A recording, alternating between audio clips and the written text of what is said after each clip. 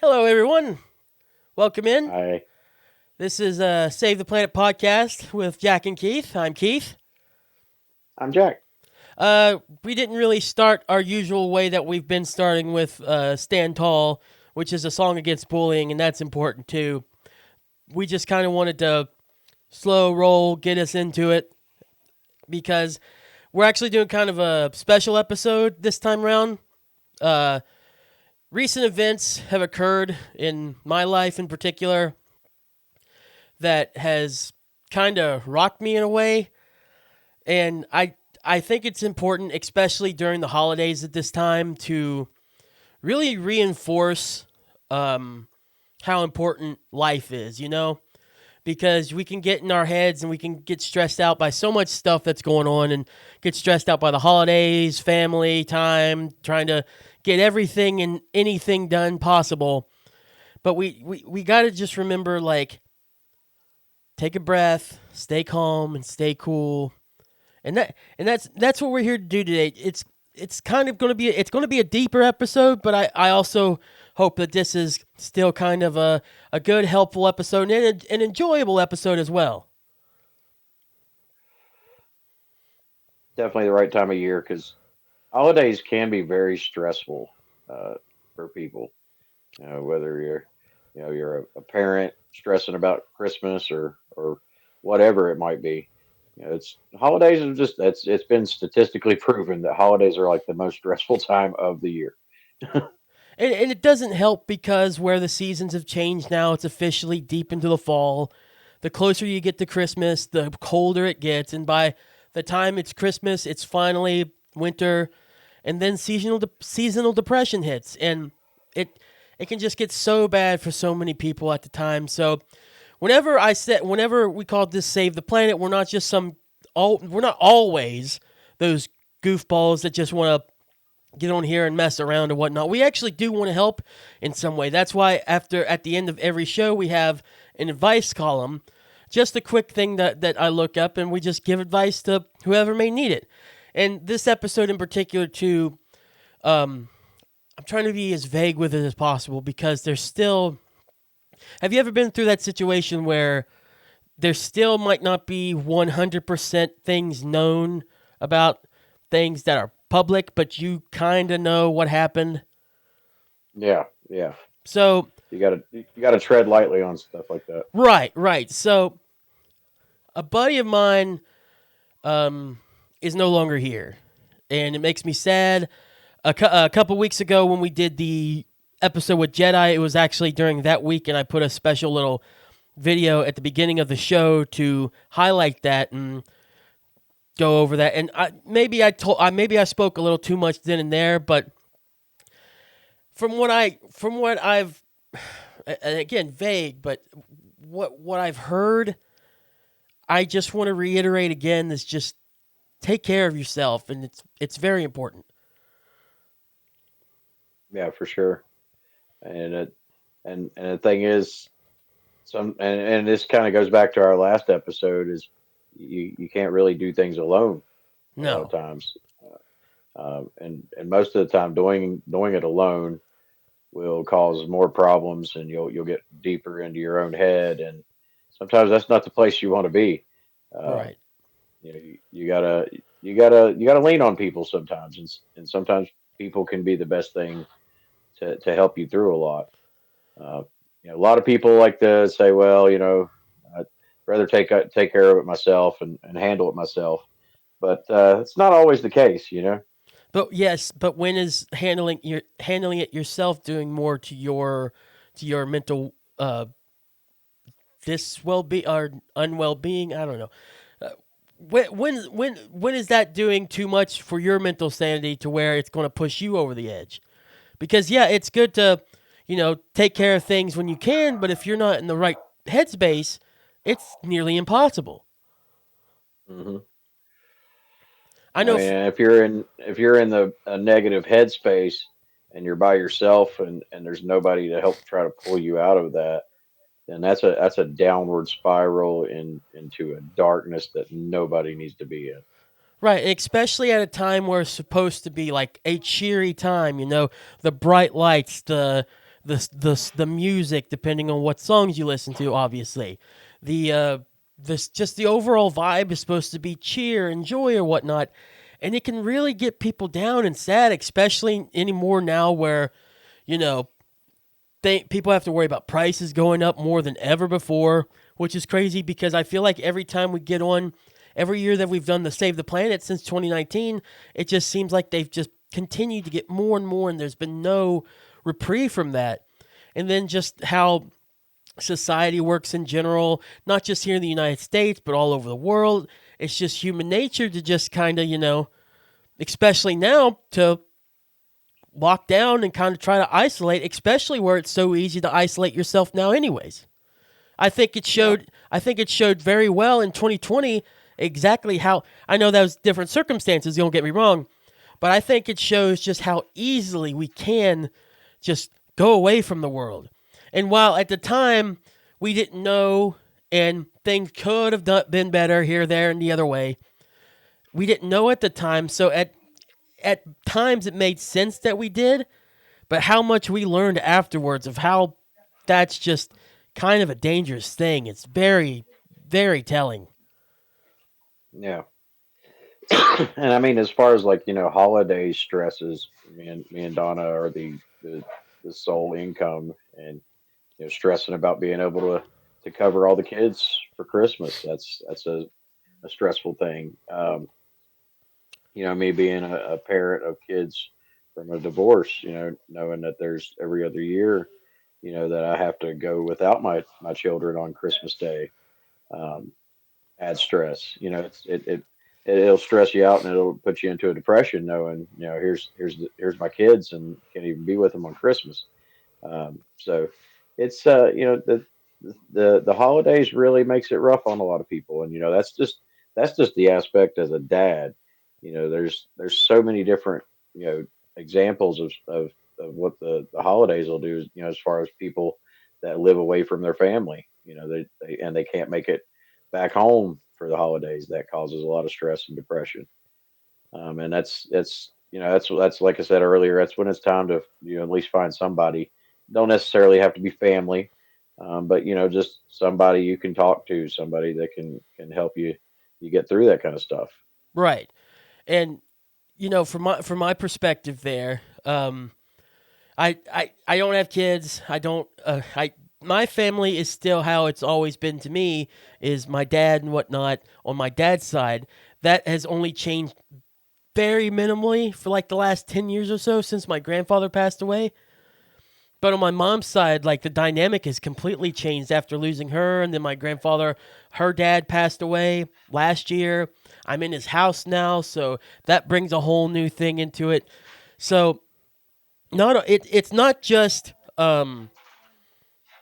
how is it going or for dad. It's also can be just like me, a single dude just trying to live and trying to get through. Like everyone's has their own stresses. Have Everyone has their own difficulties in life, and especially right now more than ever, the holidays can be very difficult, especially if you're so used to how things work. Because I remember Christmas, I would always go. It would always be I would go to my dad's for Christmas Eve, and then Christmas Day, myself, my mom, my grandmother, her sister, and her son, and then my grandfather would come over to the house, and we would have our Christmas there, and it was fun. It was great. I loved it.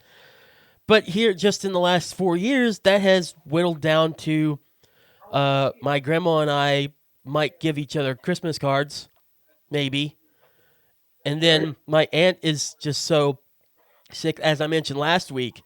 Not sick mentally, but sick physically, that she has to stay out back with her son. My grandfather and my mom are gone.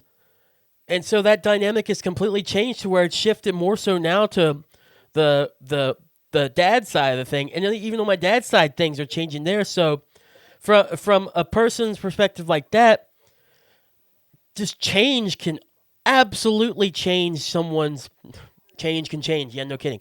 But change can definitely warp someone's mindset because you get so used to something for your entire life, and then with just letting blink of an eye, everything's different. It's so weird, and that's why it's important to be around the people that you love the most and people that care about you the most. I mean, Right. sometimes we mentioned on the after show last night. Spoilers for anybody that's going to listen to the after show. But we mentioned to the after show last week, excuse me, that we we may not 100% agree with the advice per se that I gave last week in terms of how do I put it? It's important to be with family, but it's important more than anything to take care of yourself. Yep. But also like if you need that time away, take that time away. Just don't forget that they're there for you, even if you don't think they are. And if you don't, if you're 100% like for sure saying no, they're not, then reach out to somebody. Yeah. And if it gets And ever nowadays with social media and all that, it's easier than ever nowadays to just reach out to somebody. right, and it's just it's so much easier to do that, but that's just looking at it from like a very blanket way. Sometimes even reaching out is hard. We Right. have so many chances to reach out, but I remember a few weeks ago I was having kind of like a mental break, just the lost key story, you know? Like it, at the time and overall that story was actually ended up being kind of funny. But in the Yeah. moment, as all that stuff was happening and I had lost my key and whatnot, I had that feeling of being very alone and very to myself, and I didn't know what to do. And I was really having a moment there. And if it wasn't for my coworkers that consider me a good person and a good friend being there to consult me whenever I need it, I don't know what I would have done, honestly. I that because that was just kind of like a really aggravating, sad moment for me. Yeah. And that's the thing. You have those moments that can cause you to break or snap. And most of the time, majority of the time, you're not going to pull yourself out of that by yourself. Right. You're gonna need some help. You just got to remember that even if you don't think there are, and if you think you are alone, you're not alone. No, even though it might be somebody you either least expect or somebody that you didn't even really want the help from. It's there's still somebody there. And if it gets that bad, go to a professional. Don't be afraid to go Yeah. to a doctor. That's what they're there to do to help you, no matter what.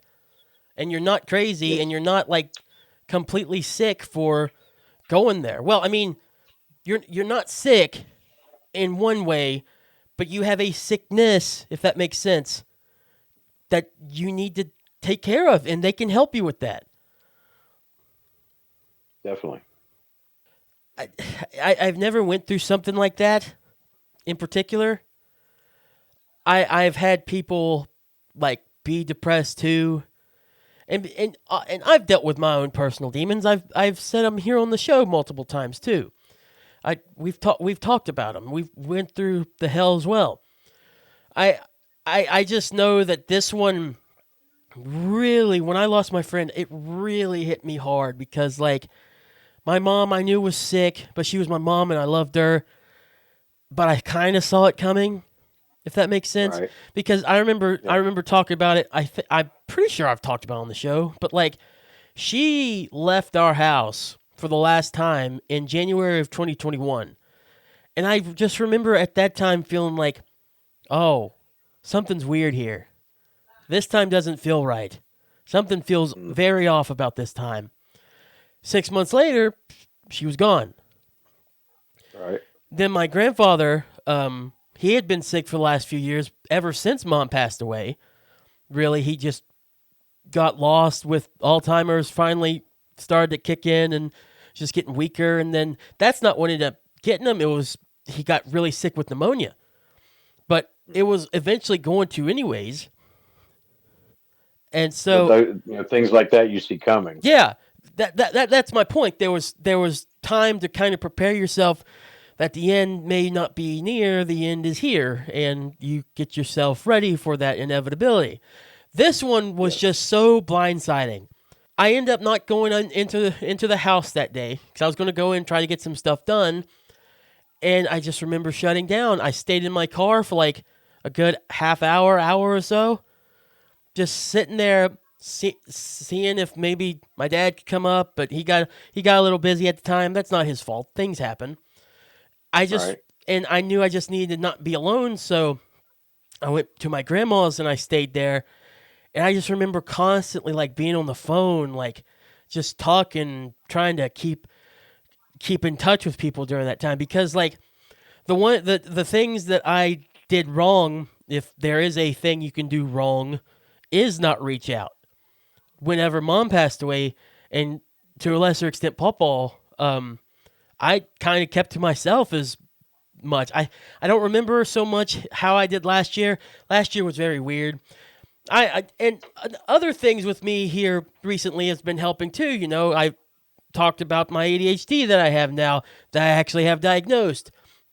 I have that on the mend when it comes to having meds and stuff to help. So this time round, it hit worse because I didn't see it coming, but I also took better steps to make sure that it didn't affect me as bad. Mm. If that makes sense. It was like as far as like my own personal experience with something like that. Of course, I'm 40 years old. It's happened more than once, unfortunately. But most recently, and I'm sure you remember this one, was one of my own crew members of the club. Um, he went by the club name Shenanigans. Um, he was a guy that he battled his demons. He battled on and off with depression, and he would come to plenty of us for I think he was with us in the club for a couple years. But we'd all talk to him. We'd all try to be there for him as much as we could. And he moved down to North Carolina, so we didn't really get as much contact with him. And then next thing you know, this I got up one morning and got a message from one of our other club members, Wicked, who was really good friends with him. She was actually the one who brought him in, and let us know that he wasn't with us anymore. They he decided to take his own life, and they found him in the woods somewhere in North Carolina, and some hunters found him. But that's something that's a like you said, it's something you didn't see coming, and it's harder when you're not prepared for it Yeah. because it catches you off guard. Um, this guy, even though he had his battles with his demons and his depression and stuff, you get around this guy, he was one of the funniest, like craziest, wildest guys. That's why we called him Shenanigans. He Yeah. was always up to something crazy. So to think that eventually he got to that breaking point, makes you a little nervous about everybody. Yeah, because you truly don't know. Yeah, Like we talk and people out there will get an idea of who we are in particular, but once these mics go off and once these cameras go off, they don't really know us. They don't know what's yeah, going on. Hell, in that sense, I don't know what's going on right directly after we get done talking, and you don't know what's going on with me after we get done. right. You really don't know. Now we communicate. That's a good thing with us. We do communicate and we check on each other and everything. But Hmm. in the moment, you never know when someone might just hit a breaking point. Maybe down the line there's two people talking and then all of a sudden they get a call that ends the conversation and the other person gets a call and it's just a really bad time and who knows what happens after that, you know? Yeah. And the thing is, and it's not like this all the time. It's not even like this majority of the time. But Right. there was always that saying that I grew up people telling me about because at a young age a friend of mine from school had committed suicide.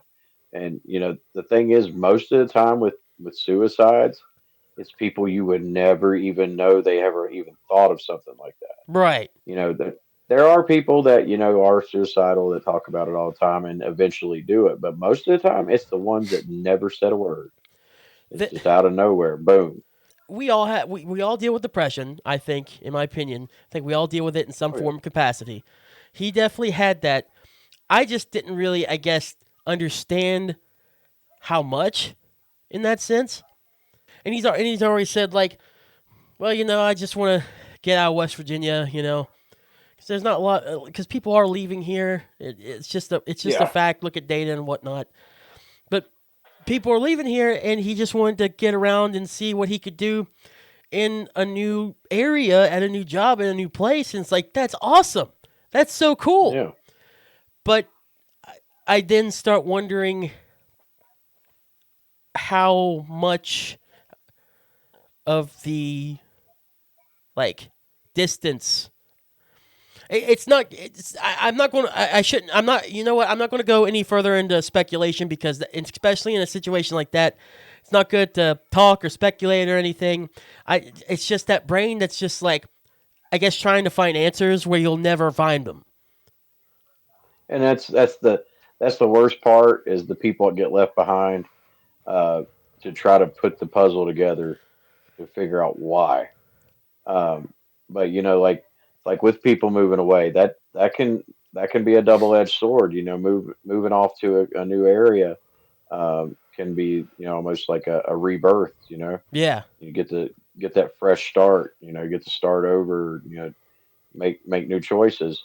But also at the same time, that's a very scary situation to be in if you're going into an area where you know nobody. Right. You know, Yeah.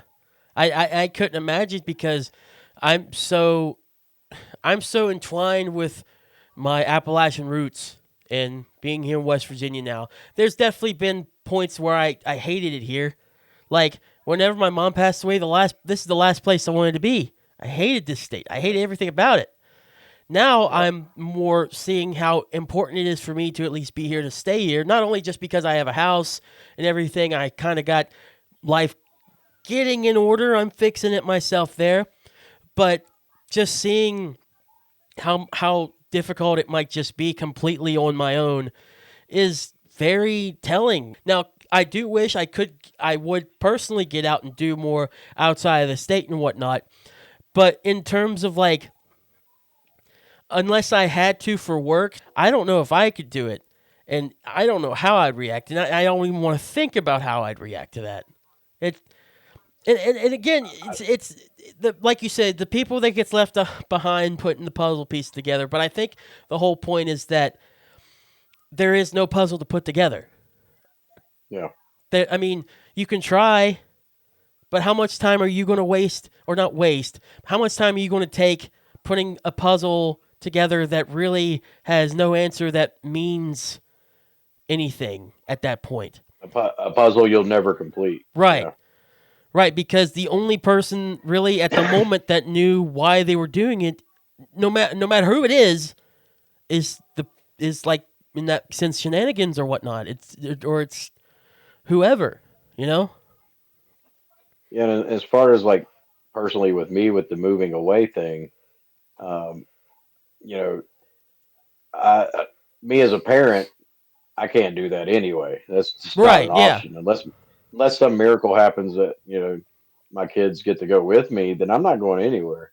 But back when I was younger, when I was still married, my ex-wife came up with this idea to move away to Wyoming, Really. and we almost, I mean, we was right there on pulling the trigger. Like I was even preparing my job for the idea of it, preparing my customers that I was going to be leaving, and then last minute we changed our mind, and I'm glad we did because the whole time in my brain I was freaking out. I was going over there with my wife and kids, but I was leaving behind my dad, my mom, my grandparents. Well, my grandmother, she was the only one still alive. Hmm. And I even told my ex-wife at the time, I said, I can't, I really don't think I can do this, I because, you got to have all kinds of support, yeah. not just from a wife at the time, but, it's good to be able to drive down the road and see your dad, or go talk to your mom or Oh yeah. whatever. if there's anything about life that can be taught from us that's been known for a long time, is that life is full of balance. Yes, It's literally yin that's and what I was yang. gonna say. Yeah. Yeah, I was gonna say you gotta have that. You gotta have that good balance. Yeah, it's that Uh, yin and yang, man. yeah, you gotta have these people you can call on, but also you gotta be able to hang out to yourself and be able to not go crazy. Right. Uh, but you gotta have that balance. You can't do too much of either one of them. Right. If you're around people too much, then when you do, and there will be a moment you end up alone. And if you're used to spending the majority of your life around people, that's going to drive you insane. Uh, you know, you'll 100%. you'll yeah, you'll slip into a very bad depression because you're used to being around people, and then all of a sudden you're not.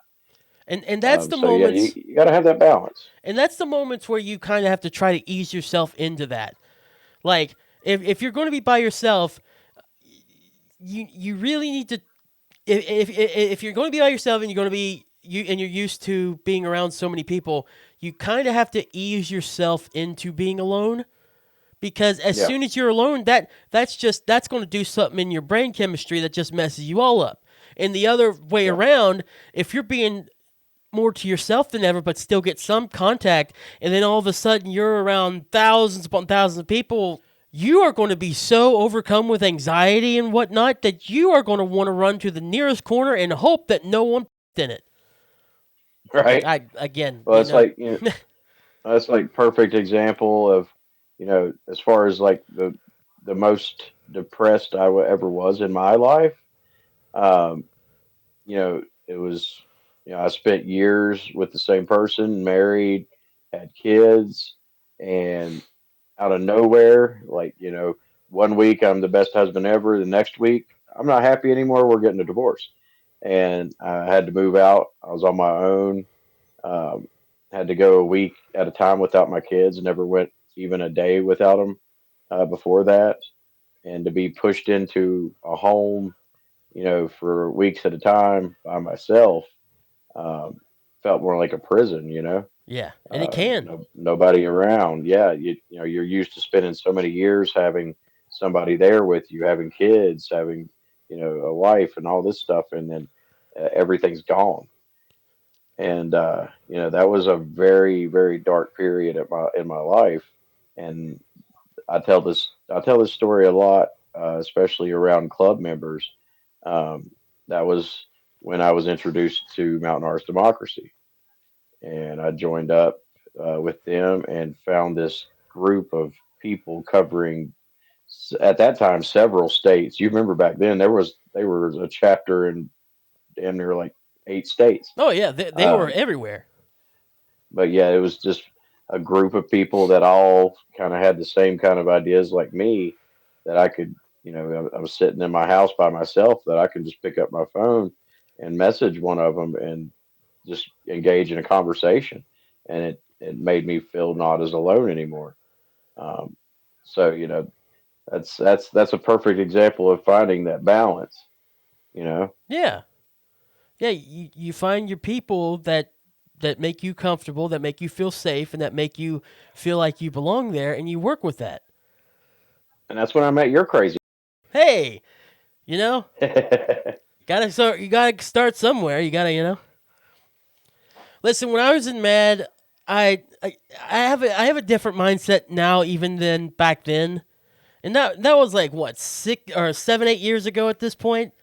But even Right, like from 3 months ago, I feel like I have a completely different mindset. And the way I see it is, I want to associate in groups like that, but I can't be part of like a group. You know what I mean? right, I want to be like someone that comes in and out, but I can't put my time into it because I feel like, especially now with my job and what I'm trying to do with this podcast, with outside stuff, I can't be in big groups and I can't be in a select like community outreach type group or community like artist group like that is without like needing to have time for me here and there. right. and I feel Yeah. like my priorities will just be mixed and maxed everywhere. So it's better for me to not be in a mad, but also associate with mad. Which again, by the way, this podcast is endorsed by Mountain Artist Democracy, and we appreciate that so much. Don't mean to put that out there during an episode like this, but the reason why I do is because I want to mention one thing that I love that Matt has been doing for years now, and it's MadFest. Because every year MadFest is for mental health awareness, and that's important. Yeah. Skinner, we've had him on the show multiple times. My uncle Sean, um, he's had huge problems with mental health, and Yes. he's talked about that story where he almost killed himself too. Like he had the gun Yeah. and he was going to do it, but he made calls and he was able to get himself out of that dark place. And so the thing about Mad that I love is that even if there's some things I don't agree with in total in certain ways, and if even if there's like that part of me that can't really sit still anymore and has to like just be like a supporter more than an actual member, there's one thing I Mhm. always love that makes me come back at least once a year or several different times and always will have me part of it in some way, and that's the fact that this group of artists love to help people in need, especially when it comes to mental health. And MadFest is a huge example of that in the summer when just a bunch of bands want to come together and just perform for everyone and perform virtually for free. I mean, you don't pay to go to that park or go to wherever MadFest might be happening. The only thing you pay for is just like food vendors and some of the stuff that some of the other type of vendors might have there. That's the only thing you're paying for. You get to watch these and they're local bands too. And as far as like with Mountain Arts Democracy, that's the thing. Like so when I joined, I was alone and I was in a bad spot. Now here we are, 8 years later. I'm engaged. You know, my kids and stuff. We've all kind of fell into this routine, and so now I have that. I have to balance that whole mad and personal life thing. Right. Um, but it's actually a lot easier than I thought it would be. Um, but also, I guess it kind of helps out that all my friends are Mad members, That's true. or were Mad members. But it's a good balance, and I don't see me going anywhere anytime soon. Um, but yeah, that's the thing with Mad is the mental health thing was one of the things that made me join because MadFest when I joined wasn't even it didn't exist at the time. Right. It was a thought inside Skinner's head that he had talked about since I met him. It was a dream that he wanted to bring to fruition, Yeah, he and always now wanted to to do know it. that and now to know what we just had our fifth one, and partnering with the National Foundation for Suicide Prevention. Uh, it, it's a really cool thing to do. But also with the club and they're helping the community with toy drives and canned food drives. They just did one of those. Just that's one of the things that keeps me hanging around with Matt is helping the community because that leads back to mental health. You know, doing these food drives, you're helping people that are in a depression, people that are scared, that they can't feed their families, and here we are, collecting food to help these people be able to put food on the table, um, or giving toys to kids whose parents can't afford to lavish them with gifts because like we said earlier in the podcast, it gets harder and harder every year to be able to do that. So yeah, that kind of ties in with the mental health is being able to help people in ways like that because it does help reduce that stress, which anybody knows that if you're stressing about anything, anybody pops up to be able to help you, just like even take a little bit of that stress off, it goes a long way. You mentioned the stuff with pricing and everything going up. Everyone's just trying to help the ways they can when they can with whatever they can to help people actually have gifts and stuff, or even food at that matter. Food was huge, especially with the government shutdown that just recently, as in recently at this point, probably like 3 weeks ago now, just ended. But there's still people in need, and that makes the holidays a really difficult time. And just like we've mentioned multiple times, mental health continues to just decline. It keeps on getting worse.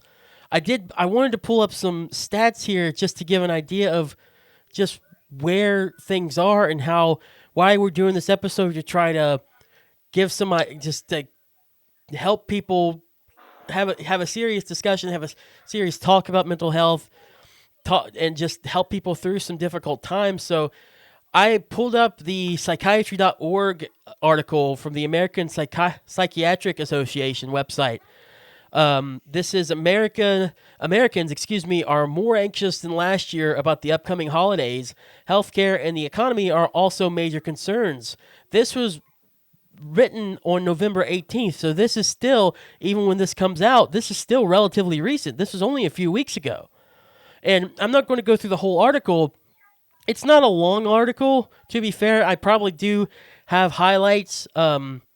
The majority highlights I'm going to mention are in the article, but there's still a little more to give some more context. But there is more anxiety about the holidays this year. In particular, 1 in 5 adults say that the holidays have negative impact on their mental health. However, compared to last year, though, and in other more recent years, probably especially due to COVID and that waning off finally in people's minds, more adults are saying that the holidays have a positive impact. And we mentioned that earlier, that it's supposed to be that like cheery time, but still 1 in 5 adults still say that the holidays have a negative impact on their mental health. That's bad. And Yeah, the and worst part is it seems like it's affecting younger people too. It's affecting younger people more than older. Stress-wise, 49% of 18 to 34-year-olds deal with this stress during the holidays, compared to about 27% as of people 65 or older.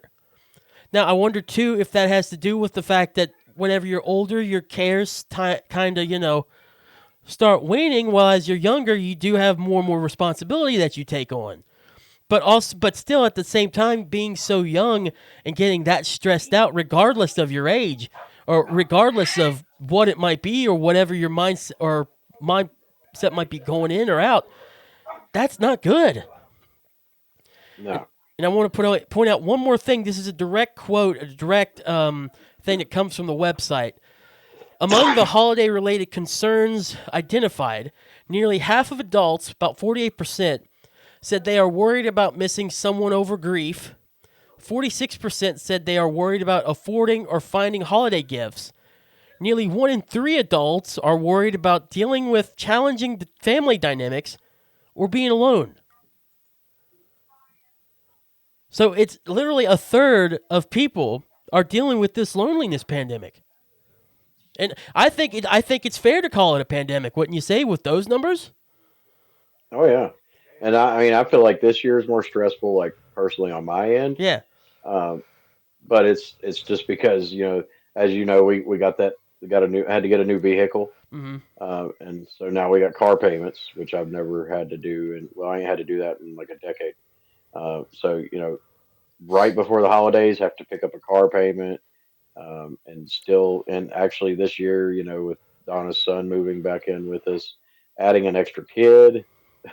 Yeah. So there's four kids you got to get presents for and stuff like that. So for me, I guess I fit more into that group that's stressing about the affordability. Right. I get that. And they go more into the article too. I mentioned also that just in my highlights that the economy and healthcare were issues that people deal with. That's more in the article too. You can read more about the stats and stuff there. But yeah, I consider myself lucky that some of these things I don't stress about right now. But the loneliness thing I have, in fact, I still do at time to time, and the grief one has subsided I'm dealing with my friend since it's so recent, but by the time the holidays come around, it will still hurt. But like it's I feel like that's a little different than losing like a parent Yeah. or a loved one that's like maybe like a relationship type deal. Yeah. Like a friend's important. Don't get me wrong, and we're all going to deal with those as they come. It's I just again feel like I'm a little lucky in the sense that this year, even after losing my friend, it might I don't feel like it's going to hurt me as bad. But you never know because like anything could happen. Any one little reminder of someone can easily trigger some kind of. And I know trigger just gets such a bad connotation anymore, but literally something so small can just cause emotions to pour out. And I'll tell you something. This could be classified as silly, and I am going to kind of take a sillier tone with it, but it was sad, and it'll be the last thing I bring up really for right now. Uh, about 2 years after mom passed away, I was just in my grandmother's kitchen, and she had a thing of macaroni salad, or it was, whatever. That one particularly doesn't matter. But I was eating some of the of this salad of this macaroni salad, and I remember just looking down and looking at it, and the thought just came in my head. Oh man, that sucks. I'm never going to have any of my mom's macaroni salad again. And I just Mm. started bawling. I felt like I just turned the faucet on in my ear ducts. Or my ear ducts, good grief. My eye ducts or whatever. Like I said, I was trying to be comedic with it. Might as well mess up when I can. Right. But yeah, I was just eating, and all of a sudden, remembered she used to make some pretty good stuff, and she would make me, in particular, my own because they would always put like little celeries and tomatoes and whatnot that I didn't care for. She at one point started just making it with just the the macaroni noodles and some mayonnaise, and I thought that was good enough. To where it was like I'm going to eat this, and I could eat it cold, so I felt like I was participating, I guess. But Right. I just remembered going through that, and it was just yeah, it was heartbreaking at the time. But I look back on that part now, I'm just like macaroni salad. Right. But it's Well, one of those see, memories, man. It's part of grief. I'll see, like, years ago, I mean, I, I had a best friend I met him when I was 13 years old. Um, he was already at 10 years older than me, but he was just this older dude that was really cool, and we'd play video games, and we ended up being, best friends, hung out every day. Hmm. Um, and then when I turned 23, he was in an accident. Oh, Um, yeah, and he didn't make it through it. And his son got left behind and stuff like that. And that was a really hard time. Not having that best friend that you're used to seeing and talking to every day. right. Not being around. And I was in a bad spot with it mentally. Um, but what happened to me after that, it helped me work with people that have went through it. Um, weeks later, still thinking about it, and then one night I had it's crazy. I had this dream that I was walking through Walmart, and here he come, in Walmart, and I stopped him. I'm like, dude, what are you doing here? You died. You're not here no more. And in my dream, he looked at me. He said, no, he said, as long as you remember all the good stuff, I ain't ever going anywhere. And that really, I woke up the next morning, and dude, I tell you that made me feel a huge weight off of my chest. Yeah. Like he was a huge wrestling fan, and he was a big Stone Cold Steve Austin fan. So every What? time, yeah, yeah, up until that, what, yeah, up until that dream, if I was watching wrestling and Stone Cold's music hit, it would just kill me. Um, but after that, every time I would hear that glass shatter or whatever, I would think about him strutting around in his Stone Cold Steve Austin shirt, or flipping people off just for the hell of it, and it was a way of turning memories into a positive thing. So that's always been. anytime I deal with anybody that's lost someone close to them, that's the that's the story I tell them. I tell them about him passing away and that dream of him telling me, "Well, I'm not really gone as long as you remember the good stuff." Right. So that's something I always tell people when they're dealing with the loss of anybody that's a loved one. Give me one. Give me one bird. I know it's important here. It adds to the Thank you. There you go. Yeah, There you well, go. you got to do it like that, then. Yeah, Oh yeah, if you're going to do it full out. I get you. I get you. that's right. Yeah, Yeah. yeah, But and throw a beer back while you're at it. oh hell yeah, let me tell you. Yeah. Right. And stuff like this is good, Joking and laughing around obviously is good things. It's good positive things. It's what gets you to be able to get through some of the hardest, darkest days, dealing with grief, dealing with different family dynamics. Like I said, like all these things I mentioned that people worry about the holidays, not only just holiday things, they're just things people deal with in general. It's just amplified because of the holidays. And I really wanted to think of some way how we can help, how you and I can help. And yeah, we do this podcast, and we have some silly podcasts. Don't get me wrong. We have we Oh have yeah.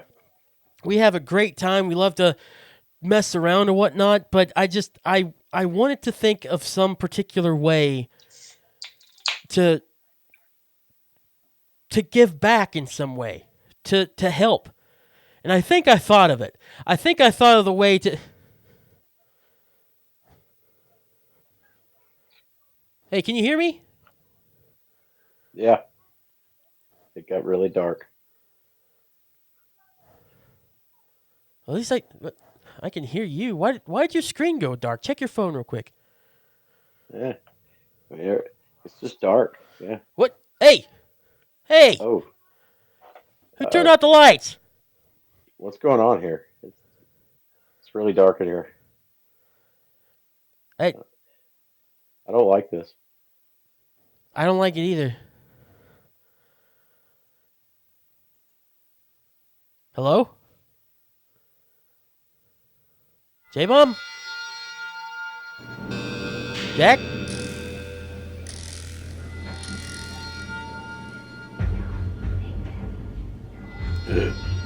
Surprise, mother. Hey, Keith, how you doing? I've been better. How'd you even manage this? I'm stayed away from you. So, let me get this straight.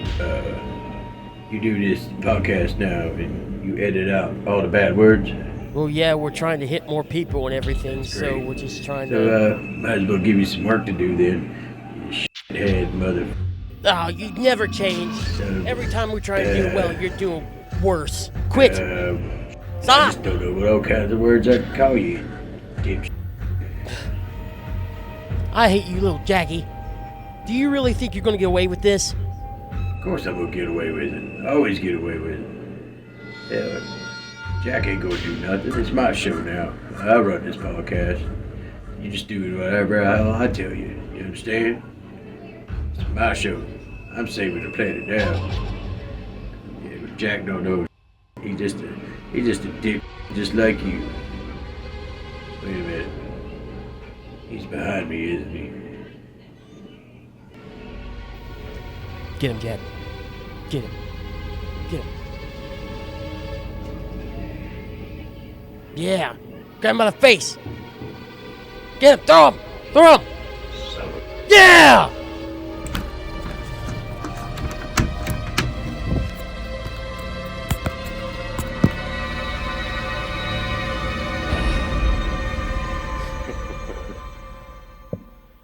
We're gone for like 3 years. And he's got that much time to do something like that to us? The thing is that it's almost like Joe Hendry. you know. But we've been saying his name for weeks now.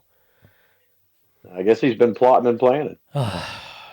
Well, if I have to give him one thing, it wasn't that bad. It I'm wasn't sure that bad this of a won't be the plan. last time we'll see him. I hope so.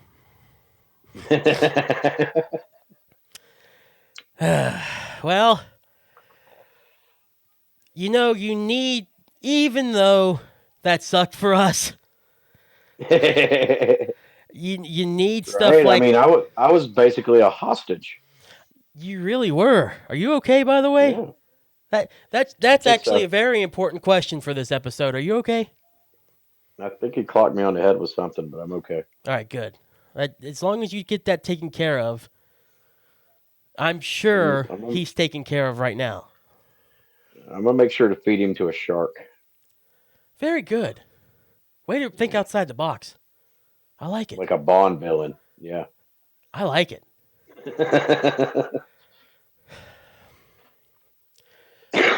So I think after that and after our hostage situation, which in context with this episode might not be the best, but hey, You get what you get with us. saving the planet one hostage situation at a time. Ugh.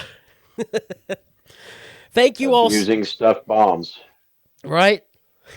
Yeah. Well, thank you all so much for listening. This was a very important episode. All silliness aside at the end there, just a huge thank you. With this episode, I'm not going to promote anything that we do normally. There's no Save the After Show. There's no STPP Uncensored. This maybe there should be, but I wouldn't. I'm not going to charge or anything. I have to do what I have to do when it comes to censoring and stuff. That's why I tried to contain myself with the cussing as much as I possibly could. And I think we did a relatively good job. But there are a couple things, It's just always bad if we have to contain the cussing having him on. That's true. That's true. That segment might have to be segmented. A little bit. That's future. That's future Keith's problem, not mine right now. Right? No STA, nothing, anything like that. The only thing that I'm going to promote is that if you need help, and you're in need of serious help, don't be afraid to reach out to somebody. We'll put up the picture right now, just right below my face and right below the mic here.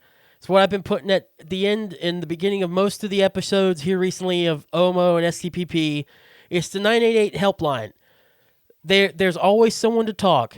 No matter where you are, what kind of situation you're in, there's always someone there to talk to reach out to. And I promise you this, it is 100% okay to do it. There's no repercussions. There's nothing bad. It's literally just someone that can help you and get you the resources where you need to go and do what you need to do to help yourself in the time of need. So please call 988 if you need help, or check out the 988 website. Do that, and because of this episode's particular subject matter and everything, I am going to set up a link for a Facebook donation post page that was going to donate to the American Foundation for Suicide Prevention. I'm going to set the goal to just $100. Any bit helps, any amount helps. It'll be up there whenever this episode gets on. As soon as you see it, as soon as you hear it, the donation page will be up. And it is just to help people that might be in need and to help the American Foundation for Suicide Prevention. I participated in one of their walks back in 2023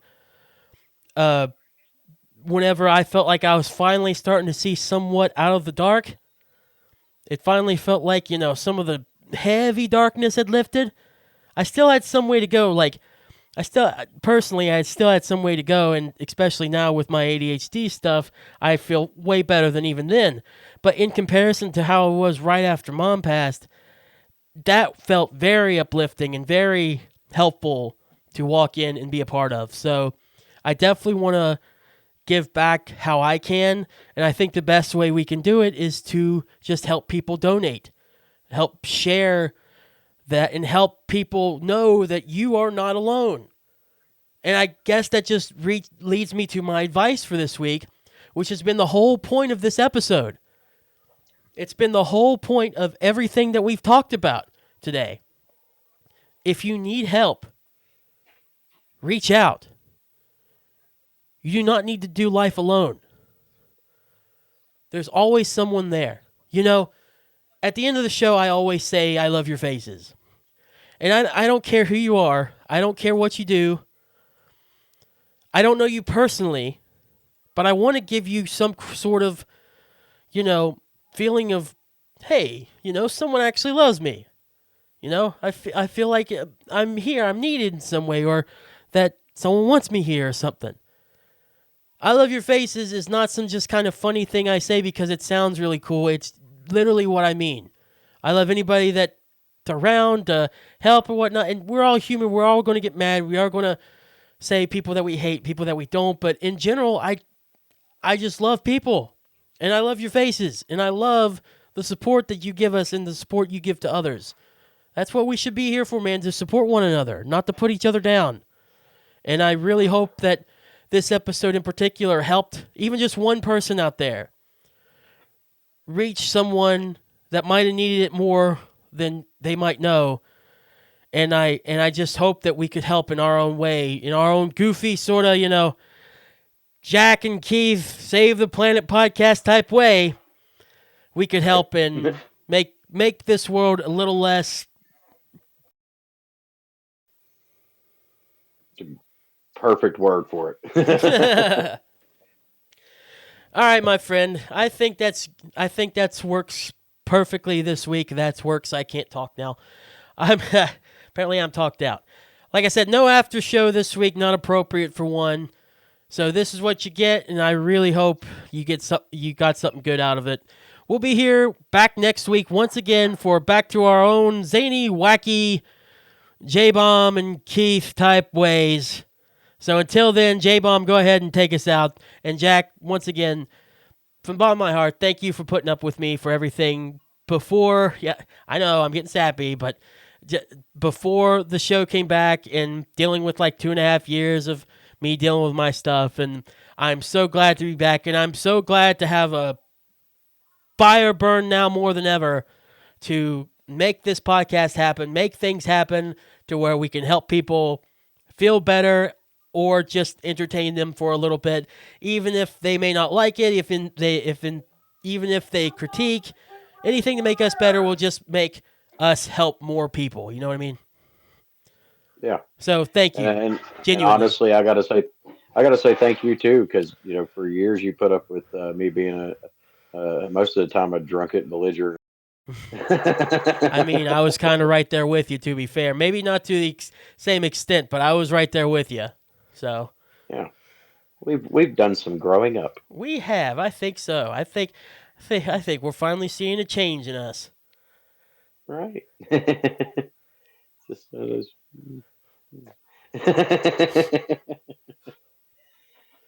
right, take us out.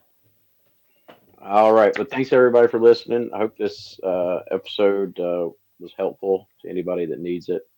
Um, and a little out of our comfort zone to do serious episodes, even though we have had some before. But hopefully this reaches people that needs it. But anyway, we'll be back next week with our crazy, zany, goofy that we always have. Uh, but in the meantime, have a great week. Um, be safe. Don't drink and drive. And as always, stay metal.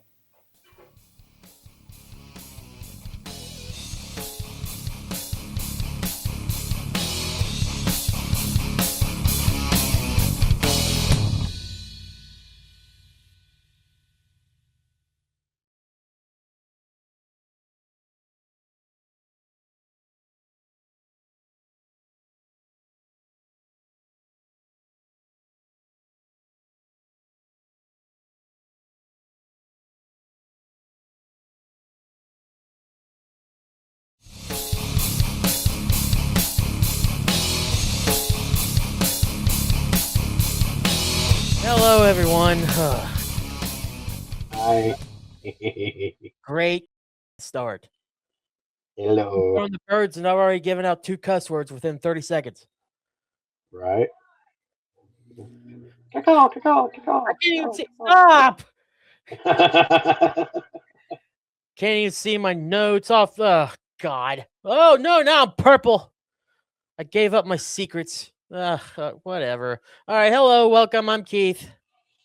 Hi, I'm Jack. Hey, welcome to Save the Planet. This has just been a stupid evening.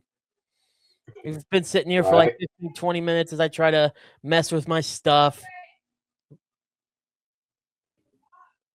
I'm hearing ghosts, I think. But yeah, we've been sitting here for 15, 20 minutes, sitting here messing with my stuff. I got something loading here and I don't know who it is or what it's going to be. I'm still in anticipation. Jack's throwing birds. I'm cussing like a sailor and I'd found colors. Wee!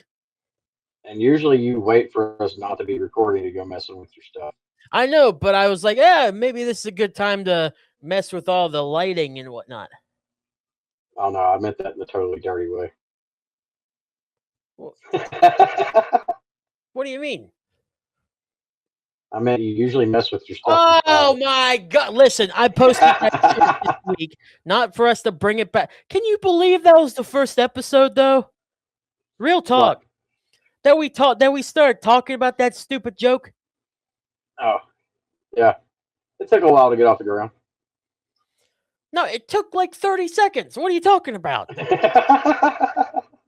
It took you saying it multiple times in that episode later on. That was only a minute, sir.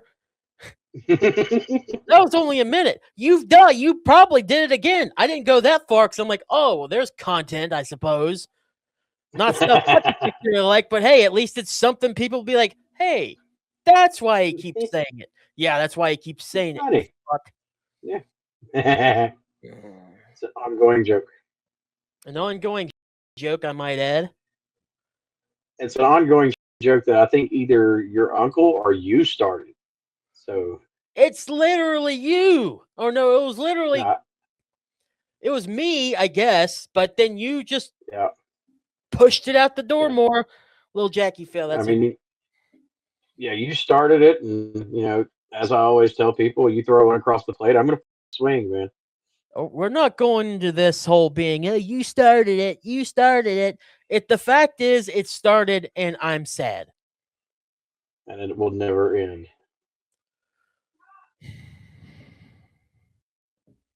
Maybe I'm going to end it right now. No. Yeah, right. So how's it going? How was your week? I am feeling just sort of. I've been aggravated all day, really, honestly. Yeah, you told me that earlier. I got up earlier today, and originally I didn't even know. Okay, so as we're recording this, it snowed, and I was not expecting snow. Like Lots of maybe, snow. yeah, maybe like a half inch at that. So I was expecting a little, but not like a lot. Dude, we got like 4 or 5 inches today. And I'm just like, Yeah, why did you stop it? Quit snowing on me. yeah, I have stuff to do, but no one wants to listen. Oh, Keith, whoops. Get out of here, Wales yeah. bitch. I wish it wouldn't have happened either, but it did. Yeah, because you had trouble getting Donna. Yeah, I mean, I sent you pictures of what the road looked like getting to my house. Yeah, it wasn't good. Could have been Like far I told you better, before like I told you before we started recording, it's almost like driving into a different country. right? Like I worked it all day. The roads were fine. They were perfect. And, I even told Donna, I said, I think you're good. So I'm just going to go on home instead of wait on you to get off work. Yeah. And dude started coming towards my house. And it was it was crazy. Like 1 second, the roads were perfect. And then I'm on the same damn road and it changed. Like you Mm. couldn't see the road anymore. And like it even got bad enough that I seen a scraper truck coming behind me, and I pulled off the side of the road and let him get around me just so I could follow him into the valley. Yeah, because you have to at that point. Yeah. Ugh. But yeah, that's when I realized that I did not want Donna trying to drive our new van into the valley like that. Oh no. So I was like, no, I told her, I said, I'm putting this thing in 4-wheel drive. I'm turning around and I'm coming to get you. Mm-hmm. And the funny is though, like when I turned around and went back out, it was worse. Like I was like Really? the part of the road that the part of the road that was clear when I came in was not clear anymore. And I was Nice. like, oh wow. So yeah, I went and picked her up, and then come back, and most of the road to my house is cleared by the time I picked her up and started coming back. Well, But that's now once, weird. yeah, she still wouldn't have made it though, because like once you get off that big road, you know how it is when you get off the big road, you're almost at my house. Yeah, yeah, yeah. But from right there at that stop sign to my house was Mm. so the van still wouldn't have made it.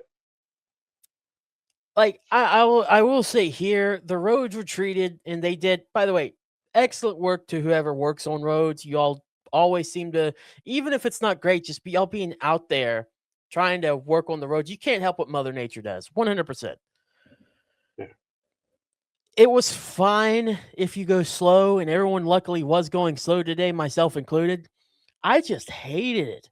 I hated it. And my car doesn't really have heat right now. It heats up, like the heater works, but my fan isn't blowing it. Ooh, So, yeah. So, in order to get my defrosted and my windshield defrosted, I had to open up my window some.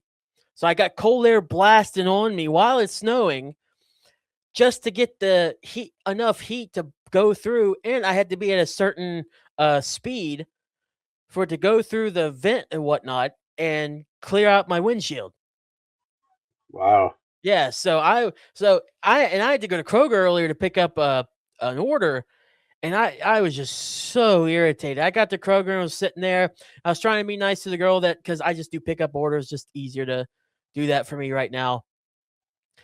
Got the pickup order. And I was trying to be nice to the girl, but if I came across as kind of a jerk, I apologize because I was I was mad. Then when I got home, I had to deal with getting all the stuff out, and it was cold, snowy, blah blah blah blah blah. By the time I finally Is that got when in, huh? is that when you messaged me? No, this would have been after I got everything in. After I got everything inside and got all the food and stuff packed up, and the stuff I was going to bring to the house here to the house and stuff. My grandma's there.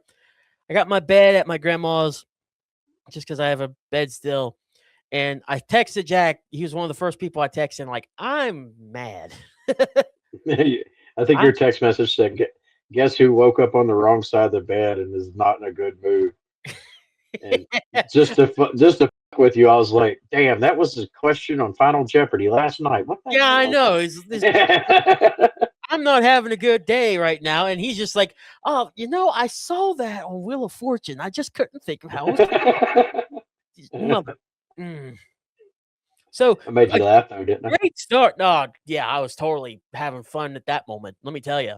I? Yeah, yeah, being upset because I was just not having a good few minutes there, and you hit me with a smart joke. Yeah, I was I was laughing my ass off. I'll tell you that much. I bet. I will say though, I'm because I don't get mad that often. I feel like a mad Keith is a funny Keith, and it sucks because I'm not trying to be at that moment. Yeah. That's the last time I want to be but just trying to crack a joke or whatnot is whenever I'm like stewing mad, like when I want to rip your head off, when I feel like I want to rip someone's head off, is the last thing. The last thing I want to hear is, Right. And see, you're not the only friend I have like that. You know Turtle. yeah, Turtle. Yeah, Yeah, Turtle is one of those that when I've seen him off, he is hilarious. yeah, Like it's hard not to giggle at him because you know he's pissed. And you know he's going to help, but for some reason it's just you can't help it. Like inside, you're just about to explode. right. Yeah, I've seen him at me, and all I could do was laugh at him about It's like you're trying to be serious, but no one can take you serious because the way you're presenting yourself is just so funny. it. Yeah, It's like, stop laughing. right. Exactly my point. Thank you for making my point. Yeah, yeah, yeah. Well, that's our day. We have an Yeah. entire uh we have an entire show to do. And then we got another show to do, Yeah. supposedly, depending on how long this episode goes. Yeah. So Yeah. can't wait. I will say though, Okay, so I know today wasn't that good of like a feeling type day for me. In total, though, and the snow kind of helps. I'm not gonna lie. I am more ready for Christmas this year than I've been in a long time. And I Oh get, yeah. yeah, and I get why, like, some of that goes to where my mom passed away and whatnot. I've mentioned it multiple times, and it's important because it happened. But even before mom passed away, there were years that just like, obviously, I'm an adult, get that way whenever you just don't feel Christmases like you did as a kid. But this year, I finally start to feel it, man. And you know what helps Nice. big time this year? What? Look in there. Oh, you put up a tree. I got my tree. This is my first tree in my own house. That's awesome. And it's got the PlayStation symbols and whatnot and everything in there too. Oh yeah. Look at it. Look at it. Future Keith, put up a video of a closer look at the tree in the dark. I'm going to do that now. Do that. Put that up there right now. Yeah, look at it. It is a nice tree. Could be nicer, though. I told you about what's at the top of my tree, didn't I? Did you? I don't know, did I? I got, Tell me now. you know, well, we know I'm a fan of the Predator movies. It's a Predator and he's holding on to the star top of my I tree and think he's you just looking. did. I think you Yeah, did. yeah.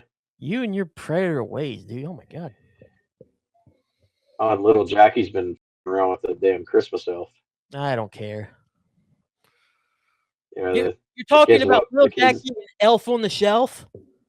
yes. I don't care about either of those things. Why would I want to listen to them? The kids woke up to the elf on the shelf, band-aided to the mirror upside down, and little Jackie was sitting on a box with the box of band-aids in front of him.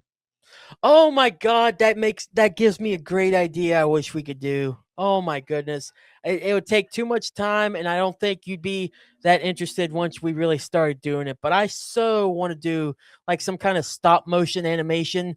And like I Oh said, yeah, it would take way too long to actually do because you see stop motion, you're like that can't be that hard. But then you just look at how many pictures you have to take and how much setup you have to do of moving the oh yeah. characters particular ways and whatnot. It takes way too long. But I would love to one day do Elf on a Shelf, Little Jackie stop motion thing. That'd be so funny.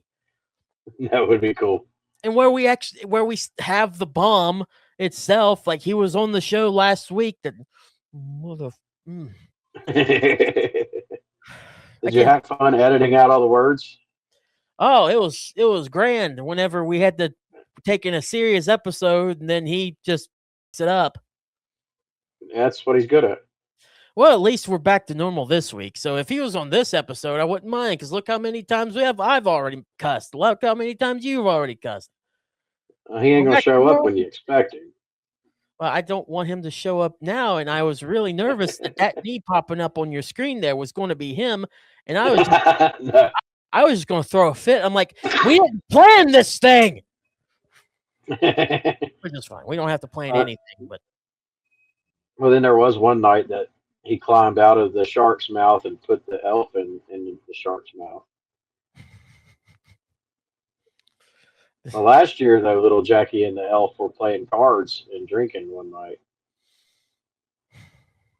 Yeah, the kids woke up the next morning and the elf and little Jackie sitting at the kitchen table, and there's Uno cards laid out, and there's little small airplane bottles all empty laying around them. You know, they had a night drinking. was there barbecue sauce anywhere? No, you wasn't here. I need a Puddy doll then. You do. I need a Puddy. You do. You need a little Puddy. Lolo. Yeah, Who you said need that? your little Puddy. Who said that? Who did? I mean, a raccoon with the blue bandana isn't like the craziest thing in the world. In fact, I need to No. personalize Puddy a little more. Yeah, you should. So tomorrow, though, I forgot my dad. We were going to go see the Gallipolis lights in Gallipolis, Ohio. They have them at the like the main center of town or whatnot. and it's really nice thing. They light up the place so well; it looks so nice.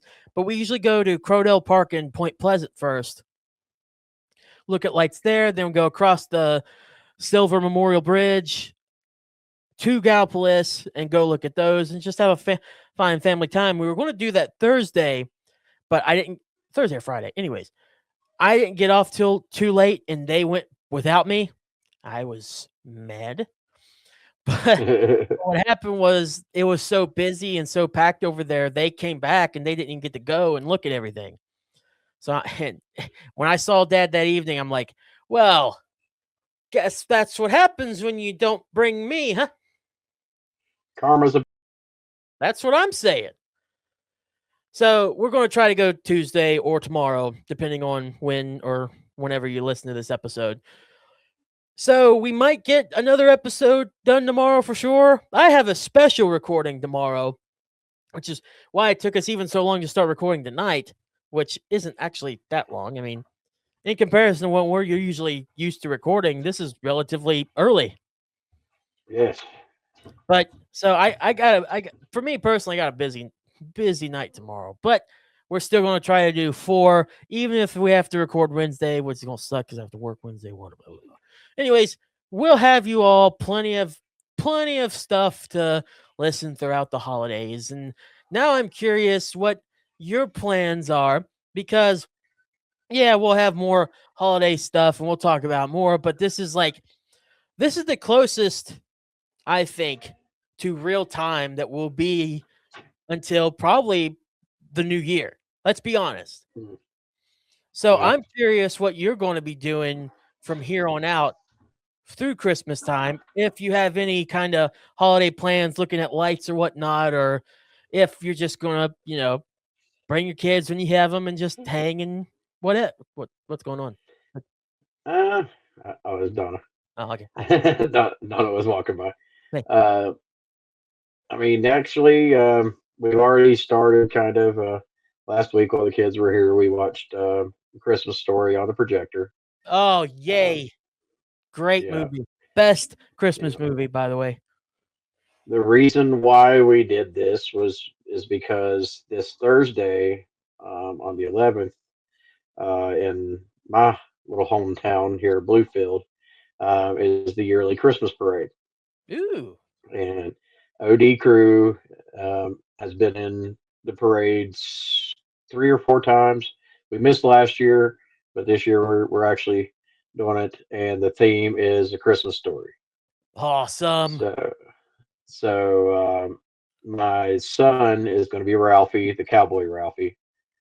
So we let him watch that, just to get some training. Of course. And then my youngest daughter is actually going to be the little brother with all the coats and stuff on. Oh, that's great. Um, yeah, and then I'm going to be the dad, and Donna's going to be the mom. We're going to have some bathrobes on, and all that. And luckily, the secretary where I work is a huge Christmas Story fan, and she has the leg lamp, and Awesome. she's going You to got the she's whole going leg to let lamp? us. She's got the whole leg lamp. Yeah, I sprayed her house the first time, and I seen it, and I was like, "Holy!" That's She's got awesome. the leg lamp. Yeah, so she's got the leg lamp and a pink Christmas tree. So we done that, and also Flossie, she ordered a bunny costume, but we're gonna have an adult. We're gonna have an adult wearing the bunny costume. Just not. We're not sure who yet, but we'll figure that out. Um, Turtle? if I wasn't, maybe if I wasn't gonna have to be the dad, I would totally wear the damn bunny costume. I don't care because Yeah. something tells me it's gonna be warm. That costume's gonna be nice It will be for very the nice for you weather. to wear that. Yeah, yeah. But no, so yeah, we did Christmas Story, and that's I'm not the biggest fan of Christmas, but I even posted this on Facebook that I love our setup this year. I don't know if you saw the picture, but I had the pull down screen with Christmas Story playing, and right next to it is our Christmas tree, and then in the corner is the TV, and then right next to that's our fireplace with the stockings hanging, and the way Oh the my fireplace god, is that going. makes me just so dude, that makes me feel Christmas to the bone. Right? Yeah, That's right. And ooh. the cool thing is the fireplace. You know, I don't know what it is about this house, but every year our power bill is like $800 or $900 a month during really cold season. Oh my During the God. cold months. So we lucked out this year. My ex-wife has been living in this house for like 10 years, and she's never got to make any changes on it because of the agreement they had until she owned the house. Yeah. Um, but for like 10 years, she's had this fireplace sitting in her basement and never used it. And it's a propane fireplace. So she asked us if we want it, and we took it. And, dude, that thing, you put it on low, it heats my whole house. Like right now, that's the only thing running in my house right now, and it's nice in here, you know. Nice. Um, and my buddy come over and helped me hook it all up because he works for a gas company, and he told me, he said, "Dude, this heater will heat like a 1,000 square feet." And I was like, Wow. "That's that's about my house, you know." So I think we're Perfect. good, and Yeah. it's doing a damn good job. But it looks great, like I said, with the stockings hanging from it, and the fireplace going, and the tree right there. So yeah, I love our setup this year. That's awesome, Um, dude. and then last night, we did, me and Donna. It was just me and her. Her son went to a birthday party for most of the night. So um, I picked my two of my favorite Christmas movies, Hmm. and we watched those. Um, me being me. Can I guess Probably what your two Christmas movies are, by the way? go ahead, guess. Okay. So I'm sure it's the one with Goldberg. No, we didn't watch that one. Anything to do with Krampus? No. Are they actually legit Christmas movies? Yes. Huh. No, I Dude, I swear I thought you were going to go with a horror or something crazy. Let me guess then. Die Hard. but that's got to come too. That's got to come soon. Okay. Stop me on guessing. Give me how many more times should I be able to guess before this bit gets old?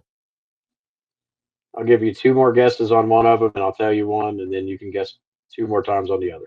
Okay, that's fair. All right, so Jingle All the Way. No, but that's a good one. That's That's a always on great. our watch list. I usually watch that one when the kids come home, though. I got you. You're not counting A Christmas Story in these two, right? Because that'd No, be kind of no, goofy. All right, good. So yeah, these are no, just no, yours. Your yeah. two Christmas movies. What would you like? It has to be something. It has to be something like it's either something out there or something really like duh. Um, I'm gonna go with the Santa Claus. No, but that's also a part of the watch list when the kids are home. I chose that one because So I like. I'll go ahead and tell you what it is, and it's actually my favorite Santa movie Uh huh. because this Santa is awesome. Is Um, it Bad but have you Santa? ever? No. Um, That have goes you for ever seen Have you ever seen Violent Night? no, but it's gonna make sense though. Oh no, dude! It's actually a really good Christmas movie. Is it? Um, yeah, I don't. You know who David Harbour is? Name He's sounds on familiar. he's on Stranger Things. Oh yeah, yeah, yeah, yeah. I know who that is. Yeah, yeah. He played Hellboy. Mhm. But yeah, he's Santa Claus, and he's Santa that's been doing this for thousands of years. He Hmm. used to be a Viking. He used to be a Viking back in like Norse times. When Vikings were around, he was a Viking, Mhm. and like his sleigh even looks like a Viking ship. He's got his reindeer. But no, he's burned out on Christmas because the naughty list has done got too big, Mhm. and kids aren't really grateful for what they get. And he's in a rich family's house during Christmas, and the rich family gets taken hostage. And there's a little girl in the house that's got a walkie-talkie that's figured out how she can talk to Santa on the Mhm. walkie-talkie. So he's trying to save the little girl and her family through the whole movie. But Hmm. it's cute how they slide in these little Christmas magic moments. Like if he touches his nose, he'll go up the chimney, and uh, he's all about the Christmas magic keeps him alive. And he's got a sack, and the sack looks empty, but when you reach into it, you'll pull out a present, and you just keep pulling presents. So yeah, it's cool. It's got him and like John Leguizamo. It's a really cool movie. It's fun. Oh, that sounds cool. No, I've never Yeah, actually even heard of that before. it was good enough that they're making a sequel. The sequel comes out next year. Oh, really? Yeah, it's a cute movie. You So being a it's Christmas fan, you'll actually like it. so it's newer though. I don't know a lot of newer ones. I think it came out last year. I think it came out 2024. Okay, okay, But it is newer. it is a very violent movie though. It's like I said, it's got the cute Christmas stuff. Like the little girl, she watched Home Alone the night before, Hmm. so when she's hiding, she's trying to set up booby traps like Kevin did in Home Alone to Yeah. keep the bad guys away. Like it's cute, but it's very violent. How But did I he's know it was definitely the going? most Santa. How did I know that violence was going to be somewhere in this movie? I didn't. Well, the next one No, has violence too. it does. The next I have no the next idea. one's pretty violent, uh, but it's a cool one. He's probably my second or third favorite Santa Claus. But Fat Oh, Man, what? Fat Man is the name of the movie. Fat Man.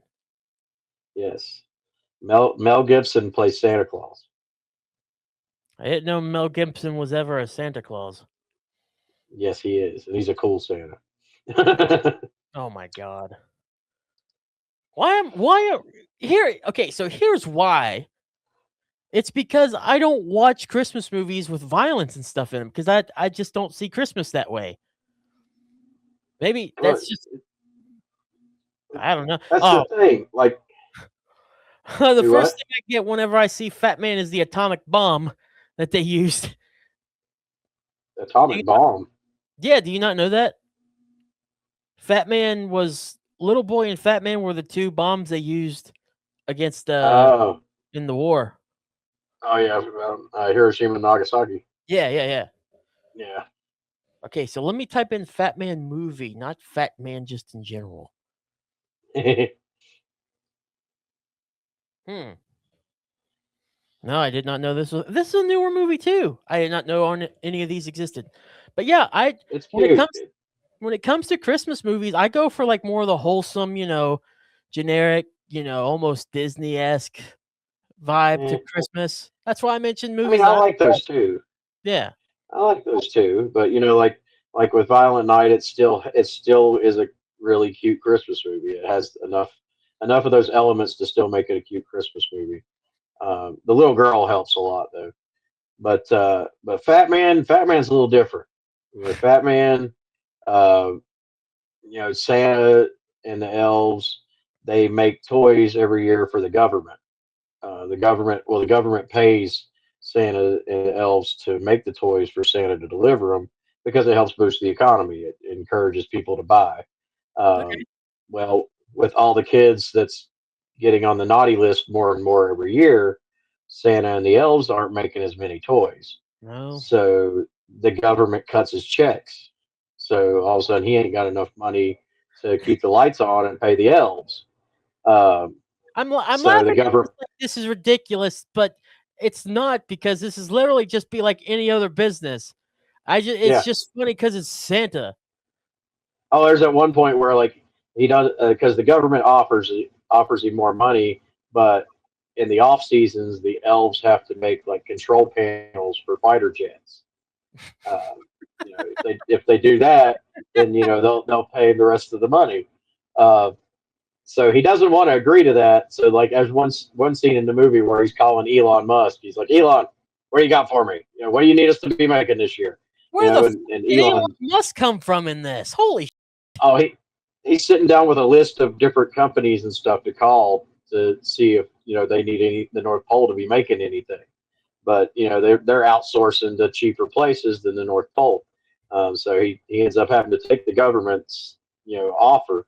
But the last Christmas, there's this rich little kid that's just an evil little, and he got coal for Christmas. He went down and he opened the box and he found coal. So, this kid runs outside in the snow, going, "You messed up big time, Fat Man," and he actually hires a hitman to go and kill Santa Claus.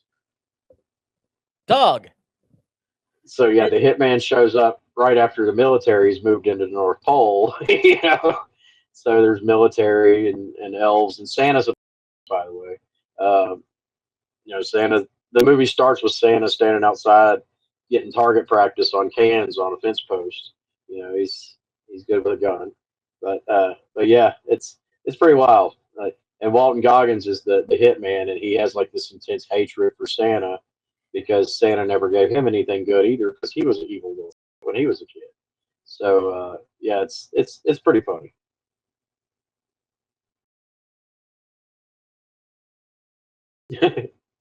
I should have put machine guns right there and right there. Right? You take this so violent. Well, That's nuts. see, another one of my favorite Christmas movies was Scrooged. You ever watch Scrooge? Oh, with Bill Bill Murray? Murray? Yeah, Yeah. I've seen it. That one Oh, had violence though too, I in have it a little I bit. haven't seen it. It's always been one of those where I was always going to, but I just never got around to it. But I know of it. It's a good movie. But even in that, like he's running a TV station and he's playing these commercials that are just like violent as hell, trying to promote the Scrooge play that's going to be on TV that season. It's like I think it's at the end of the commercial. It's like watch it or dare, something like that. Oh, he's running a Showing like TV it, station. yeah.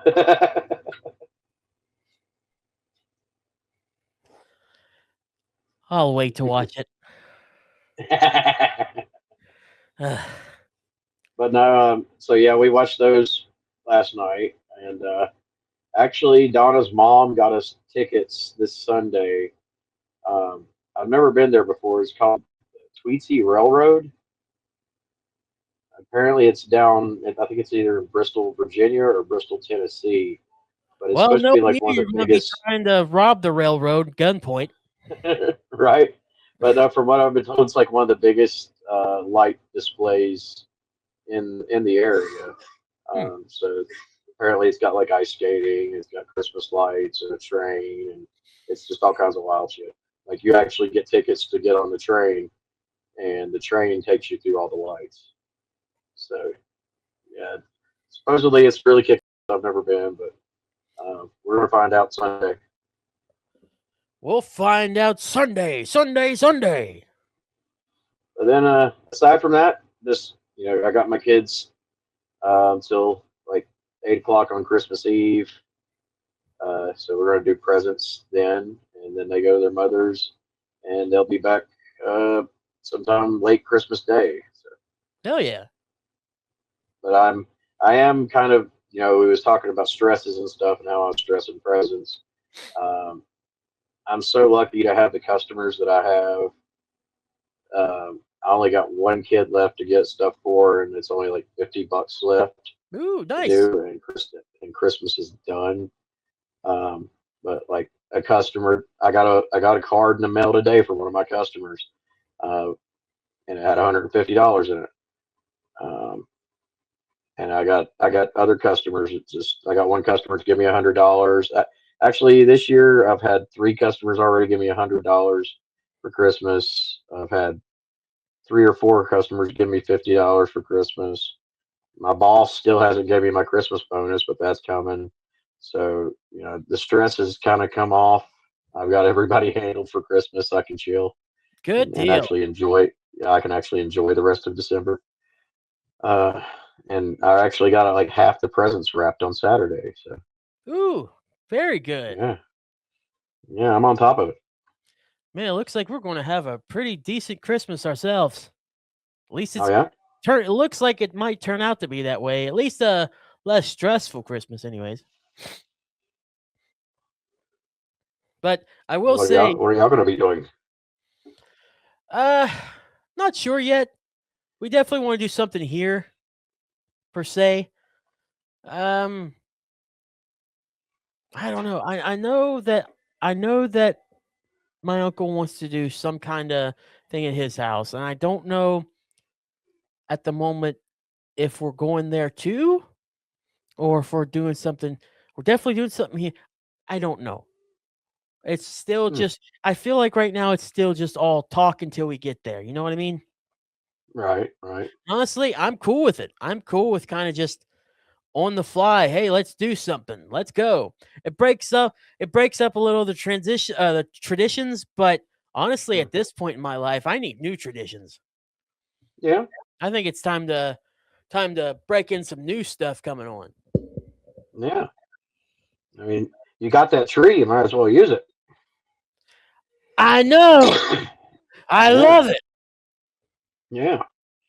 And speaking of like stresses and whatnot, last week was a pretty serious episode, and I just wanted to follow up real quick. I talked before Thanksgiving to a couple ladies that involved with the American Foundation for Suicide Prevention. I haven't followed up with them just yet, just because I got back to working this past week. So this coming week, sometime I do plan to follow up on them, and we will try to do interviews with at least one of them, at least a quick 5-minute interview.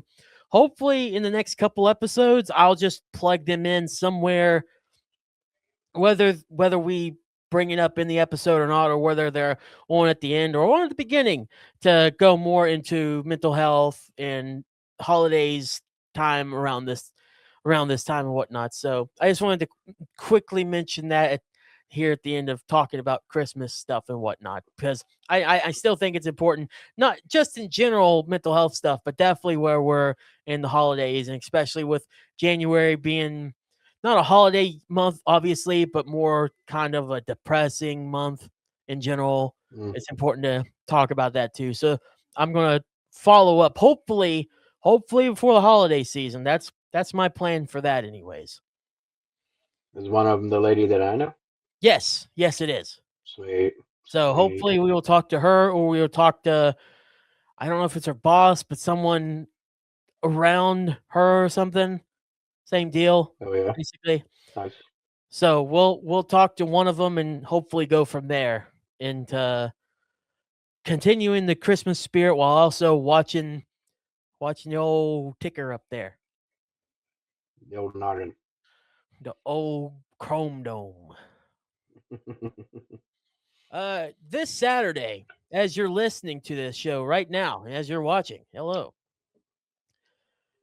One of the most polarizing superstars in WWE history is calling it a career, with John Cena having his final match on Saturday night's main event. The show is based in Washington, D.C., and we'll have a bunch of NXT guys against WWE guys.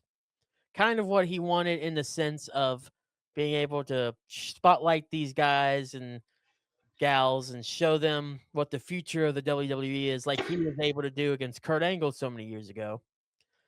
I wanted to get your opinions on some of the best and worst moments of John Cena, not just matches, but just him as a wrestler in general that you can think of. I have a couple on my mind right now, but I wanted to hear some from you first.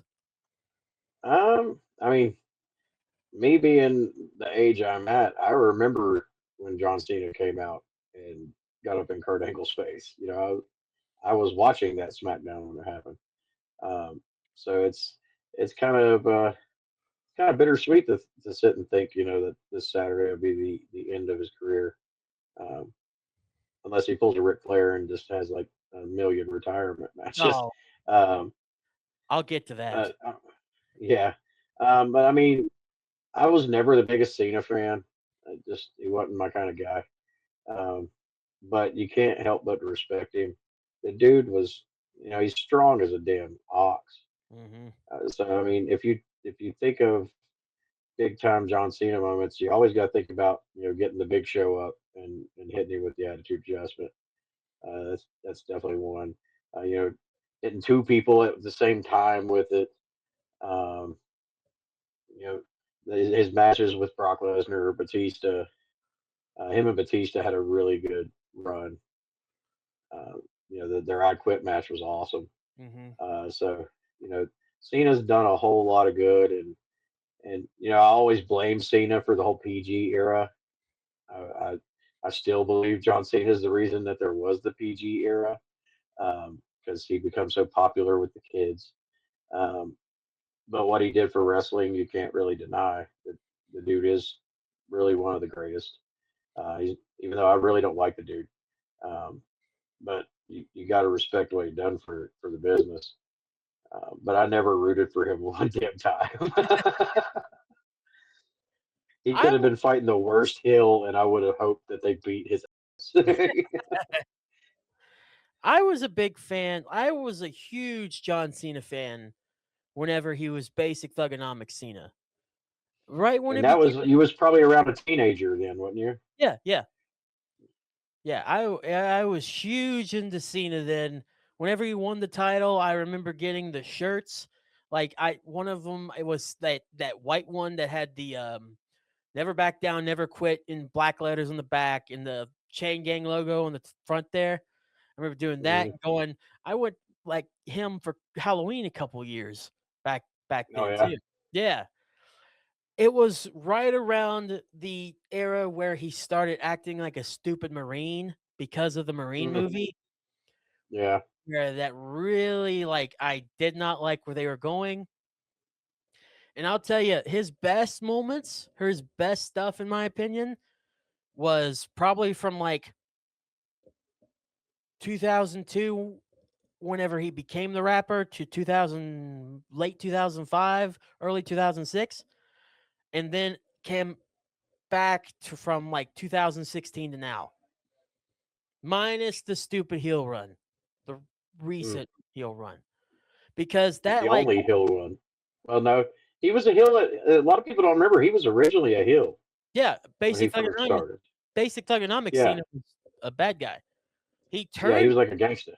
yeah, he turned good, and Yeah. that was a craze because my friends and stuff and I grew up like liking him and stuff, and I actually really enjoyed that as well. So we really got big into John Cena.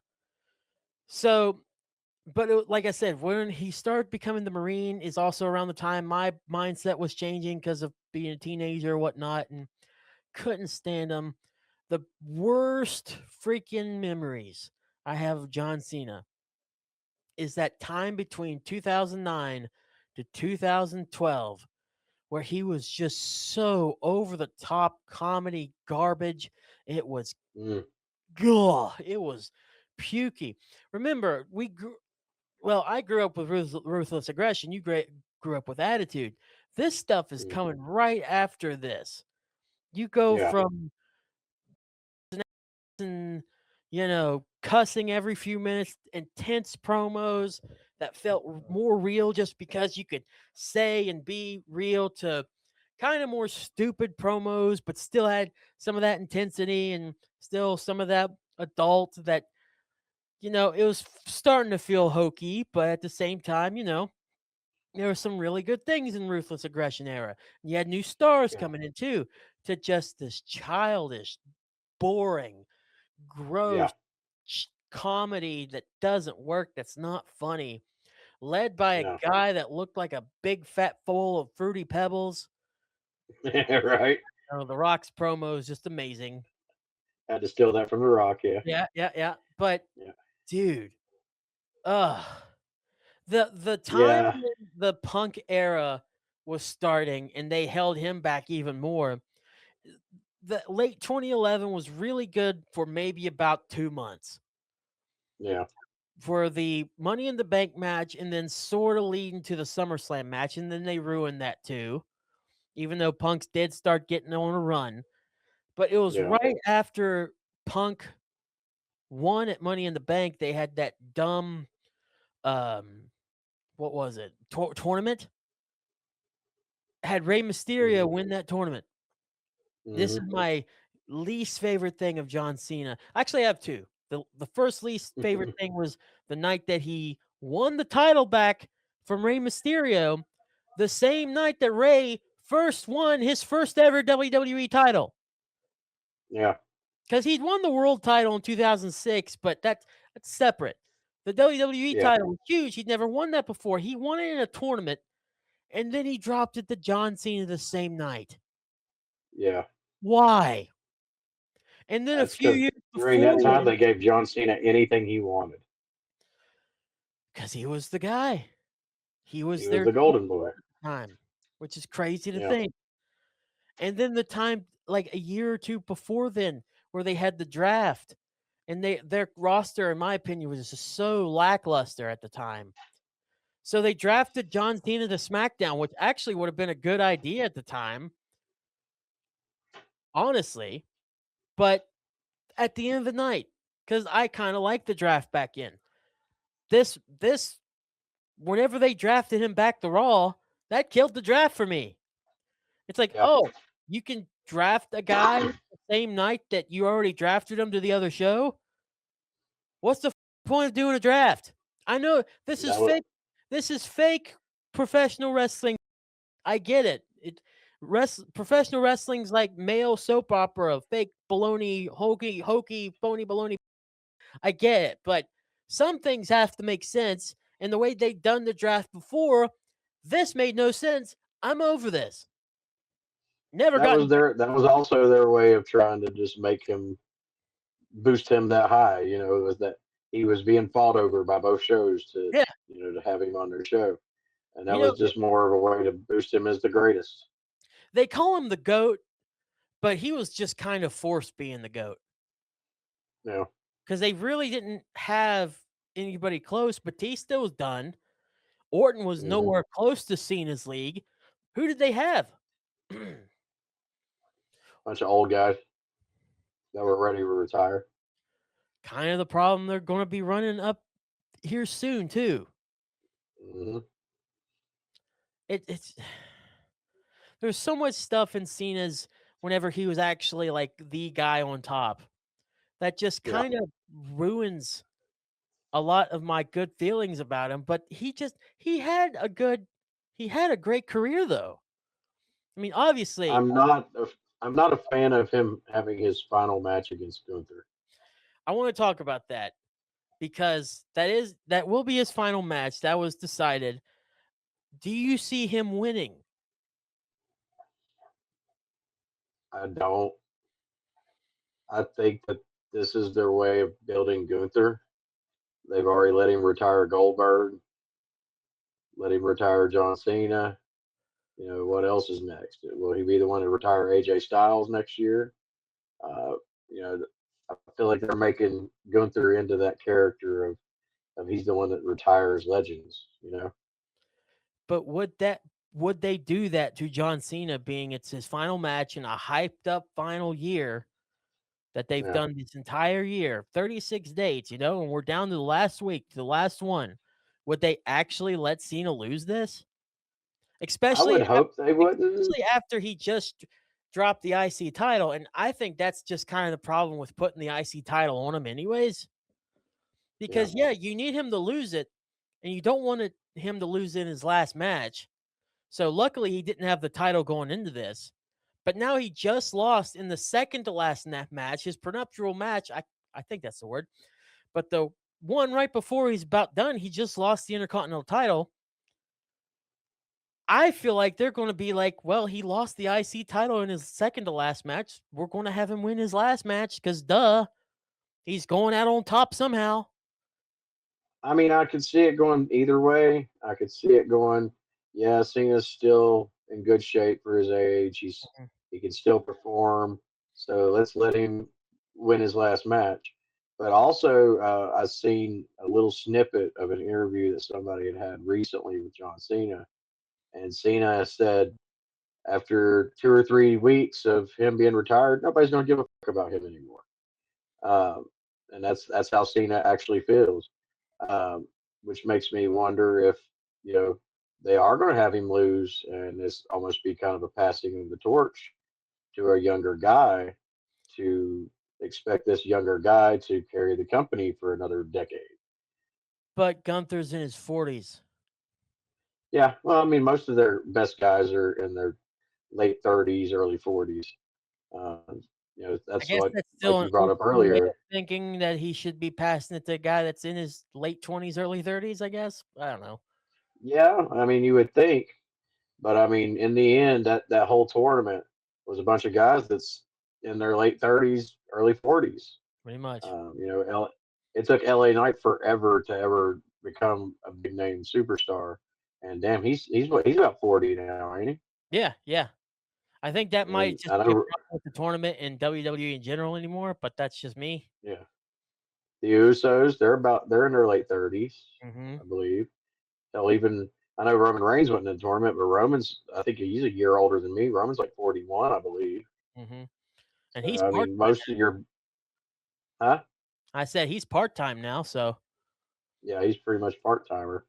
But I mean, we're getting to that stage like we were at the end of the Attitude Era, where your Stone Colds, your Rocks, your Undertakers, they're all getting close to that retirement, and we got to bring somebody in hmm and do it. But like you said, them doing it with Gunther is just weird because he's like I said, he's almost 40 already. They really should have played this smarter and picked a younger guy um, to do it. But hell, who the hell would they pick? They great haven't question. really built. They haven't really built anybody up to take in that kind of role. No, That's a younger guy. no, not I mean, anybody. this ain't the same days as when Randy Orton was the youngest world heavyweight champion. Right. They really even in PG nor Renaissance eras, they've not built anybody new up. No, Not that's young, anyways. That's been a problem with WWE for years now. yeah. I'm almost wondering if they forgot how to do it. They spend so much of their time concentrating on the CM Punks, the Randy Ortons, the John Cenas, the LA Knight, Roman Reigns. They spend so much time building up these guys because everybody loves them, but they're not putting any time into building somebody up that you're going to have to love after these guys are gone. I don't think it's 100% that might be part of it, but I think mostly it's, well, these guys make us the most money. Let's get short term game now and then Yeah, not even think about the long term because it's going to come to a point where Punk is gone, Roman's gone, Seth is injured again.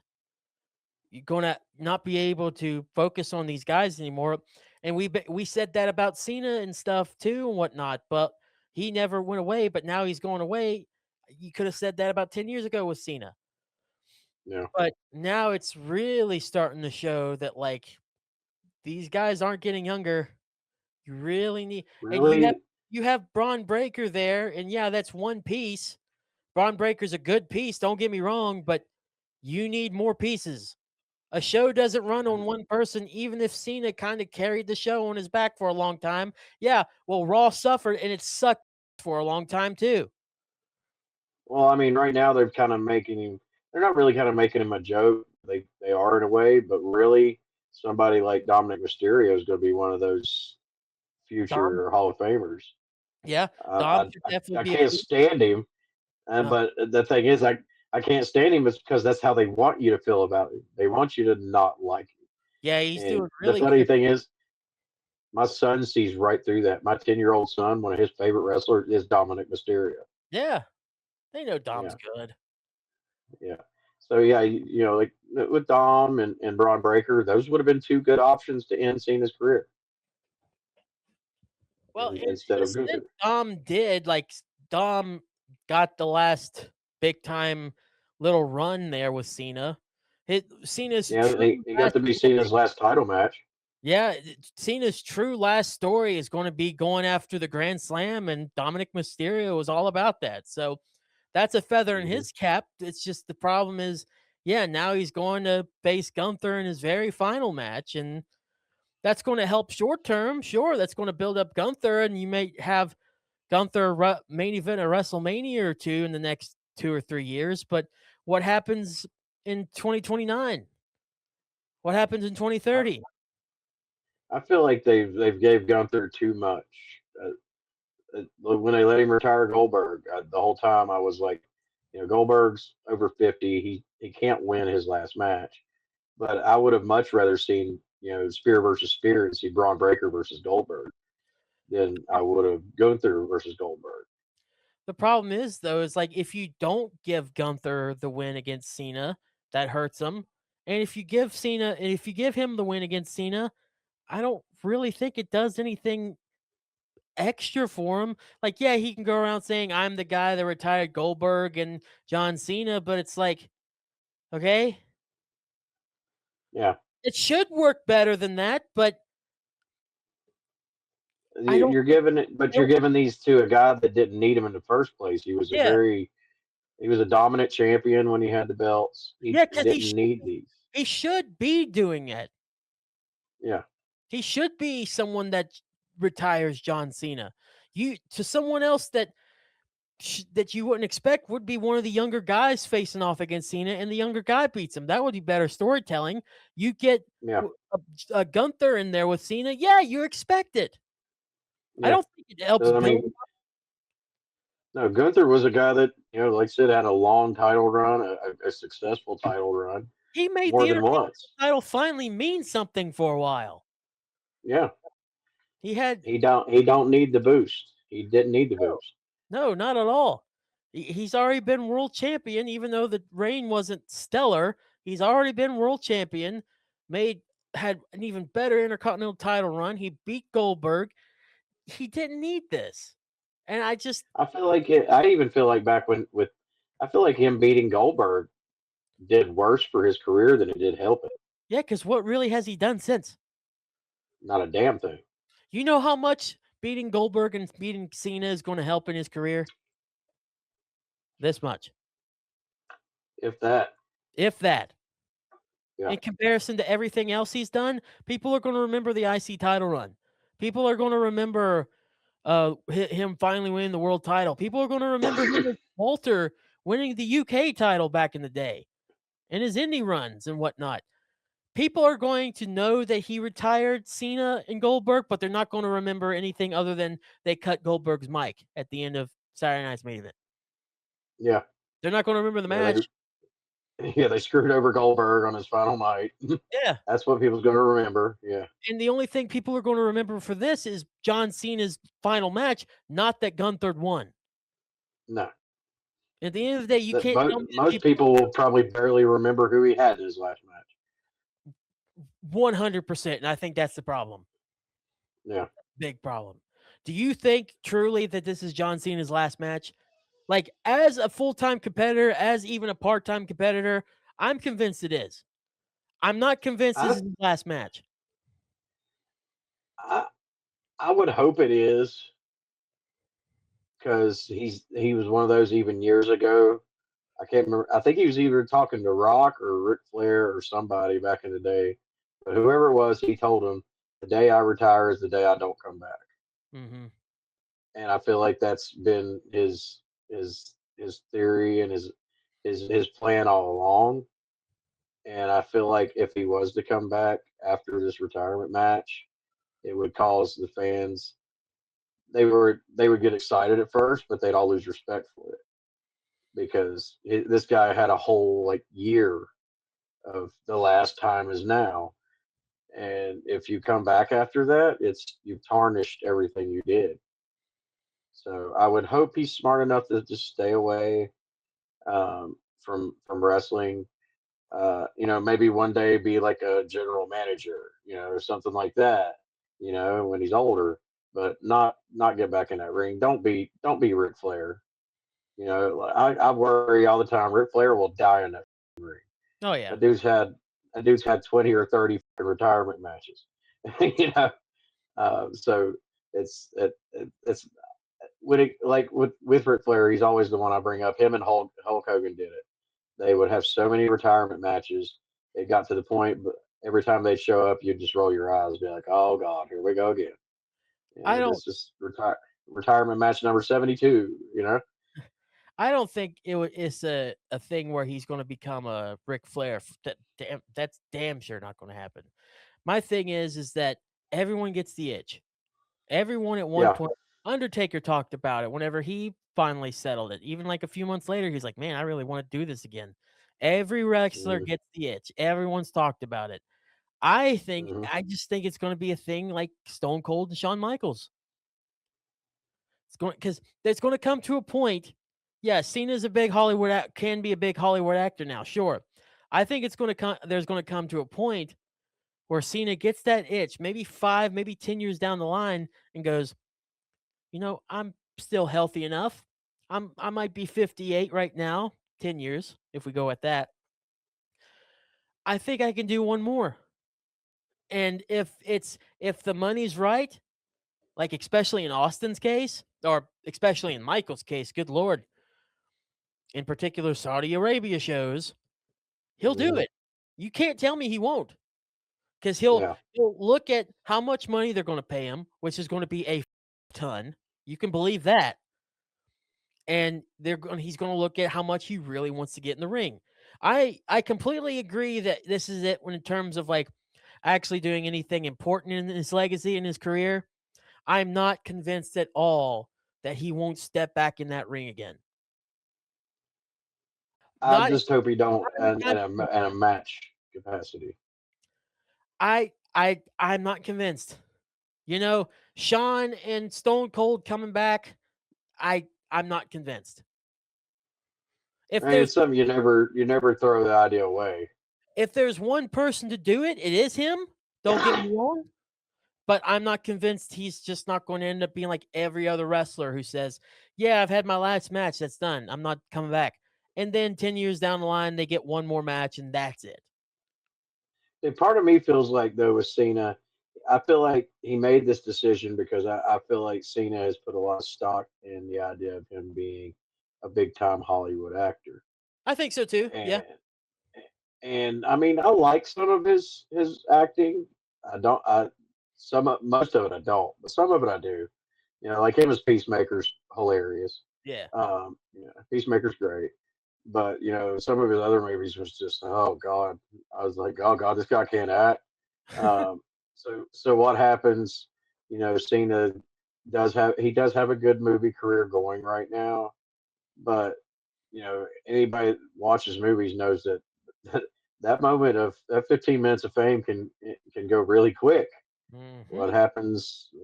His movie career goes down the drain in a few years. He ain't got nothing. Then what are you gonna do? Oh, yeah, I'll go You back to wrestling. you fall back on what you're good at. Yeah. So I mean, We I'm not counting it out. I'm just saying if he does it, it'll be a bad move. we shall see, honestly. I'm still not convinced he won't get the itch and go back one day. It won't be any time any close to anywhere soon. I'm not convinced he will not step back into the ring again. And I agree with you. It won't be a good look. But to be Mm-mm. fair, John Cena has had a lot of times where he doesn't look that great. Right. I mean, but as far as retirements go, this guy really milked it. Oh yeah. I can't recall a wrestler that said, "Okay, I'm coming in. I'm announcing that in a year I'm done. So I'm going to be here for a year. This is how many dates I'm going to do, and then I'm done." You know, there hasn't been any wrestlers that's really been out public like that. You know, most like, of course, for the 3 million Ric Flair retirement matches is usually 3 or 4 months before it. He was like, "Yeah, I'm going to retire in January or whatever." Yeah. But to take a whole year and the merch, the last time is now merch, and I mean, he went all out, balls to the wall, got everybody believing this is the end.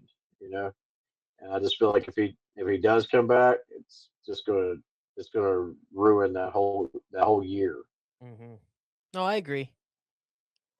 I just hope, and this will be the last thing I mention, is that once Cena is gone, once he's finally gone, this company can refocus themselves because I really seriously believe that this whole Cena thing now has made them completely lose the plot in terms of It has. anything interesting happening that isn't John Cena related. It's caused them to take their eye off the ball. Absolutely, They because put they don't really have to do anything right now because Cena's going to no. sell out where he goes. He's going to sell out seats and events and everything Yeah, because people want to see him before he's gone. right. So that's all they've had to rely on. They haven't been building the Brock Lesnar, the Roman Reigns, the Braun Breakers, all them guys.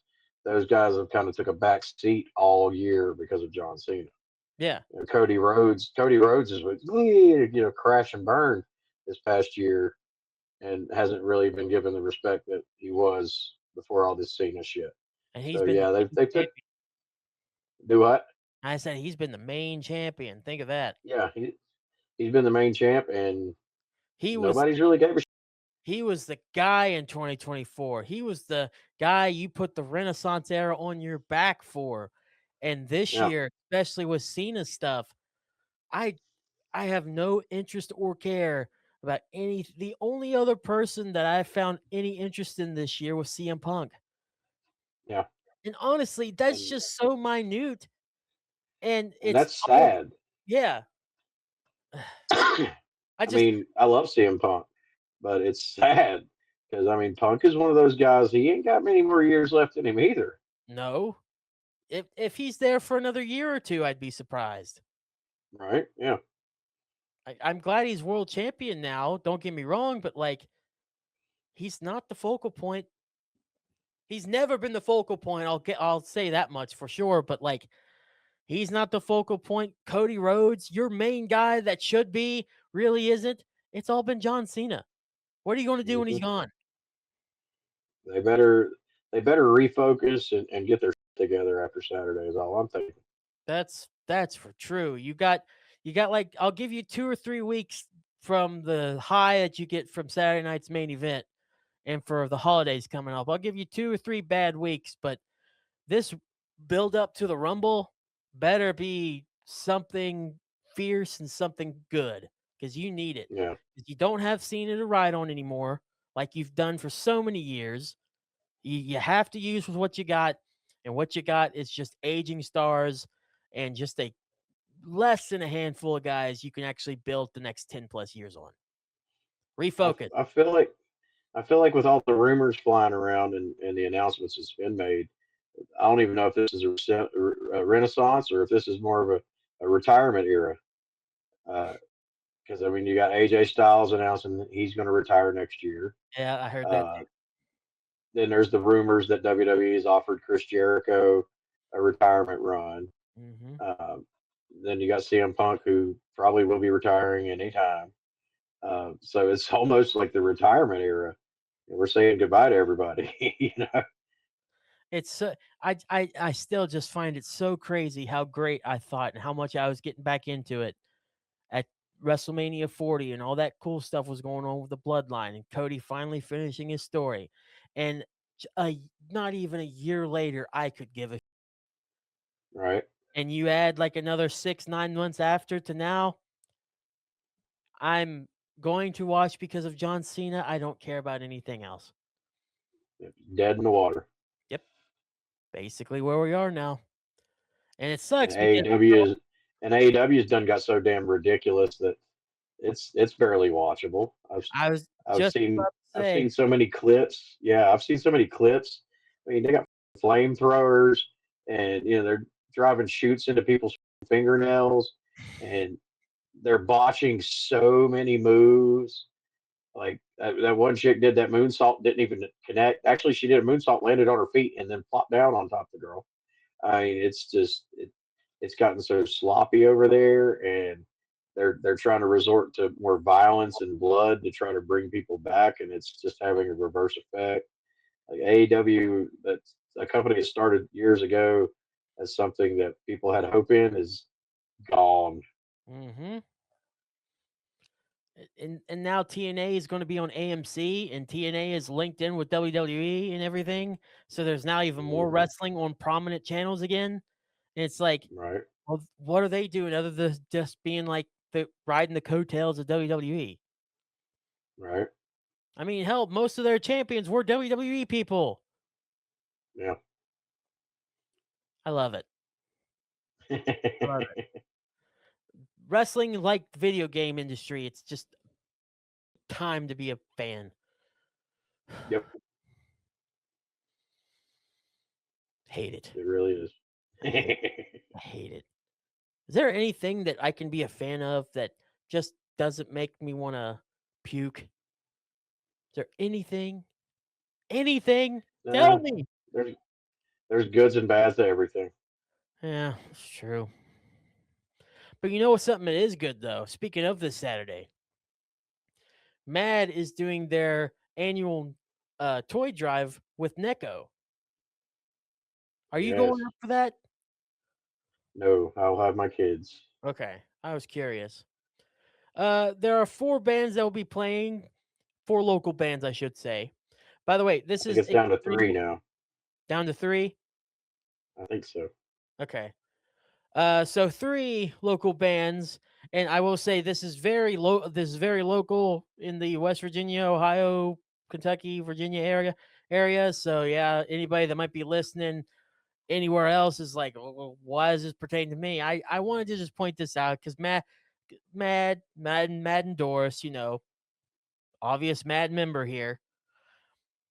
So I just wanted to bring it up that they are having another toy drive for Christmas. Three local bands, including Pinky's Brains and Rise from Nothing. They're in it. They should be I good. can't remember. I can't remember what band was taken out. Okay. So tell me the four that you have, and it might ring a There's bell. Pinky's Brains, Rise from Nothing, Rebellion, is that Rebellion? And John Dale. Okay, it may be those. I'm not sure. Okay. You would have to check with Skinner on that one. I know that one of the bands got dropped this past weekend. I just can't remember which one it was. Okay. I'm just going to keep all this bit in. Who gives a But there's Yeah, there will be local bands playing. It will be at Friends Bar and Grill in Ivydale, West Virginia. New unwrapped toy or a money donation taken at the door, or is what I'm assuming will be a money donation. Correct? Possibly. yes, Yeah. yes. Yeah, that will be there. Didn't have a start time on the poster. I'm looking at. Make sure the poster goes up at this time, future Keith. But it will be December 13th. I would say probably 7 or 8, with acts starting around 8 or 9, maybe. Yeah, I would say that. So yeah, that's the Mad Neko Toy Drive this Saturday. If you're listening to us, Saturday, December 13th, 2025. For anybody else, that's when it would be. So I hope you all go out and support and bring a toy or bring some kind of donation. yeah. It makes me sad this year. OD Crew, we didn't get the venue in time, and we didn't get the bands in time for us to do our yearly toy drive. Mhm. We've done one the past 3 years, and this year we haven't got to do one, so kind of a kick in the face for us down here. But we're gonna bounce back next year. We'll have one back down this way. There you go. It's always next year to put a smile on someone's face, for sure. Yep, we're still doing. We're still working with Toys for Tots down here. I know Mhm. up there they're working with NECO. We're working for Toys for Tots down here. We're still in communication with them and all that. So next year we'll make up for it bigger and better. Good deal. That's good to hear. That's what I But want to hear. Bigger and better. That's what we're doing here now. Bigger and better. but this year Hillbilly's still kicking ass, and they True. still have their toy drop. And if you are in the area on Saturday, definitely go out there and get some good music in you and help out a good cause. There you go. Sounds good, man. Yeah, This has been quite the up and down episode right. for Yeah, many a different reasons, even though it started out so weird. yeah, right. And it happens. But hey, let's go ahead and start getting into some plugs because also we got an after show which I'm very worried about. I'm I'm seeing something that very much is causing me panic here. We'll talk about it in just a minute though. But cuz we Well, should have yes. while you do your plugs, take your time because my phone's at like 14%. I'm gonna go That's get my what I was charger so I talking can about plug because I us in. keep seeing your thing blinking on my screen saying 13 battery remaining. Ah, yes. Okay. So you go ahead and do that, and I'm gonna go do that. Okay, you go charge your phone. I'm gonna mute you for a minute, and I'm gonna go big screen here and be the guy that's on the thing because yes, we have a lot of stuff still coming. By the way, do you like the? Sorry, you like the new updated KJX3 logo, KJX 15? 15 years of KJX3. I got a lot of stuff I'm planning to hype that up even more. So I hope you enjoyed this episode. We got some plugs to pull out because we didn't do it last week for obvious reasons, but we're going to do it this week because we love you. We want to give you more, but we also have stuff we want to do that it requires a little bit of the cash money. And unfortunately, we got to ask for a little help getting there. So, if you want more of this particular episode and other episodes past, check out Save the After Show. Save the After Show is on Patreon. Our Patreon is coming up in just a minute. I was trying to do this more off the cuff. Can't do that. I'm sorry. I'm more of a structured person. But Save the After Show, $5 a month. You get access to Save the After Show. There are a couple episodes up for free if you want to listen to those and see what you think. How we do the episodes after the main show. But it's just another 20, 30 minutes of us talking, going over what we talked about, talking about stuff we're going to do next week. And we go from there. But I understand this time of year and way everything's going now that if $5 is just too much, totally get it. We also have a $1 tier. For our $1 tier, you get STPP Uncensored, which is this show, just like you're listening to it, but you can actually hear us say, you know how great that used to be? Well, I don't do it anymore. I want to reach a larger audience, and cursing is really bad. Okay? So, if you pay $1, you can listen to as much you want, and it's unedited, and it's a little longer, and things that was talked about here that could be considered a little too much, like we talked about earlier, will be put in the uncensored version, completely there, talked about. So definitely go check it out for that. You also get video version of OMO, my video game podcast. This week there was not one to go with last week with STPP. So there won't be one this week, but starting this coming Sunday, new video MO will be back. And that will also be part 2 of the Game Awards special because the Game Awards is this Thursday. We talked about it a little bit on here, but the Game Awards will be this Thursday. And we'll see who won based on the nominee show that I had a few weeks ago. So I'm looking forward to that. $1 if you want to have the video version of OMO. And if you want your name shouted out here on the show, it's just $1. Thank you to Brandy. Sorry, I can't speak, for being a $1 tier donator, and to Donna for being a $5 tier member. We really appreciate that. It means a lot to me, and it means a lot to Jack for you supporting us 100%. So if you're listening right now and you want to join them and become $1 or even $5 tier members, and heck, $5 tier gets all the stuff doing the $1 tier plus SDA. So it's not like you're just getting Save the After Show. You're getting everything too, including the shout out. But if you want to do that, go to patreon.com/STPP with Jack and Keith. In particular, that is patreon.com. I usually don't spell out Patreon, but you're welcome. /STPPWJACK, letter N, KEITH, patreon.com/STPPW Jack and Keith. Go now. I still plan on adding more tiers in the future. And yeah.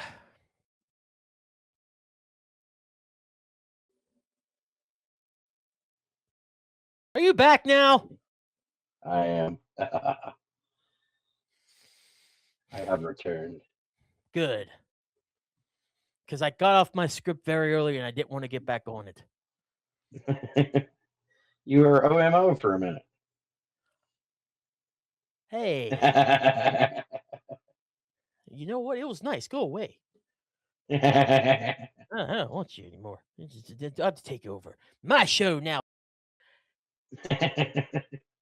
Little Jackie tried to take over last time. Now you're trying to take over. Trying. I have the button.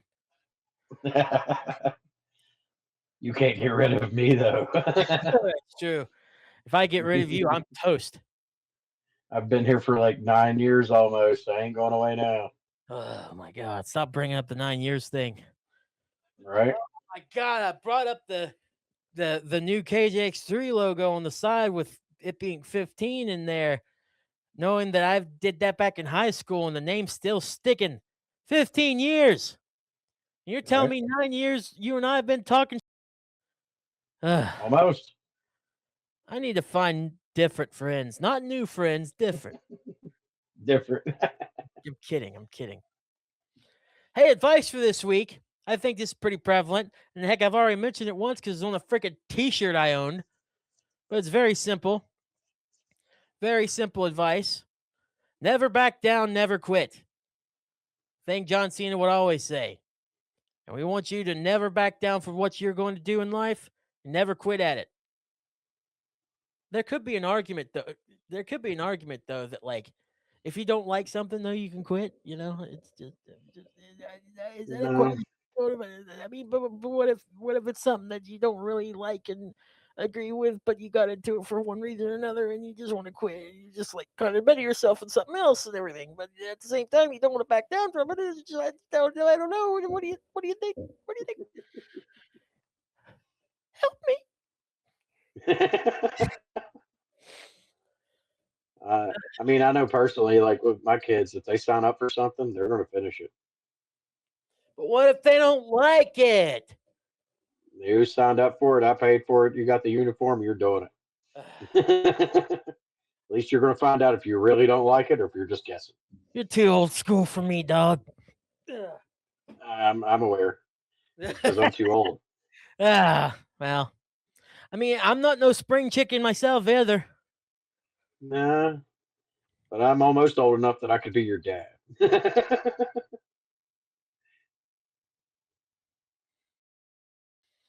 Almost. Take us out. That was a hell of a closer.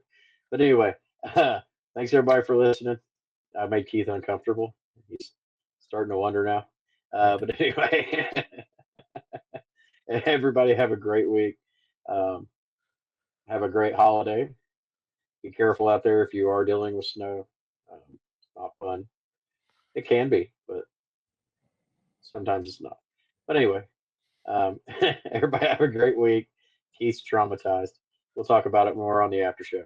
But like I said, everybody have a great, safe week. Have great holiday season. We'll talk to you next time. Uh, don't drink and drive. And as always, stay metal. I love your Keith loves your faces.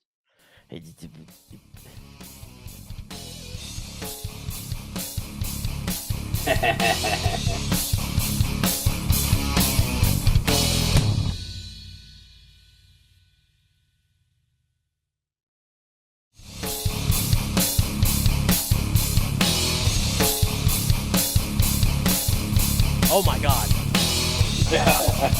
Oh my god. What is happening? Stupid. Oh my goodness. There's something working against us. I feel like it today. I mean, you sound like more of a robot than usual. I keep on. Listen. First, before we get into it, hello everyone. I'm Keith. I'm Jack. For now. Right. Welcome into Save the Planet podcast. So we've been trying for like the last half hour to get things going, to get something recorded for today, and we are just now getting something going. We are just now recording. Keeping fingers crossed that it works. Yeah, and it's not even like it's a perfect recording or whatnot, because like I said, on my end, and I hope it's not coming in on your alls, but like J-Bomb sounds heavily robotic. And I apologize if there's any issues, but at this point, we just gotta get something in.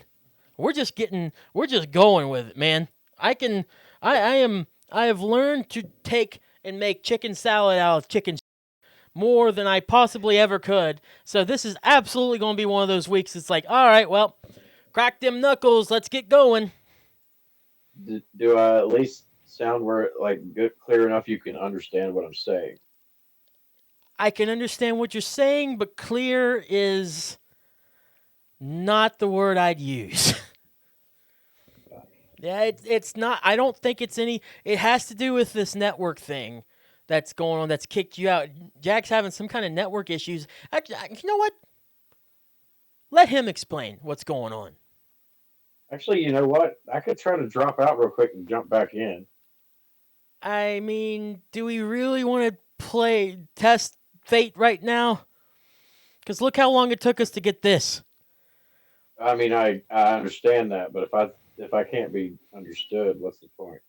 All right, that's fair. Actually, you know what? This is a perfect time then, since we can go into it more as we go on. But at this point, let's go ahead and go to a topic that we actually talked about last week.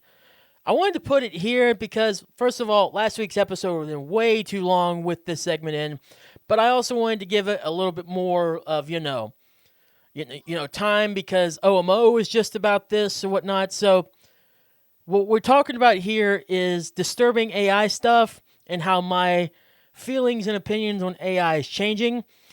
And right now, my opinion on technology is changing just with the way J-Bomb, how he's acting up over there. Right? So Yeah. this is actually a really good time. Let's go into last week, part of last week that got cut off that we're going to use here now, about some disturbing AI stuff that I found and just a discussion on that. And we'll come back and hopefully J-Bomb doesn't sound like a robot. Dude, that was a really good idea, by the way, to segue into that. Yeah, right? Nice. I have them. All right, I'm going to try it. All right, I'm do going it. to try it. Here we go. A blind squirrel can find a nut every once in a while. Also, by the way, that I'm keeping that part in before it gets segued. The segue happens now. Like, I have to go back to this. I have to go back to the AI thing we talked about earlier. Oh, yeah. So, before the segment gets underway, I want to note that the views expressed on STPP are solely our own and do not reflect those of our employers or affiliated organizations. This discussion references real-world events and examines the ethical impact of AI and the sharing of violent content, not to promote it, but to examine how easily harmful material can be spread. Listener discretion is advised. I think I've had it. You know, it sucks because for 2 months I've been, and I'll admit it, I've been paying for ChatGPT Plus because I really started enjoying it. I started liking being able to get things that I needed that I thought would help brand the podcast. And it has. It really has. Just like quick, instantly. And it's been very helpful. I, again, would not have these two right here if it wasn't for ChatGPT. Because I just don't really have the time to, draw all that. I can't draw that well in terms of cartoon style.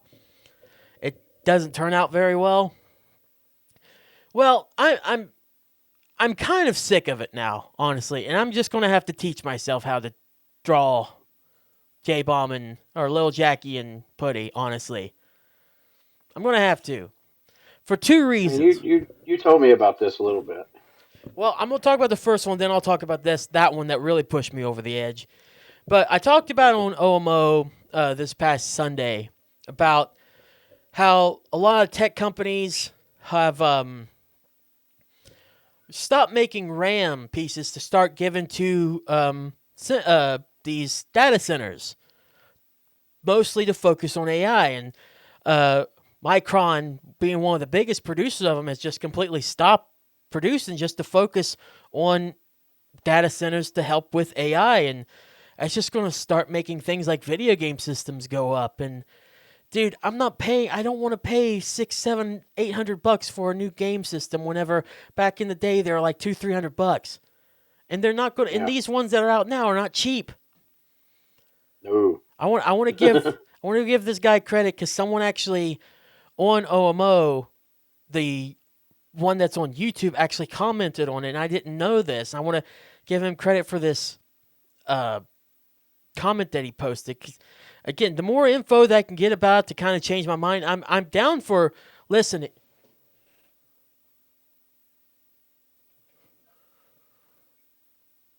I'll ignore that. Let's move on. What? I don't know. I saw the door like this, and I thought it went like this. because I wasn't paying attention and I freaked myself out.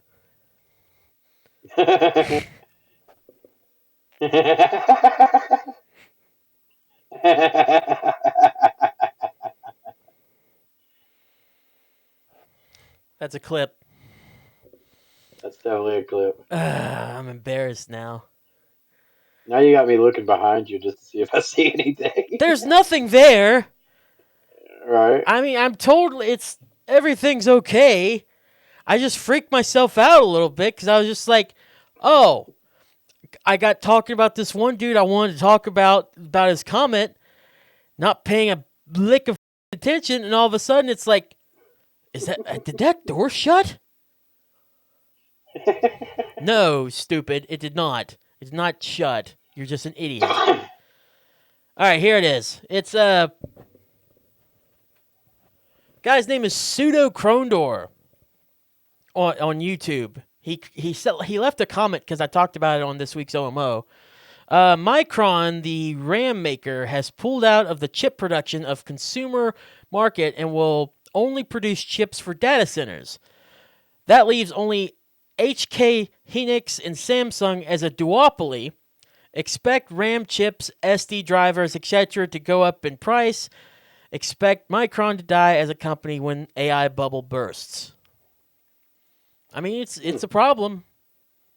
It's absolutely a problem, and this isn't just like what I brought up to you. This is a business problem that's going to affect things like the general consumer when it comes to like even making their own PCs or whatnot, and then it's going to hurt companies that make games and computers in general too. It's going to hurt everybody because it's just going to make prices go up. Yeah. Because they want to put in more RAM, which makes sense because AI is just going to get better. If it's on the trajectory and it's just going to get better and more complex. And with that, you need to have the power to do it. And RAM is what you use for that kind of power. So it's just going to be a mess there. And if these big companies are already stopping production for regular consumers and switching over to these AI tech companies, this isn't good for us. No. Not at all. No. But the one that really disturbed me the most, and you said it the other day, it's like, bad people will make bad things. Bad people will do bad stuff. It's just what you use with it and whatnot. And I get it. This one was just so disturbing to me, though. And it was a bunch of celebrities that had passed away. And they would transition with AI from them just standing there normal to and it would transition them to laying down and laying in their coffin like it's their funeral. Yeah. Just laying like this. And I don't know, it might be just recency bias, and I don't know if that's a proper term to hear right now, but because of my friend passing away recently too, and that popping up, that just feels so distasteful. I know they're public figures. I understand that they have fans out there, and some of them might even feel a little touched being able to see their favorite celebrities and something like that. I don't know. I don't personally understand how you'd feel touched. I felt disturbed. One of the comments I saw in the video was it was one of the most morbid things I've ever seen, and I agree with that person. I was so disturbed by it. So, and then I keep on seeing more things about these AI generated videos like on YouTube and whatnot about cats that are just getting horribly mutilated and stuff, but where it's AI, it sort of get away with it. YouTube has started cracking down on stuff, but there are people still trying their best to post this crap. It's just like ElsaGate back in like 2016 whenever people would make live action skits of dressing up as Elsa or dressing up as Spider-Man or some other person on the internet and make things to where they get 1,000 views, millions of views actually, but they would make them to where they're doing disturbing and disgusting stuff like making them pregnant, sexual fetish crap, violent stuff. It's just so weird. But now you got these quickly made AI videos. And where's the line?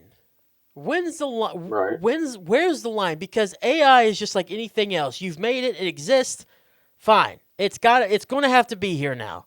We're just going to have to live with it. Yeah. Where's the line? Where's regulation? When is it going to be a point where regulations have to come to effect with this? And it's like I told you when you was telling me about the videos. There's always going to be people that's going to take things that were meant for good and figure out an evil way to use them. Oh, absolutely. I mean, like the atomic bomb was one of those, Ugh. So there's always going to be somebody out there that's going to figure out a way to use it differently than it was intended for. Um, but not to get political, but with AI, people have been doing a lot of political stuff. Yeah. You know, targeting certain politicians and having AI having them do stuff, and it gets to that point where, and it sucks because AI has gotten so good. Sometimes you have to really watch it just to be like, and you can eventually spot it. Yeah. Like another one I see all the time is like wrestling themes. There's certain wrestlers that they're AI and doing stuff, and Oh, like the I think I ones they seen brought one back where to it was, life? yeah, that, and I think I seen somebody did an AI one of like Alexa Bliss and somebody making out. It was Oh, on Facebook, and I was like, what the hell? that's just Um, so wrong. yeah, Because it's but used. then now they got AI though. Your uncle Skinner, he sent me some. It's like fictional characters in WWE matches, and it looks real as hell. But it's like these little fictional characters having full on wrestling matches.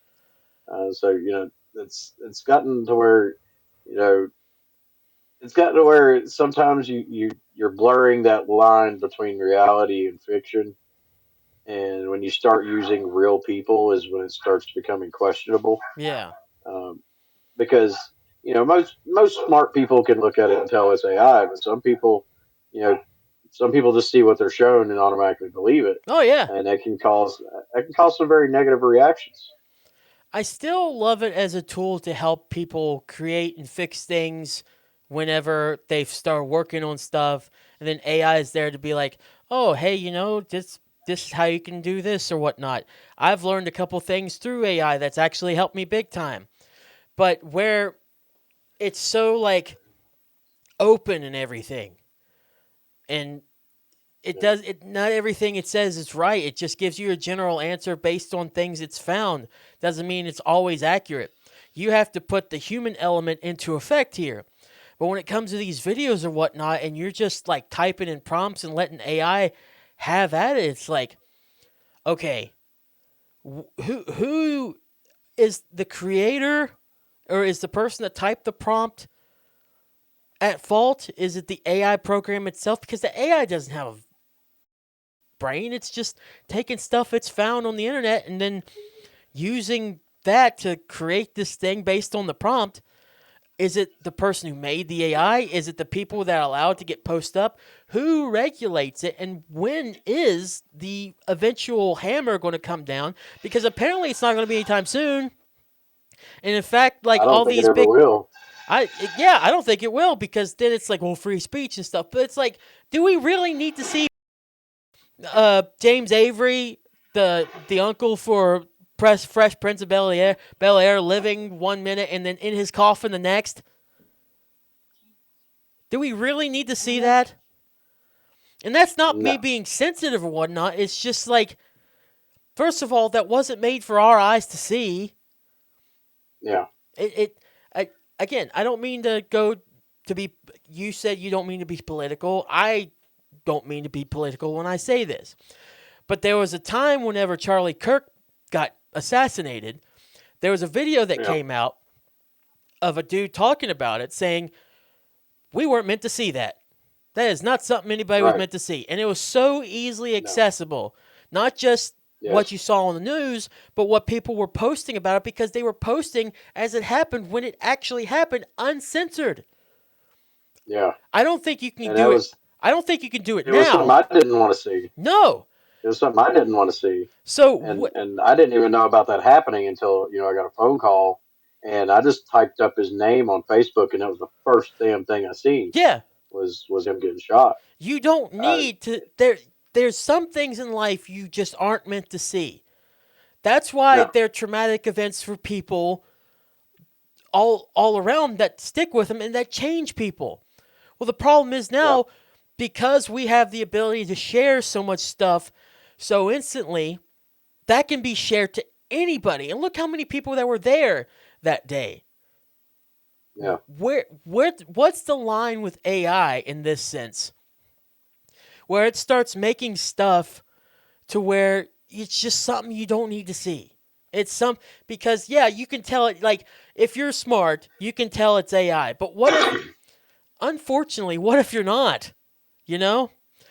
Yeah, I'm not saying we should like how's a respectful way to put this? Cuz I don't want to come across like an either. It's not that I don't feel like it should be regulated for stupid people. Because I then feel like I don't know. I, I feel like with AI and people doing things like this, it's not really anything new. I mean, it's new as No. far as the freedom, but I mean, if you look back in on people, there's some people that actually get enjoyment out of was it those old Faces of Death videos, or watching videos of people being killed, Yeah. like Faces of Death, and stuff like that. There's what was it back in the '90s, or right when the internet started kicking off, there was Rotten.com, where people was going and seeing really disturbing images. Um, so there's so many different types of people on this planet that there's going to be people that get enjoyment out of it, um, and like you said before, it's hard to kind of put a line on it when you do have the freedom of speech, freedom of expression. Right. Um, so there's never really going to be a way of censoring it, um, as far as making it like illegal or you can't do that. Right. Um, I just like you said with the Charlie Kirk thing, I just don't like the idea of it being so easily obtainable. Yeah. And maybe that's where regulation needs to be. Maybe not on it Yeah, in particular, but like in the way it's so easily visible. maybe a rating system. Something. You know, Cuz like one it's supposed to be able to keep off of Facebook, but they still don't. But for the most part, they try to police and keep stuff like off Facebook, yeah. and in certain images and things like that are policed on social media, and it's just going to be a matter of time before they have to start doing it with AI. Mhm. I mean, they try with YouTube Kids to keep things off there, but it's YouTube. You can upload just about anything you want. Yeah, they have a moderation system to keep porn and stuff off there too, but like when is the point where it becomes actual necessary? Well, it's like even with YouTube Kids. I seen a couple of years ago an article that said with YouTube Kids that they figured out that there was certain kid friendly words that if they were typed in a certain order on kids YouTube, it was bringing up stuff that wasn't for kids. Yeah. Like you could put in different symbols and whatnot, like the at symbol and whatnot, and plus minus stuff. Put them all a bunch of gibberish. Looks like a bunch of gibberish. You press enter, and it's just crazy what you can find. Well, it's also people posting videos that shouldn't be on kids YouTube, Mm-hmm. but posting it under hashtags that are kid friendly, and it's slipping under the radar. Yeah. I, I, this probably isn't an issue because, like I said, I don't like to get political on the show. Like I've mentioned before, I don't like getting political on the show. It is a serious subject that we should probably like tell you all more thoroughly. Hey, we're going to talk about this in a serious way. I just wanted to bring it up because it just disturbed me so much and it really made me think about AI some more. And I don't know why I have this, anyways. Uh, I but I still like using it, but I don't think I'm going to pay for it anymore. I don't. I think I'm kind of done for right now. I'll start like computer went off again. I'm sorry. I'm getting very distracted here again recently, but So you're tweaking, man. You're tweaking. but I don't think that I'm gonna start like actually trying to trace Puddy and Lil Jackie, try to do it myself. I am working behind the scenes with some things going on, even though there's not a lot of progress going on with what I'm doing to get some stuff built up for the show and with KJX3 and with anything that I'm doing. There's little progress, but not much. But I, it's been easy, but there's always a downside with something easy. Just like with anything in life, I think. If something's too Yeah. easy, then, there's probably something else going on. And I don't know. I'm tired of the slop. I'm tired of people using that AI thing for slop like that. And I it's mean, there's everyone always has. going to be people doing it. Yeah, that's the thing. Everyone's going to be able to do it. I don't know. Maybe I've already hit the brick wall of being like, I don't know if I want to see it, and I don't know if I want to participate myself in it. You know what I mean? I No, think I I'm. mean you taking an AI program and making some cute cartoon characters out of it is a big Yeah, difference and it's between probably it's. somebody taking AI and using it for something stupid and No, fucked I up. I get it. I get it. It's a completely different argument and different issue, 100%. But do Yeah. I want to? Do I look at it for personally? Do I want to use this and still be someone contributing using AI stuff and kind of be looked at as the same person, not in the same sense, obviously, as someone that's bringing this crap and slop with the celebrities in their coffins and whatnot on there? Because it's kind of like a moral kind of thing. I feel like you're going more of the idea of not supporting something that people use for bad things. Is You that a don't you bad don't want thing? to you don't want to be a supporter of a program that people also use for up reasons. Yeah. And I think I'm just wondering, I mean, like, I get is that that. a bad thing? No, I mean, I get that, and like I said, there's a difference between what you do with it and what others do with it, but I also understand the idea of kind of, uh, you know, I guess the best word I could think of right now is kind of a boycotting something that people are also using for not so innocent purposes. Yeah. So I get it. No, I get it. It's still, and just like I told the person that wrote that comment, it's definitely something I have to reconsider more, think more of it. I still, like I mentioned before, I still enjoy it. There's still benefits to it. I can put Lil Jackie and Puddy in situations I couldn't freaking draw them in a lifetime. It's just it's easy to Mhm. use, but man, I don't know. I can't. I'm not a fan of where it's going, both how people are using it and how companies are using it on the business side to kind of upcharge everything else. Yeah. Well, I mean, it's the new age thing, back when flat screen TVs first came out. They were ungodly expensive because it was the new thing. AI is now that.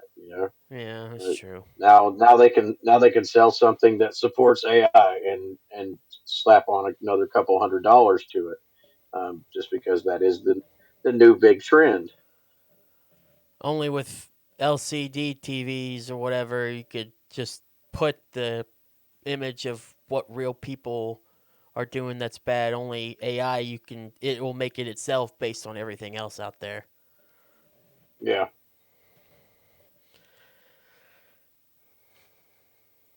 it's a difficult line to be on.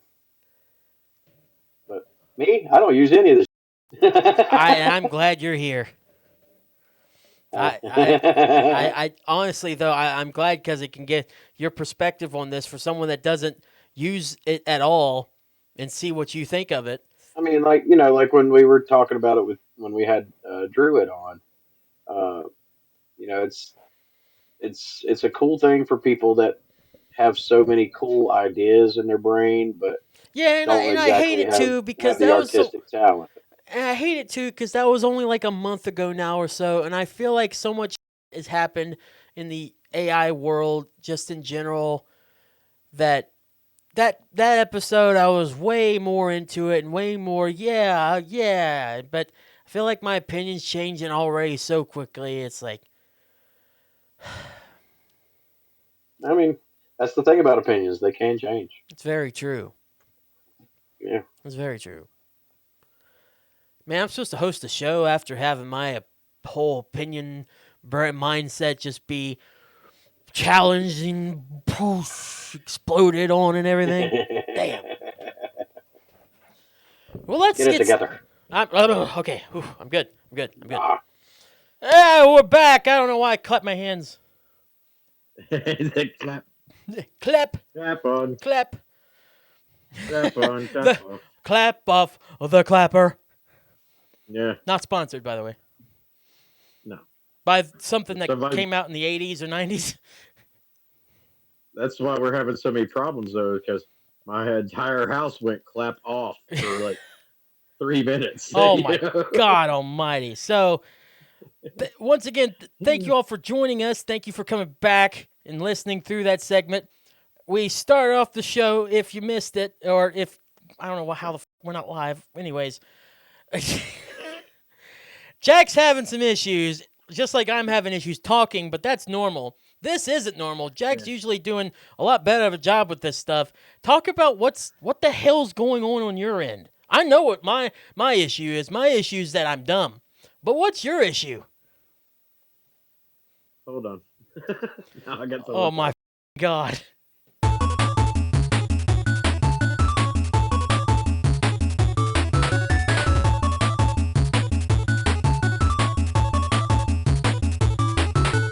Why is everything Yeah. not this past one? That's something completely different. What's going on with your internet stuff? Yeah, like we'd already tried for like what 20 or 30 minutes to get started. Yeah. And we were just about to get started, and where I record at is in my laundry room, and the bathroom door is right there. So I see my soon to be stepson walk into the bathroom. He shuts the door. As soon as he shuts the door, everything goes black here.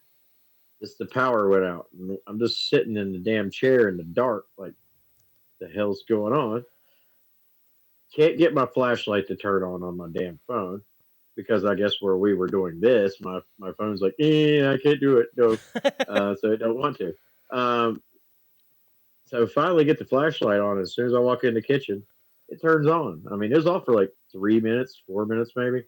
Um, and after that, usually my Wi-Fi will kick back up in about 2 to 3 minutes. No, this time it's like probably what 10. It takes a minute for Was I sure. gone? It takes a while for sure. Was I gone like 10 minutes that time? Yeah, like 10, 15 it Yeah, seemed like. yeah, 10, 15. Yeah, usually here it's maybe I'll be generous and say 5 minutes. It usually don't take my router long. I have a pretty good. I have like the top Wi-Fi package with like the highest megahertz and all that stuff that they offer. So usually it don't take long. But no, this time I'm sitting here, my phone's like no internet connection. And I live, Keith already knows I live out in the middle of nowhere. Yeah, yeah. Kind of need Wi-Fi. So yeah, and then I finally get back on here and it flashes out, it flashes back on. And we're just we're having a good old time. Just like we was talking about before the show started, before the show actually started. Um, it seems like in the almost 9 years we've done podcasts, anything bad that can happen is going to happen. Oh yeah. We are the Yeah, definition of Murphy's Law at this point. yeah. I do think though in almost 9 years we've been doing this, I believe that's the first time one of us has experienced a power outage during recording. Probably. I don't recall it ever happening before. I know I haven't, but Now, knock on wood, that's going to happen sometime within the next 3 to 6 months. You watch. Yeah. As long as it's not in the next 3 to 6 minutes, I'm good. You know? As long as we can get something up and something ready. Like, listen, it was Right. good to have that from last week, but that was last week. I want stuff, from this week for us to, Yeah. have stuff to talk about now. And I think this is a very good opportunity, a very good time to give you a new nickname because of all this. You are, from here, at least till the end of the episode, because I don't know how much this will stick, called Jack the Unfortunate.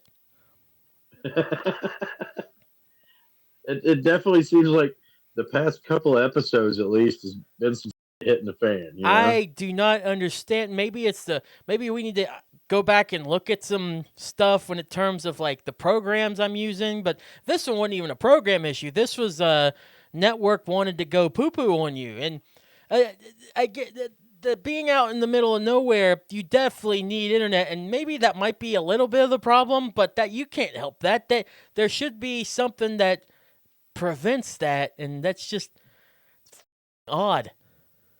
Yeah. It's just, but like this episode, it's the power outage. Last episode, it was driving home in a damn snowstorm. Mm-hmm. It's just like stop. It's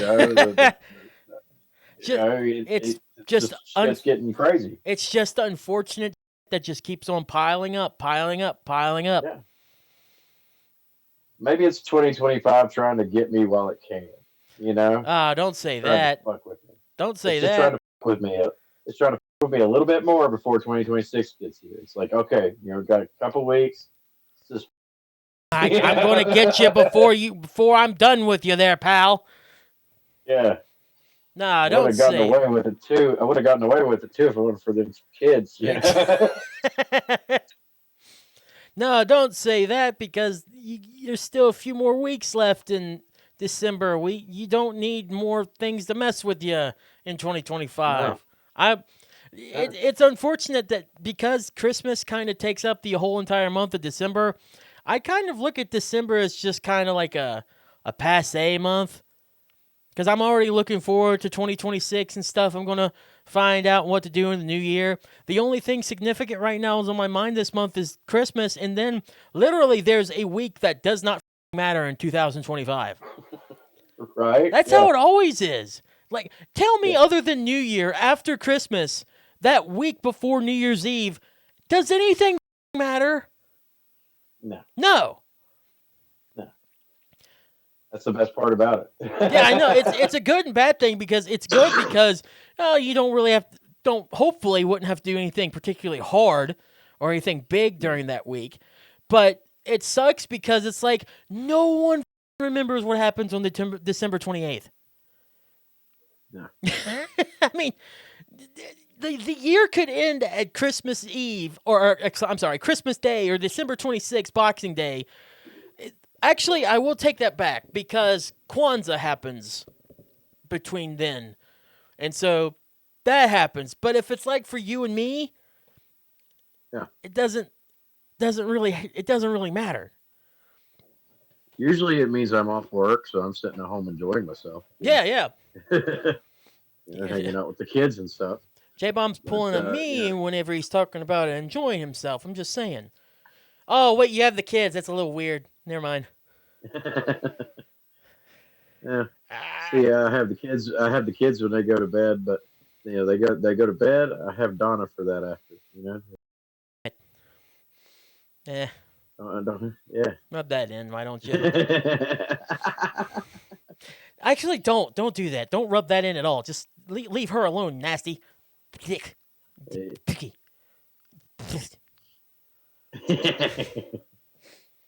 How to make things awkward in less than 30 seconds. We're good at that. Oh, dude, I'm the king of that. And sometimes I don't even realize that I'm doing it. Remember last episode whenever I can't remember exactly what I was talking about, but you got me with one of those stupid ass jokes, and I'm going with it and whatnot. And I actually put in the episode a zoom in of you, as in like because you were proud of yourself. I could tell. And she got me with it, and it just completely went over my head. And he's like, "Yeah, I meant that in a sexual way." And I'm just like, "Huh? What are you talking about, sexual way? You son of a..." Yeah, that was fun. Oh yeah, fantastic. Yeah, yeah, yeah. But yeah, Jack the Unfortunate here, having the worst December it seems like you could possibly have in terms of network and connectivity and just overall things that could go wrong, Murphy's Law type. I mean, really, aside from the snow and this, my December ain't been that bad. It's really just surrounded around the podcast that it's unfortunate. That's A what little makes bit, yeah. that's what makes the name so fitting. It's because literally we want to do this show, and when it's time to do the show, something unfortunate happens to where we start it relatively soon, but then we have to sit back and wait a few minutes. I'm just glad that my narcoleptic ass just isn't that narcoleptic anymore. Now, I did take a Right. nap today, but that was way before Yes, you did. recording. Yes, it was. And I've got all my recording stuff done today. So this isn't on me anymore. Yeah! I'm getting better! I do have to admit, I don't miss the days of when, I'd be like, "Where the hell's Keith?" Yeah. What? Supposed to be recording, and then I'm laying in bed like 3 hours later, and I hear my phone vibrate. I look over, and you're like, "Dude, I'm sorry, I fell asleep." So yeah, you had many narcoleptic moments. Like you just sleeping. I mean, a lot of that, I'll tell you what a lot of that was, if we can be serious here. That was both trying to find a reason to get out of it, as well as just because my depression was just so bad, and I didn't actually want to end up doing things. And sometimes, just because of my size or whatnot, I get so sleepy that I'm just like, I'm just going to fall asleep and don't care what else I have to do. I would find reason. It's mostly the first one. Honestly, I would find reasons to get out of things I needed and wanted to do, even if I wanted to do them. And it's really f***ed up because it's like, why are you trying to get out of things you want to do? Tell that to someone that's depressed, that's got some mental sickness or whatnot, and doesn't really know how to get it treated. Right. But all is good now. Yeah. Good-ish. Yeah, we're doing good. Yeah. I mean, as of right now, we've been going since the beginning-ish of October, and it's now December. We ain't missed the episode. We have missed. I think this is the longest run we've had since we first started. Yeah. It's definitely one of them. Yeah. I know it's got Donna happy because when we were discussing bringing it back, she was like, "Are y'all actually going to stick with it?" She's like, "Because if y'all are just going to do like 3 or 4 episodes and then quit again for a year, I'm just not going to even try." And No, I don't blame her. I was like, "No, we got this." And she's like, "I hope so."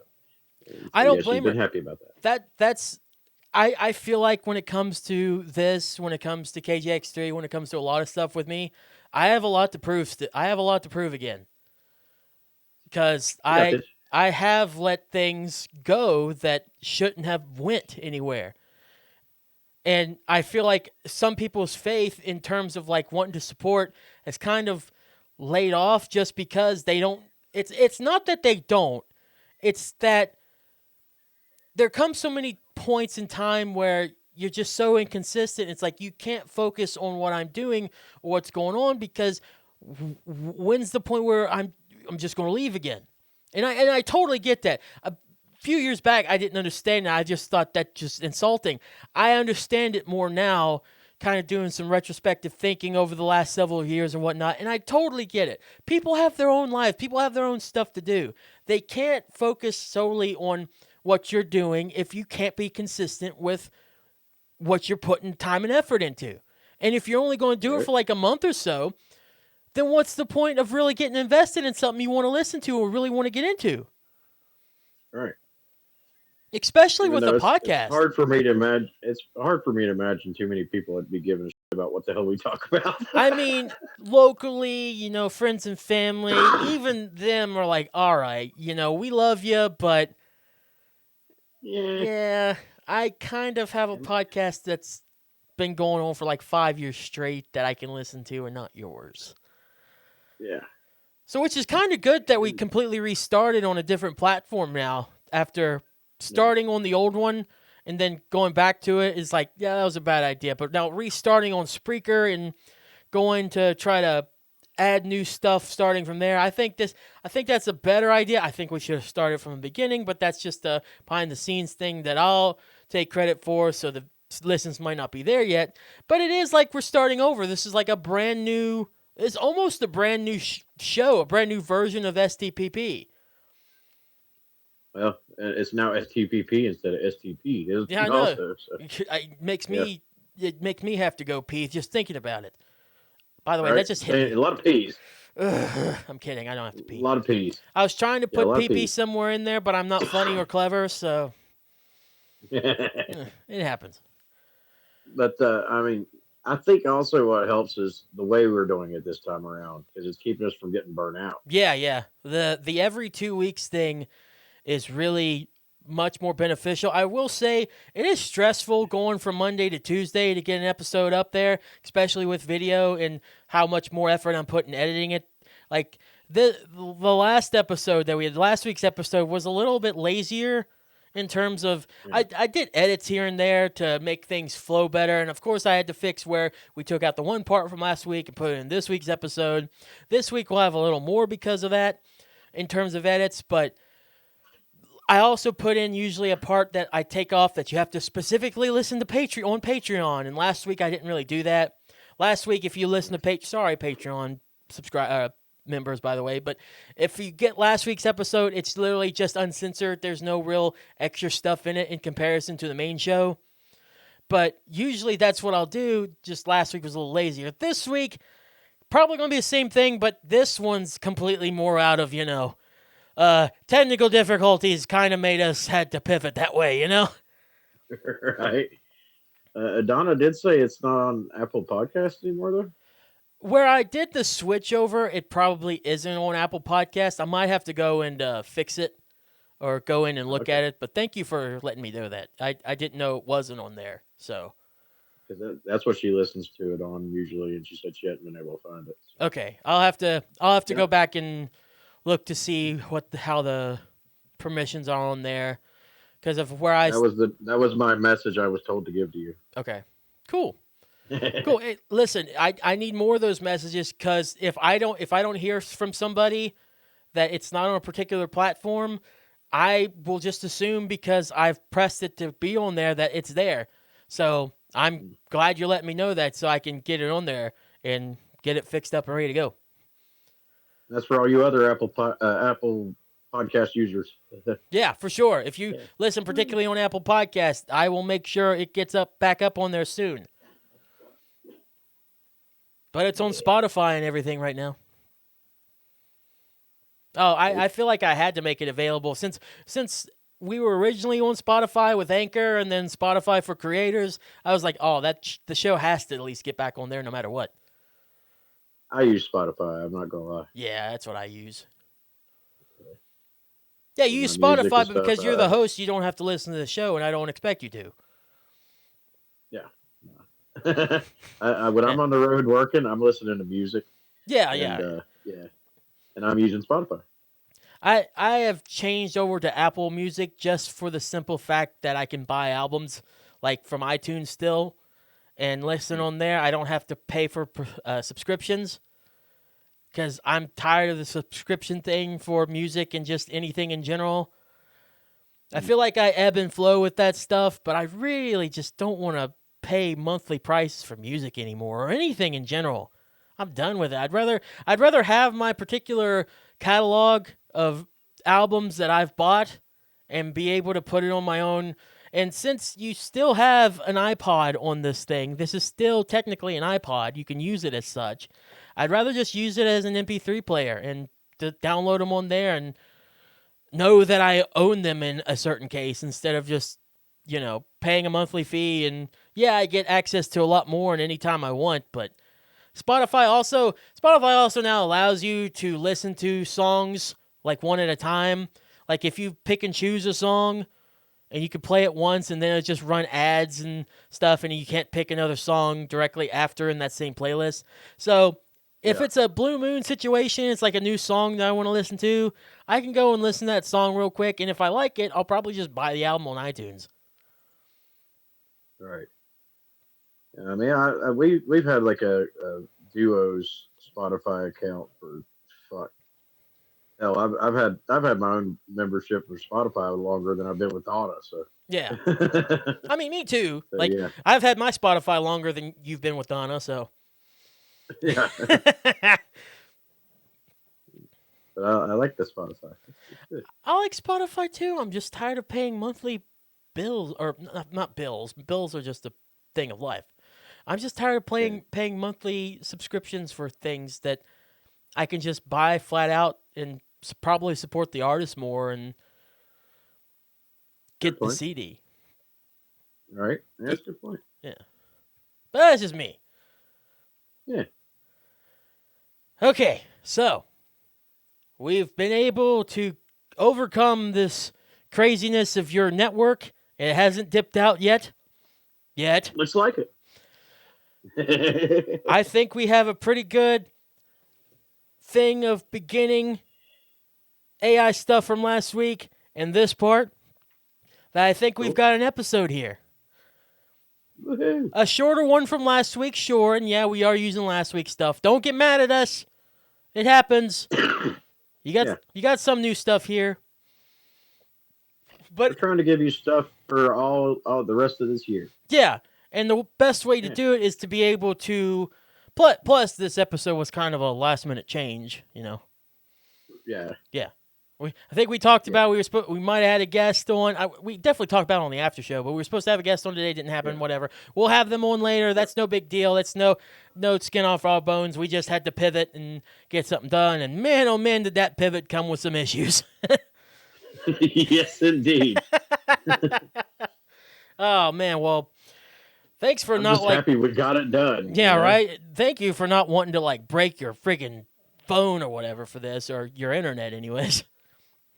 Yeah, I am pretty much a determined person because anybody else would have just said it and gave up. Oh, dude, Yeah. I was especially after the very last time because you heard me go, "Oh no," Yeah. I expected you to just go, "Oh, me" or something, and just like be like, "I'm done with this." But no, that's never been your style, and I respect the hell out of that out of you. All right, when I say I'm going to do it, I'm going to do it. You're gonna do it, damn straight. Yes, sir. Well, you know what I'm gonna do right now? Yes, sir. Yeah, yeah, What's sir. that? You know what I'm going to do? I am going to talk about Save the After Show and our Patreon. So get out of my way. That was very rude. I apologize, Jack. You don't mean it, though. I don't. Okay, so for more of this, go over to the After Show on our Patreon. Yes, that's right. Our Patreon is up and running, been up for a while now. We got a couple free tidbits, free episodes of STA you can listen to, get you an idea of what we do on there. But basically, STA is just about 20, 30 more minutes of this episode continued over to Patreon, uncut, uncensored, like I say normally. But you have to pay $5. I'm sorry, that's just the way the world works. We want to make a little money off doing this thing, and STA is a good way for us to do it.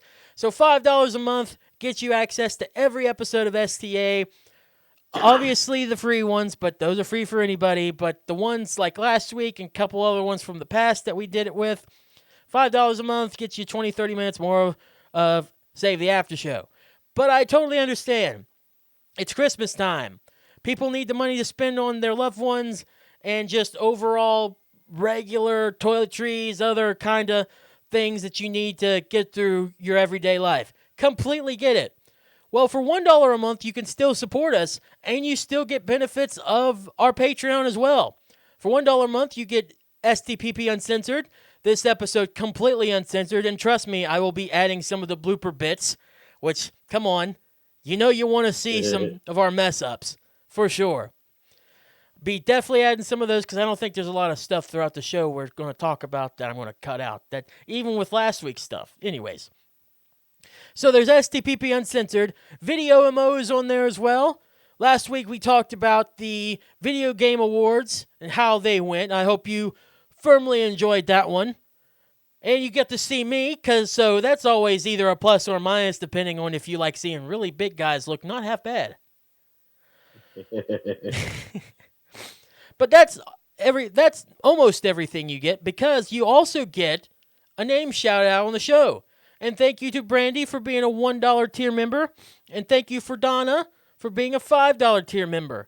So we really appreciate the support. I know for sure Jack does, isn't that right? Yes. Yes, very much so. So, if you would like to join It's crazy though, Donna. It's crazy. Donna has to put up with me every day and still gives me $5. Listen, it's only $5 a month, though. It's not like it's every day. Yeah, well, Still $5, though.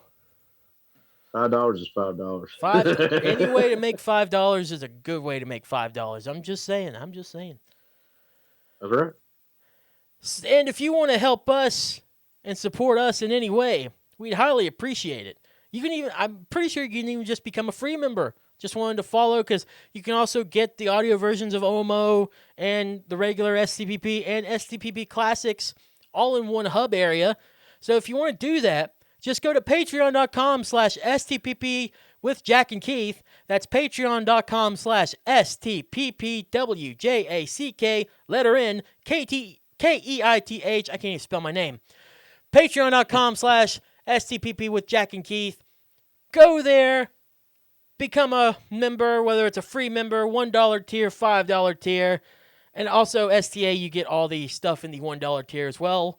Just like with Donna, she gets her name shouted out as well all the time. So, go join us on Patreon. More tiers to be added in the future. Yeah. That was good. I feel like some weeks you're getting the hang of it. I'm starting to get my rhythm back in terms of doing that. It was definitely a lot sloppier when we first. Hell, you give me another month or two, I'll be like getting those things off like they're nothing. It's flying through it. It's just flying through, hardly any stumbles and bumbles. Dude, maybe I'll actually spell my name right. Maybe. Possibly. We won't set our goals too high. Can you give me a little credit one time, please? I mean, please. Please, no, you do a very good job. Please, Mr. Unfortunate, can you give me something? You do a very good job. Thanks. I won't call you that ever again. Hopefully it doesn't stick. All right. All right, J-Bomb, thank you for joining me. In particular, you, I guess. Take us out, I suppose. Thanks for listening. Hope you enjoyed. It was a little different kind of episode, where we put in some from last week and stuff, but still fun. Always fun. And the AI thing was pretty enlightening anyway. But hope you have a safe week. Be careful out there. Don't drink and drive. And as always, stay metal. I love your faces. I always forget. And I did it for you last time, and you got... Let me alone!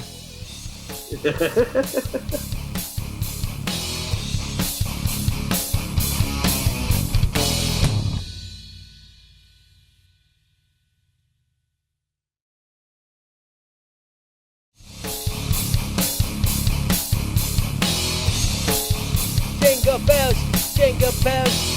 No, I can't really sing the whole song because I don't know if it's copyright. Yay! Happy Christmas, Merry Christmas, Happy Holidays, Happy Hanukkah, Happy Kwanzaa, Happy. Hello, everyone. Welcome. Merry Christmas. Merry Christmas. It is. Who the f*** do you have in your stocking, sir?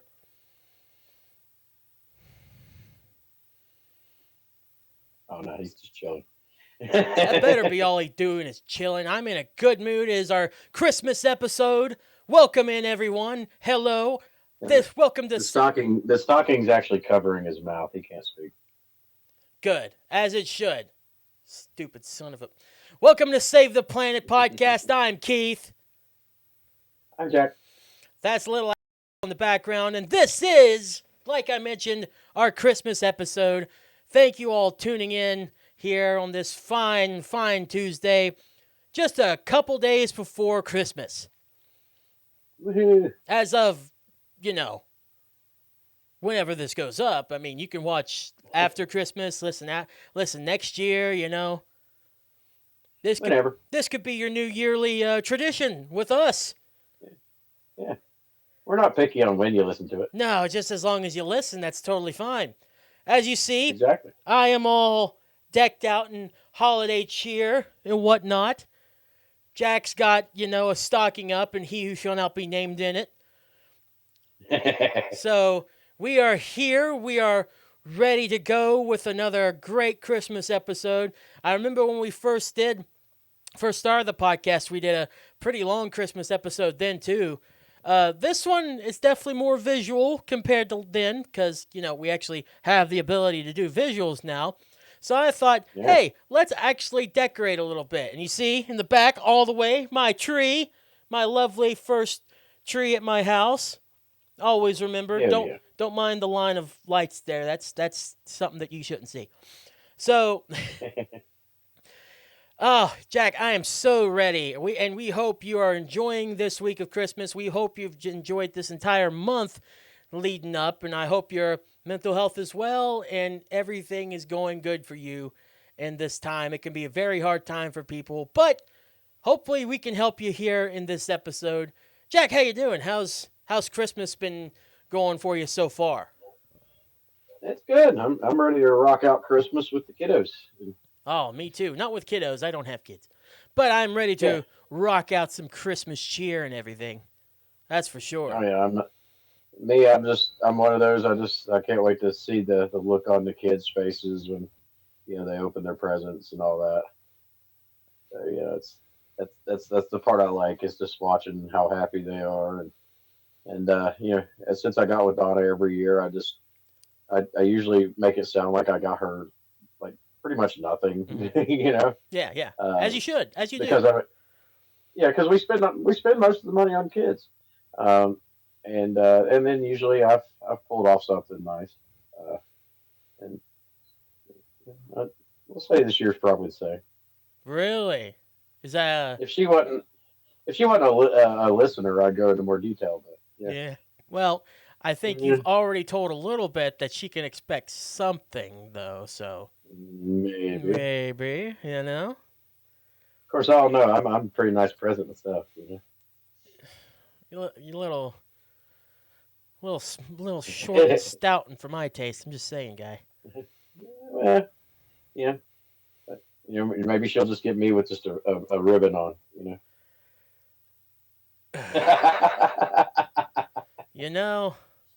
I really should watch what I bring up on this show. It still won't stop me. Even at Christmas time, I'm just like, why? Yeah. Why do I say and do things that just lead me down a path towards utter chaos and destruction? That's why we work so well together. Yeah, I agree. We got that good friendship energy there that you're very much more chaotic and outgoing, and I'm sort of more structured and laid back some, but still more cautious. I got it in me though. I'm definitely not. No. I'm not cautious. No. You throw caution to the wind. Yeah. The hell with caution. I feel like I have to though with my line of work and everything. Well, in my line of work, I always made the joke I'm a hired hitman, so it's very true. Very true. Yeah. A hired hitman to bugs and whatnot, that's for sure. Yep. Killing bugs and rodents for 18 years almost. Hey, you should be happy about that. Got you. Yeah. I don't know where I was going with that, just like with everything else that I try to go into, but hey, here we are. It always works out. I am coming off a Christmas season right now that has featured some looking at Christmas lights, doing some stuff at work that just, Christmas is very interesting because we highlight stuff at work that a lot of people are doing at Christmas time that I sort of wish I was doing, but also it's like cold, so I don't want to go out and do it. Plus, I don't have the added metric of having kids, as previously mentioned, so I don't feel the need to do it. Yeah, and for me, it's Christmas lights and movies on the projector and wrapping presents and Yeah, yeah. that this little son of a bitch and an elf having all kinds of shenanigans. Um, yeah, Which, okay, this is a good time to mention that. What all has happened? Because you mentioned it previously a few weeks ago that these two have been getting into it, but I hear that you have some photos of some recent events going on. yeah. Uh, I'll let you put those up there. Yeah, go ahead and put them up right now, future Keith. Do it right now. See Yeah. what is this? Why are they getting into this so much? I mean, that's just I never. I mean, I always knew the elf on the shelf was like mischievous, and that was supposed to be the character, and that's the fun of Christmas. But when you put an elf on a shelf with little Jackie, it's just all kinds of weirdness and hilarity, and you never know what you're going to wake up the next morning and find. I don't even want to know what you get up in the next morning and find having to deal with the end result of those two being around each other. I don't even want to think about it. Oh yeah, oh yeah. I mean, we've talked about a few the card games Mm-hmm. and the elf being taped to a mirror upside down and him holding the damn tape. And, they fed him to a shark. I mean, they just do all kinds of stuff. It's true. Yeah, it's just wild. Yeah. But it's fun. Most families only get to deal with the elf. Yeah, you got two to deal with. Yeah, right. And if you include me with this podcast, you have three. Right. Let's Yeah, well, call a spade here, I was about to say I'm more of a fan of even numbers, and put me in here, and we got four. Hey, let's go. Four. That sounds like the beginning of a bad joke. Like four walk into a podcast. Right. I don't want to know where it goes from there. But the thing is, I've seen a lot of podcasts. We wouldn't be the first one with four on a podcast. No, it's very true. Some just don't know when to stop. There's lots of them. Trust. I know. And actually, that's a good time to mention. We're about to get a third on here eventually. Yeah. If we have forgotten, because I can understand if we've forgotten, we haven't mentioned it in a while, but we are still on the search for our third host, and I do believe that next week is when we decide who our next host is. Mm-hmm. So next Tuesday, as you're listening to this, folks, we will have our decision. Right now, at this point, it is still up between Druid, Chop, and Jedi, and I think we have a pretty good idea who's going to get it. We do, but it's a hard choice to make. They were very good. There are definitely Yeah, things that each one provided that I think will be really good for the show, but I think we're getting close to really. I think we almost have our decision made. We just have another week to really think about it, Yeah, each of the three bring something different to the table, but in their own respects, each one of them brings something that's different and cool to the table. So Yeah. It'll yeah, be a way to develop the show and make it different and do things with it that we haven't been able to do because it's just been us. And we got a great dynamic, but I think the person that we choose between those three for sure will absolutely help just the dynamic grow and have the show just continue to get better and better. So I look forward to it, and I look forward to our final decision happening next week on the show. yeah, oh yeah. Let's go ahead and say that it won't be at the beginning. We want to lead you into the main event with this, guys. Right. You want to know, you got to stick around. Yeah, stick around and listen. That's the Yeah. only way you're going to find out. That's next week, like I mentioned. But for now, we need to go backwards a little bit. Yeah. It is time. Once again, ladies and gentlemen. We haven't done this in years now. Literal Yeah. years. I don't remember the last time we did it, but it was during the last run, so it's probably a good 3 years ago at this point. I believe so. And I don't remember the thought of what people thought about it, honestly. Do you kind of remember what the sentiment was? I know we always joke saying like, "Oh, it's just terrible," but that we do that now with the show in general. I mean, I always make a joke that this show's terrible. Yeah. But I mean, I'm not. I don't remember how people were, our listeners and all that felt about it.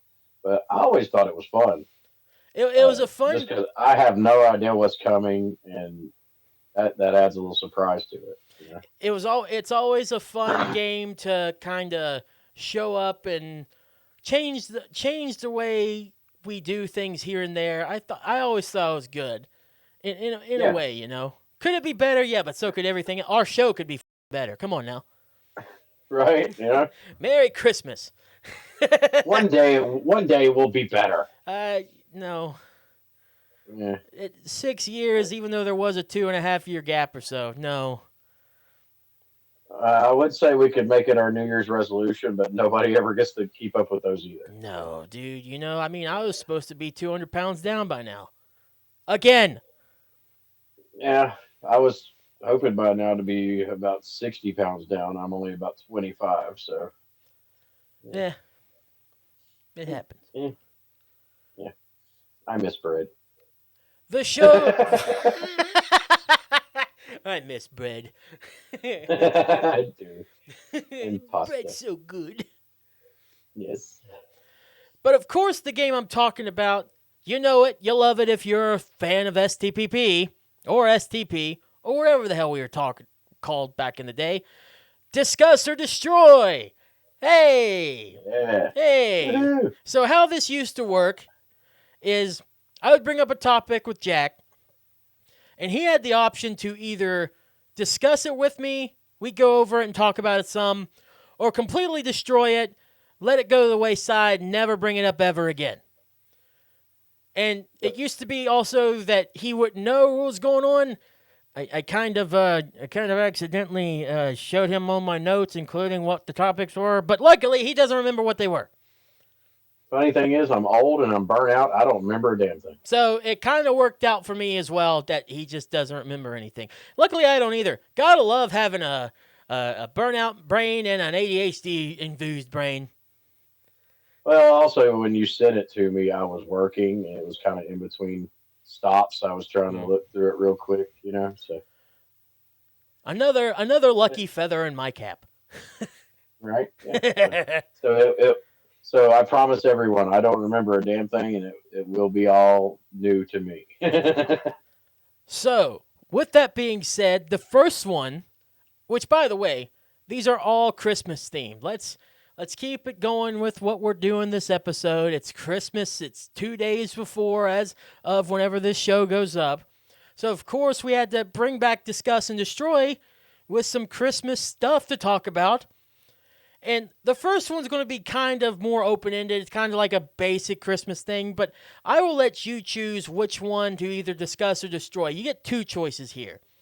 So the first choice is to either discuss or destroy your opinion on fruitcake, or discuss or destroy your opinion on Christmas sweaters or stupid Christmas attires. Which one of these would you want to choose whether to discuss or destroy and never talk about again? So basically, we could this is a discuss or destroy before discuss and destroy. Right. I mean, I feel like I could rant about both. You know what? I think I'm going to destroy the sweaters. And let's talk about fruitcake. Okay, so I will lead you with the question then, because that's just how we do it. Discuss or destroy your opinion on fruitcake. I'll be honest. I know most people dread fruitcake. and most of the time I do too. Um, but I don't know if it was maybe because I was a kid or something. But I remember when I was maybe 10 or 11. I don't know who the hell made that fruitcake, but it was actually good You and it found a was good soft. fruitcake? I found a good one, and I haven't found one since. Hmm. So yeah, as far as like your store bought regular fruitcake, I feel the same way about during fall with pumpkin rolls. They're always better homemade. No. Uh, do not buy one at Walmart or Kroger or any of that. Homemade is where it's at, I guess, when it comes with fruitcake or pumpkin rolls. So yeah, fruitcake. It's definitely not something you want to get as a Christmas present. No. No, I agree. And most of them are so hard you could throw them through a window. So yeah, uh, so yeah, I'm definitely not the biggest fan of fruitcake. But like I said, I do remember one that was actually good. Um, Considering I'm 40, though, that's not a really good track record for fruitcake. I mean, going that long and not having one since, it's not at all good for No, trying to yeah, get fruitcake on your good side. I'm going to have to be mad at you for a second because fruitcake, yeah, disgusting, even if it's homemade. Possibly. I'll go into that in a second. Pumpkin rolls, though, you shut your whore mouth. Those are good no matter where you get them. Are you kidding me? nah, man, Oh, nah. what? I don't like Walmart pumpkin rolls. If it ain't been homemade by somebody within the like a 20-mile radius of me, it probably sucks. Do you see? I feel like I keep seeing movement back there near the tree. I haven't yet. Is this another one Uh, of thing like from last week where I spooked myself? you get paranoid, man. Anyways, but Maybe no, it's Santa coming early. no way. Yeah. No, come on, no. Or maybe you got your own elf that's just doing some crazy shit back There's no elf on a shelf allowed in this house. Those things are dumb. there. But no, I don't agree. A pumpkin roll is good no matter what. Heck, I even like the rolls that aren't just pumpkin. Like they got those strawberry rolls. I think there's like a chocolate roll or whatever. I just love stuff. I just love that kind of stuff. Those roll things that kind of look like cinnamon rolls or whatnot, but obviously it's a Yeah. pumpkin roll. I love those, and don't you dare disparage even those department store ones. You Now, like I will say, like during fall, back in the fall, Donna brought home. I think maybe Little Debbie makes them, and they're kind of like the size of a Swiss roll, Mhm. but they were pumpkin spice, and they actually wasn't bad. They wasn't bad, Little Debbie but stuff can you know, actually be freaking killer. yeah, Honestly, yeah. But like as far as pumpkin rolls, I remember one Thanksgiving somebody who just went to Walmart and picked up one and brought it here, and I was like, "What the hell is this?" man, It had the weird powdered sugar on the top of it, that's fine. barely any cream cheese in it. Uh, You know, a no pumpkin roll is a bad pumpkin roll. yeah. There's no For such. me, the more cream cheese in it is the better. Now, I will agree with the other part that you said though. Homemade pumpkin rolls are better. That yeah, Oh yeah, homemade stuff is just better. I will 100% agree with that. I'm just a fan of yeah. pumpkin rolls. Even it's like that old. It's like that joke. I don't remember who said it, but it's the joke that McDonald's cheese isn't really cheese. But you go like, Mm. it looks like cheese, it smells like cheese. It's cheese, you know. It's cheese. I Yeah, mean, yeah. that's the pretty much what a Walmart branded cinnamon roll or pumpkin roll is. It looks like a cinnamon roll. It tastes like a cinnamon roll to me. It's a cinnamon roll. It's good. And it's pretty good. And like I said, no pumpkin. I don't know why I want a cinnamon roll so bad. No pumpkin Right. roll. No pumpkin roll is a bad pumpkin roll. Any other type of pumpkin roll is a good one. For me, if the pumpkin roll has too much of the breading and not enough of the cream cheese, it throws the balance off and it's dry. I don't like it. So your homemade ones is when people put like a damn quarter inch thick layer of cream cheese through the whole damn thing, I get and that. that's good. Yeah, I Yeah, get that. yeah. But you also did just say that you miss bread. I do miss And bread. and you complaining about there being too much bread is not a good look, sir. Well, yeah, that's a little different. Yeah, that's a sweet bread. I'm trying to bring it back on my side. Okay? Right. Trying to make you It don't ever. it, I It just don't ever work. I just want you to see the light that it's good no matter what. Oh, sorry. Just like fruitcake. It's his birthday, sorry. Right.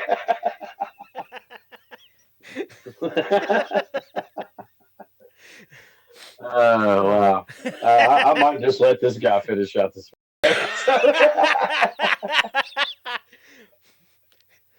uh, You know wow! how people go soft and just don't do anything for Christmas episodes, just kind of like uh, just coast it or whatnot. That dude, I go right in there. This one you get Yep, my best. we always do. But back on fruitcakes now though. I mean, obviously, like fruitcake can be bad. There has to be a good one out there that's good. A good one out there that's good, obviously. But I will say, it's probably been a while. I didn't mind those regular like square or rectangle basic store fruitcakes. I didn't mind it. Yeah, It's not the thing that I choose to go for every time, you know?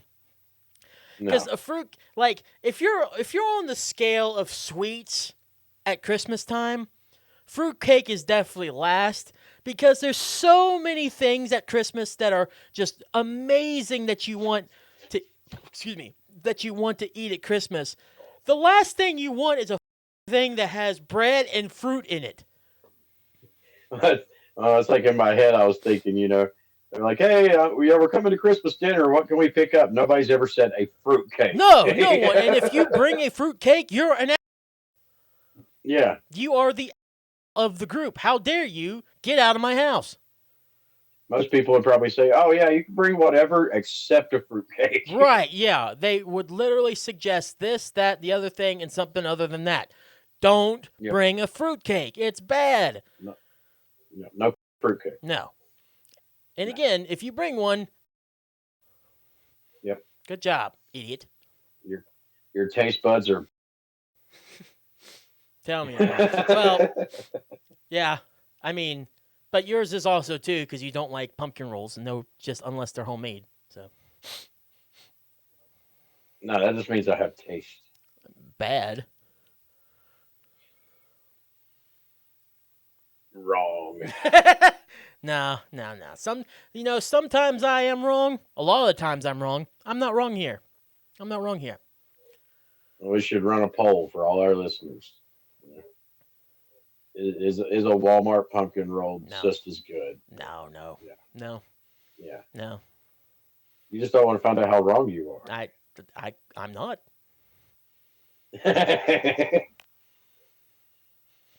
You know what else is wrong though? What? When bad things happen to your decorations or whatnot.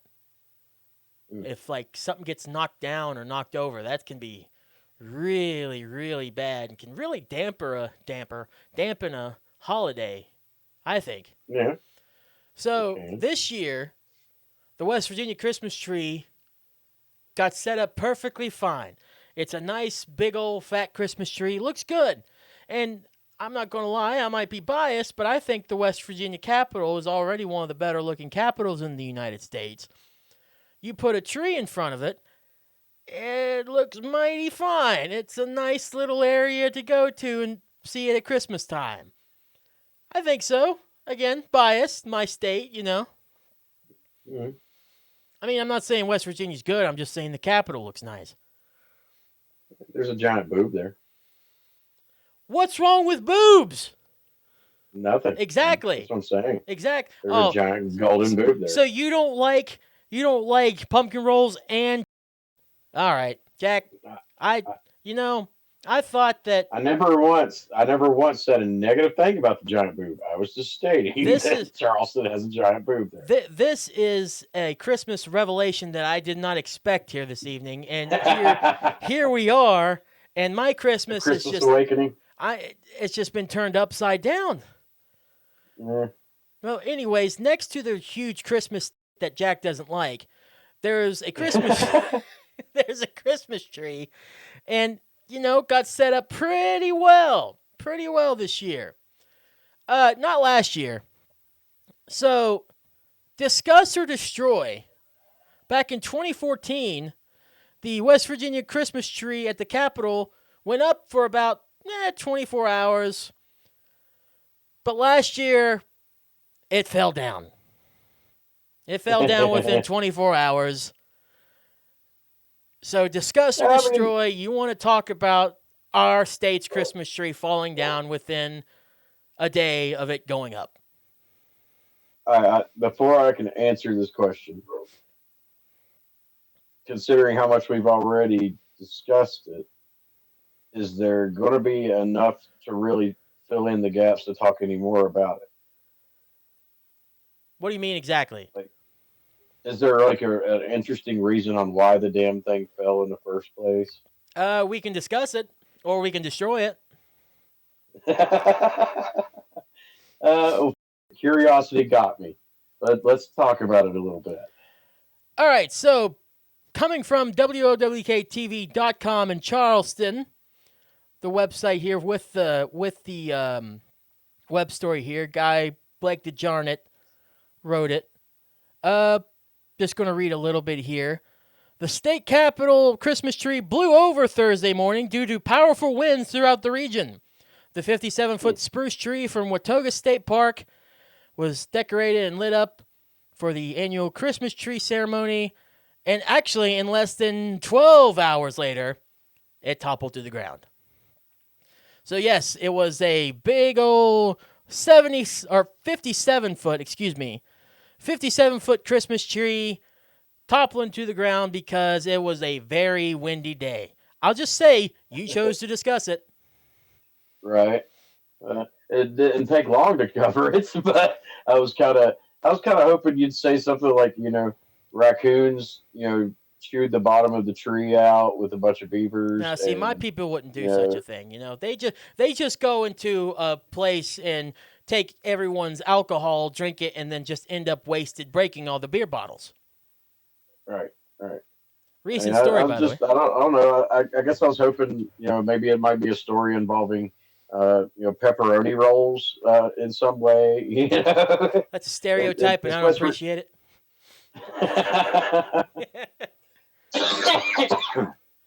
Hey, every time I go to West Virginia, y'all always handing over some pepperoni rolls. Because they're good. You don't like pepperoni rolls They are either? good. No, they're good. They are. Okay, I was going to say, you want to once add again, this to I a list of things you don't Once like again, today? I miss bread. No, we're gonna go back to I miss bread. I Because miss the bread. last time I was up there, I was on my keto diet, so not many carbs in a day. And there's a delicious pepperoni roll, and I'm like, yeah, it's very unfortunate. We'll just say I had a cheat day on my diet that day. I mean, every blue moon or so is fine as long as you don't overindulge. Right? Yeah.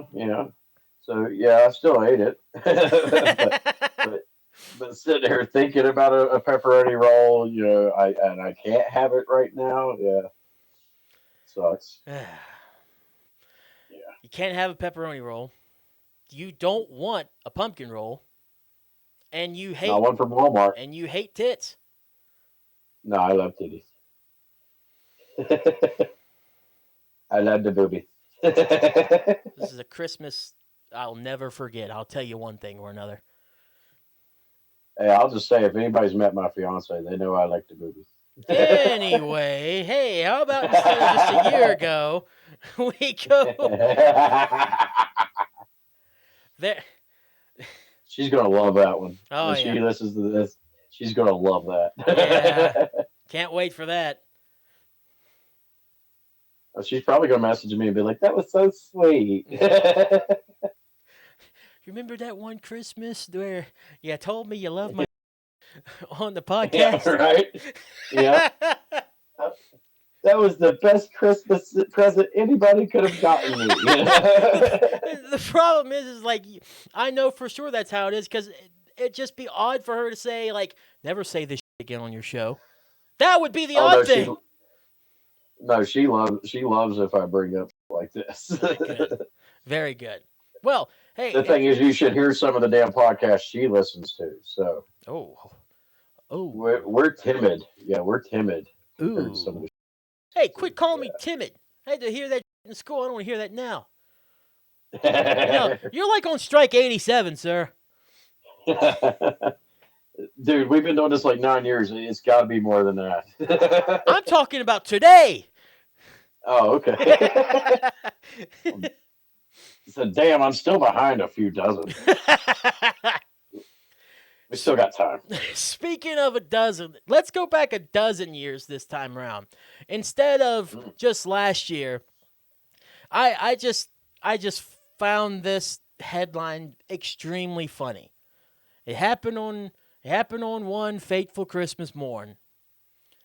And I wonder if you're going to discuss it or destroy it. Jack, a woman stabbed her husband with a ceramic squirrel after not getting a beer fix.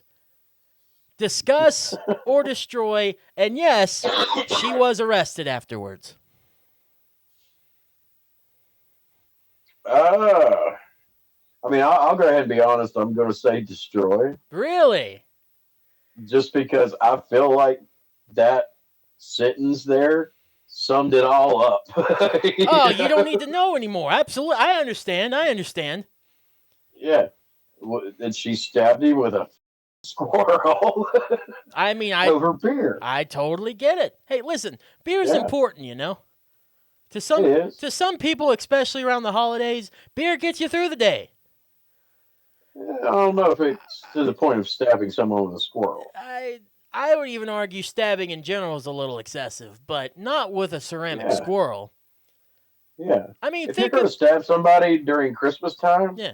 it's got to be with an icicle. Oh, yeah, but wait, what if it's not snowing or if it's that cold, not that cold? Because I don't think this was around here. A sharpened candy cane. Ooh, that's good. Now, is it more personal if you sharpen it yourself? Of course. Oh, so do you think that she would have to like just take a few hours before, maybe just angry that he didn't get him his beer, get her beer, Yeah. and just look at a big candy cane and goes, "This man's gonna pay." Just spent the whole like next hour going, "Oh, you just wait." Oh yeah, yeah. This wasn't a sudden decision. She's just like she contemplated what she's doing, and she just had to put the plan through. But she had to be like, I don't really want to use a knife. It's a little too traditional. Also, I mean, you got to think with like a candy cane, it's probably about the same as using an icicle. Because the candy cane will start to dissolve. Can you even pull fingerprints off of a candy cane? I'm sure you can find a way to get fingerprints off its, maybe not off the thing itself, especially if it melts or whatnot, but like the residue from it that's left there. I'm sure you can find a way or something. Mm-hmm. We need a CSI expert to ask that question. We need a CSI episode. No, right? Yeah. CSI, NCIS, we're giving you a plot, sir. Guys, gals. Yeah. All the initials. Yeah. You know? ABC, NBC, CBS, call us. Nope. We got SUV, ATV. NAACP. Yeah. NBA. NHRA, you know. I keep getting any older, it's going to be AARP. You know.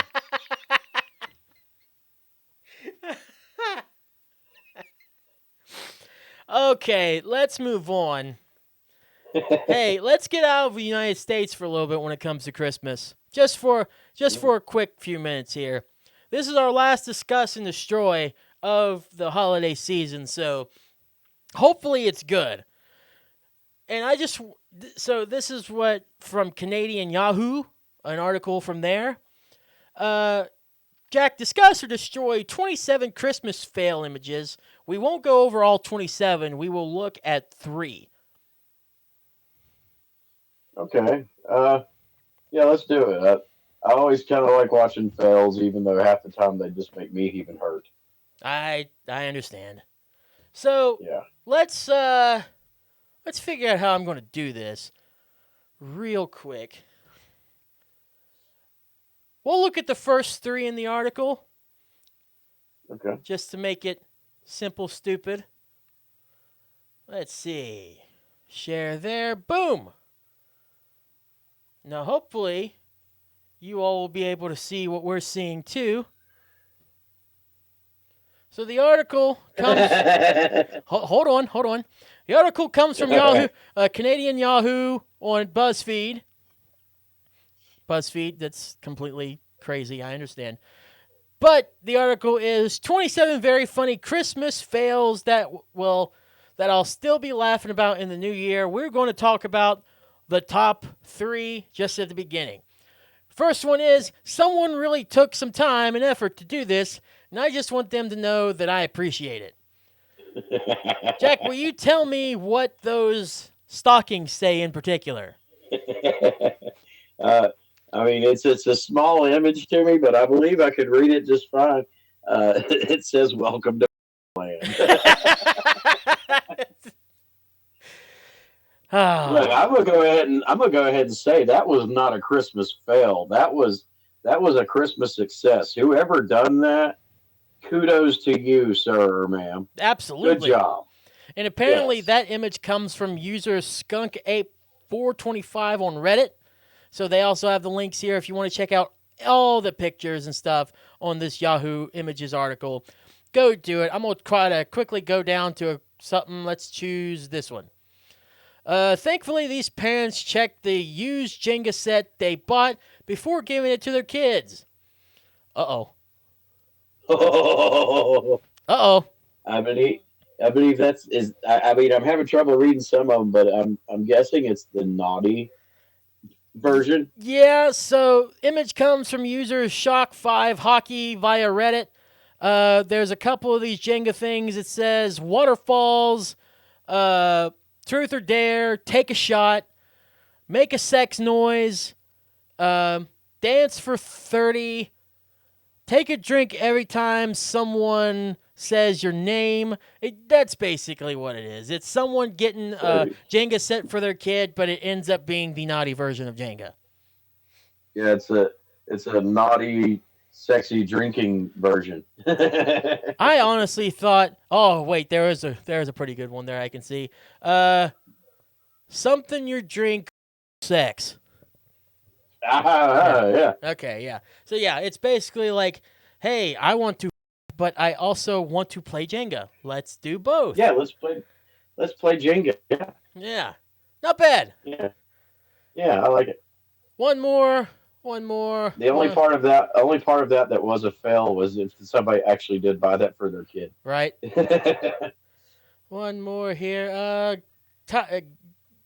Go. Give me a quick countdown from 3 to 1. All right, 3, 2, 1, 0. Turns out, if you use chocolate bells instead of Hershey Kisses, you're gonna hate these. You get boob cookies. You get boob cookies. Oh my god! This is from username 2Ollie on Reddit. Jack, that one's a little off center. Jack, don't look. You won't. Listen, sir. I am sorry. I am so sorry. I did not mean. How do I get rid of this? Go away. I don't want you to be offended by that, Jack. You know some things I don't mean to happen. I didn't want you to see that. I am terribly sorry. I know that's something that you don't care for, and I sincerely apologize. Right. No, I definitely agree with what comedian I believe it was Ron White said about boobies. Mm-hmm. because I think they were talking about strip clubs. He said, "You know how it goes. You see one pair of boobs, you want to see the You rest want to of them." see all of them? Yeah. Yeah, No, yeah. I understand you. But yeah, those cookies. That's the first thing I thought was that one down on the bottom right. It's a little offset. Yeah, See, you were thinking that about that Ron. You were thinking about Ron White and not the boobs themselves. See, you don't. You that. don't. It's okay. It's almost I mean, 2020. you see that one nipple was kind of drooping. If that ain't probably what Ron White's would look like, I don't know. If you're thinking about Ron White's nipples, that's extra caution flag, man. I'm gonna tell. I'm not gonna tell Donna. She knows 100%. She's okay with it, but you don't. It's okay. It's okay. It's almost Oh, you don't 2026, man. want to see if you knew what Donna knows, you wouldn't be asking any questions or making any assumptions. I'm not going to say another word, but I know what you. No, I don't. No. You know what? I'm just gonna stop right there. I'm gonna stop right there. That could really hurt your feelings. No, it's Christmas. Yeah. Well, I'm sorry to put you through that, but I do want to say thank you for just this huge run of episodes and stuff here. Not just here in December, but here in all throughout the fourth quarter of 2025. And I look forward to 2026. But there is one more thing before we wrap up and do plugs and all that nonsense and whatnot that we need to do, but I'll give you the choice because it's a bit that I think would be funny or at least enlightening. Okay. So, I'll give you the choice, and trust me, it's a choice you really need to think of because it also determines how much work I put in. I got you. So, I'll give you one or two choices how we want to end this before we do plugs and advice and whatnot. Do we want to sing a royalty-free 12 Days of Christmas? Or do we want to sing a We Wish You a Merry Christmas, also royalty-free? Or B, Oh, we don't have to sing because neither of us are singers. I'm not trying to sway your vote. But we can talk about our expectations for 2026. I kind of want to do a 12 Days of Christmas, but I don't feel like I'm creative enough to come up with 12 different things. I'm not either. I'm not either.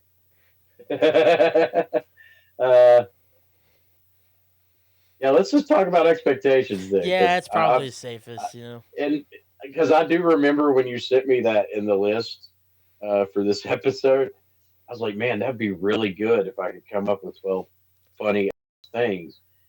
But, I don't think I could come up with 12 that would be really, really funny. And I'd probably just end up looking like you on half of our shows where I'm just like, I'm at a loss for words and I've done screwed up the whole bit. Yeah, you want to with me about this whole episode, huh? Fine. Fine. Yeah, right. Also, hold on a So second. yeah, I know. No, okay. I'm not losing my mind here. I know I saw someone back there. I know I did. it's Santa.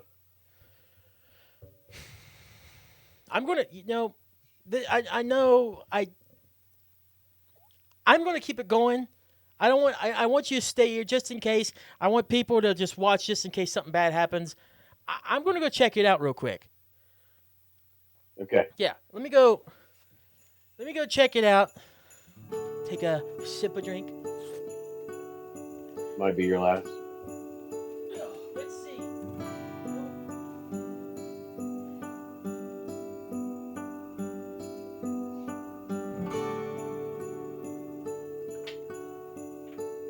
Gotta go under his makeshift Christmas thing. Bye.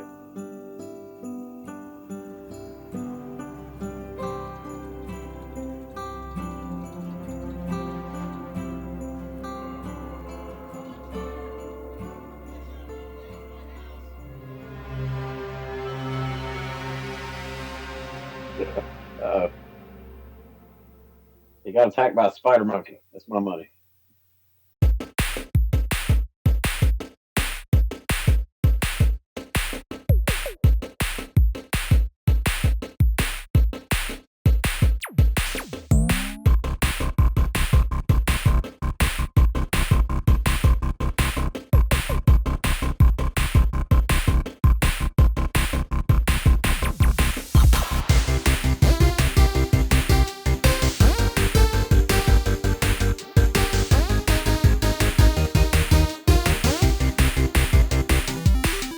Could be the last episode of Save the Planet. I ain't doing this shit by myself, y'all.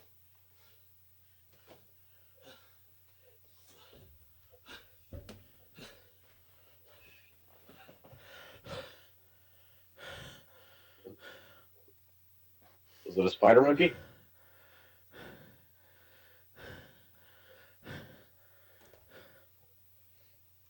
Had to be a spider monkey. Was it a spider monkey? It was nothing. Yeah, All right. Well, yeah, let's go into let's talk about our expectations for. Whew, hold on. Whew. I still think it was a spider monkey. Let's talk about our expectations for 2026. What are you looking forward to the most?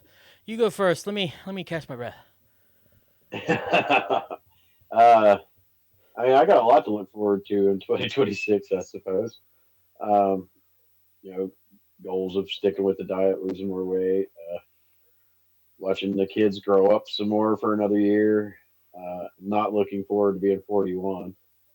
Um, but I am looking forward to and terrified of getting married again. So that'll be in September next year. It's big news. Big Yeah, time.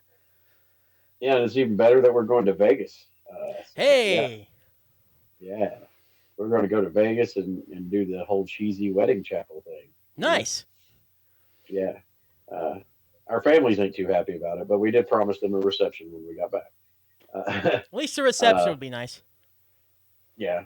And then aside from that, on a club level with Mountain Arts Democracy, every year I always tell the entire club I look forward to seeing what the club does, especially with MadFest, with suicide prevention and the toy drives for NECO and Toys for Tots, Hmm. and then all of our crazy fun that we always have, whether it be Hell in the Hills or Voodoo in the Valley or Fourth of July or whatever.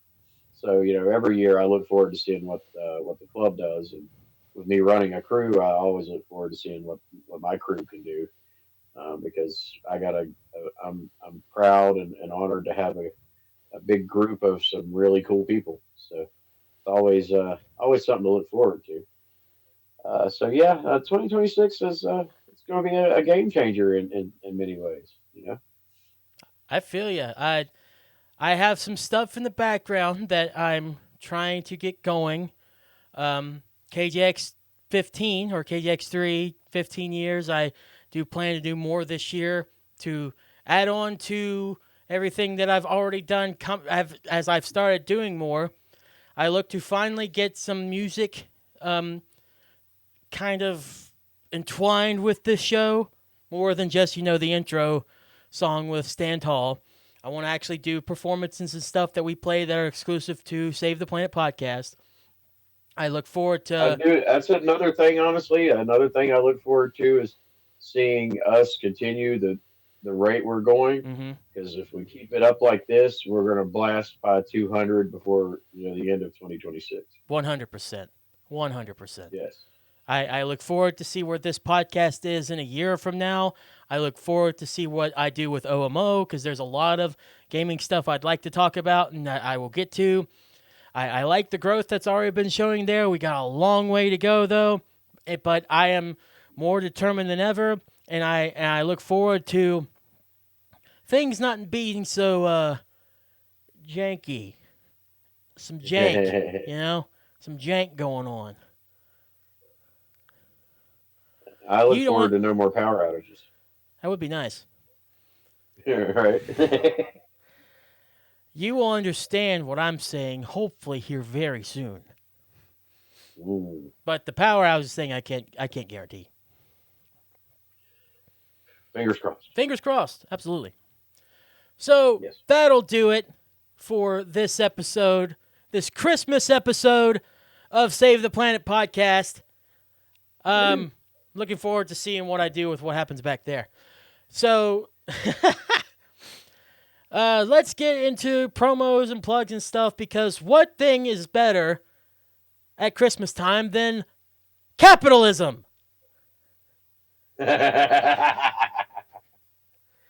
Ah, Yeah, yeah. let's go, baby. So, Ah. it is the holidays. It is Christmas. And we understand that you want to use that money that you might have gotten for Christmas for something that you enjoy. Well, if you enjoy Save the Planet, why don't you spend 5 of it on our Patreon? Save the After Shows on there. For $5, you can listen to Save the After Show, where we talk another 20, 30 minutes about what we did in the episode, what's coming up in the next one, and then just BS about stuff we didn't really talk about through this. But it's okay. It's okay. You want to save a little money, but you still want to support the show? Absolutely fine. It's Christmas. It's merry. $1. $1. Become a dollar member. You get STPP Uncensored. You get the video version of OMO. And you get your name shouted out on the show. Brandy, thank you so much for being a $1 tier member for as long as you've been. Donna, even more so, thank you for being a $5 tier member. Jack thanks you too. Every day. I'm just going to leave it alone at this point. But if you go to patreon.com/STPP with Jack and Keith, that is STPP. Oh, I had a brain fart. Jack. Jack. He's glitching. If you go to patreon.com/STPPWJACK, letter N, KEITH, go there, become a Patreon member. We'd be very much appreciative this holiday season. Thank you. Thank you so much for being there for us through our return, through our grand return back in October to now. We just want to say thank you, no matter if you're paying or if you listen to the free versions. Just thank you for being there 100%. Jack, before I do advice, you want to say anything? Because I know you will during the last take us out moments, but do you want to say anything? I mean, I would like to say thank you to you, Keith, for us starting this back up and kicking it so much. And thank you to everybody that's been with us, from 9 years ago till now, or new listeners or whatever. And the thing is, I feel like you've been with us through the busy season, so now we get to actually have some fun and not be stressed out by holiday seasons. So we can really start to cover some ground in 2026. I look forward So, to it. Yeah, I look forward to it. What we got coming, with new co-hosts and topics and subjects. I look forward to what we're going to do in 2026, and I hope everybody's along for the ride. You better be, because if you're not, you're going to be left behind. You're going to be like, man, what did I miss? Indeed. So the advice I have for you all is very simple, very to the point, and very obvious, I think. No matter what you celebrate, whether it's Christmas, Hanukkah, Kwanzaa, I know Hanukkah just ended, but no matter what you celebrate at this time, have a happy Christmas, a happy New Year, a happy Hanukkah, happy Kwanzaa, whatever, a happy holidays. No matter what, we all should love one another, even though it can be difficult. A lot of the times it can be difficult. But especially this time of year. Love one another. Do your best not to, rip someone's head off or something at this time of year. Totally understandable.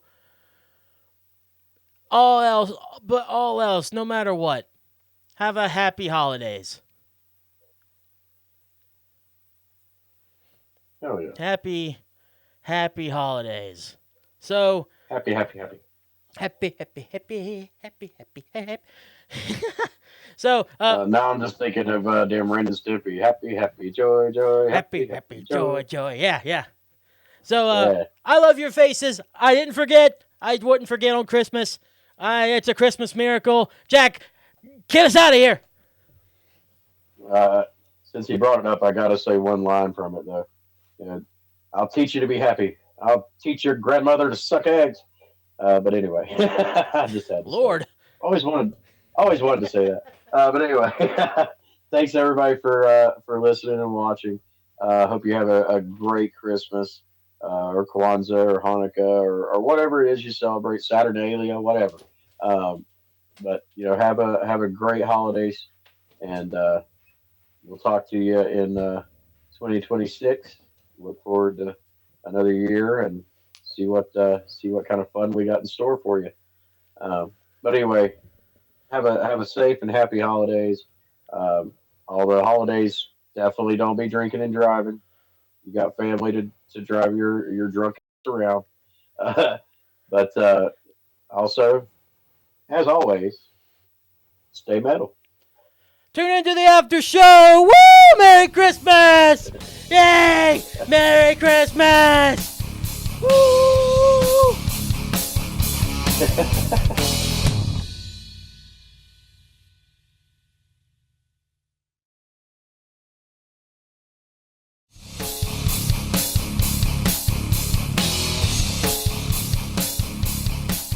It feels very lonely right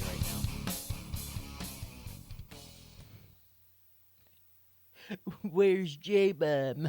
It's all right. Don't fear. Don't fret. J-Bomb is not gone. He's just not here today. I gave him the week off this week. It's New Year's week. Time to sit back, relax with your family and friends after Christmas. And I excuse me, I gave him a good solid week off to just reflect and be ready because we are going full on through into 2026. Actually, that's kind of a lie. The real reason is this has just been like a really not great month. So a little bit back behind the scenes stuff. We recorded a lot of our Christmas stuff like at the very first week of December. So I was expecting to have a lot more, things to show, things to do. I wanted to go out and do something like I did at the Pumpkin House over in Gallipolis, Ohio, or over in Charleston, West Virginia. I wanted to do something like that. It just didn't happen and lost track of time. A lot of bad things in the brain all happened at once, and here we are, the week of New Year's Eve, and yeah, we're here. And I realize I said New Year's Eve is New Year's Eve, New Year's Day. You know what I mean. So, tomorrow is New Year's Eve as you're listening to this. Next day will be the beginning of 2026. And we want to welcome you the day before both these days to a special clip show of STPP. I'm Keith. I'm Jack. Whoa. You know, every now and then you still might hear Jack, even though he's not here. You might still hear him every now and then. You don't want none.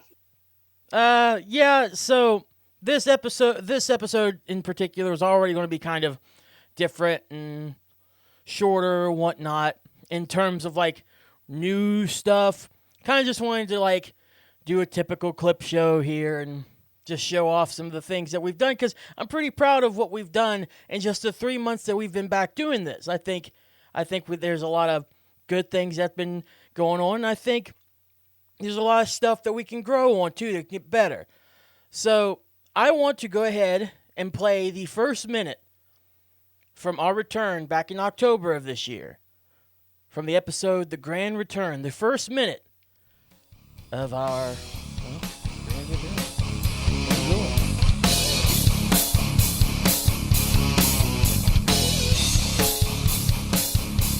You know, feels good to be back. It's definitely something. I don't know what I expected. I'm got a eating grin all over my face. Oh, whoops! Oh, sorry. Got a grin Well, all over my face, huh? So, well,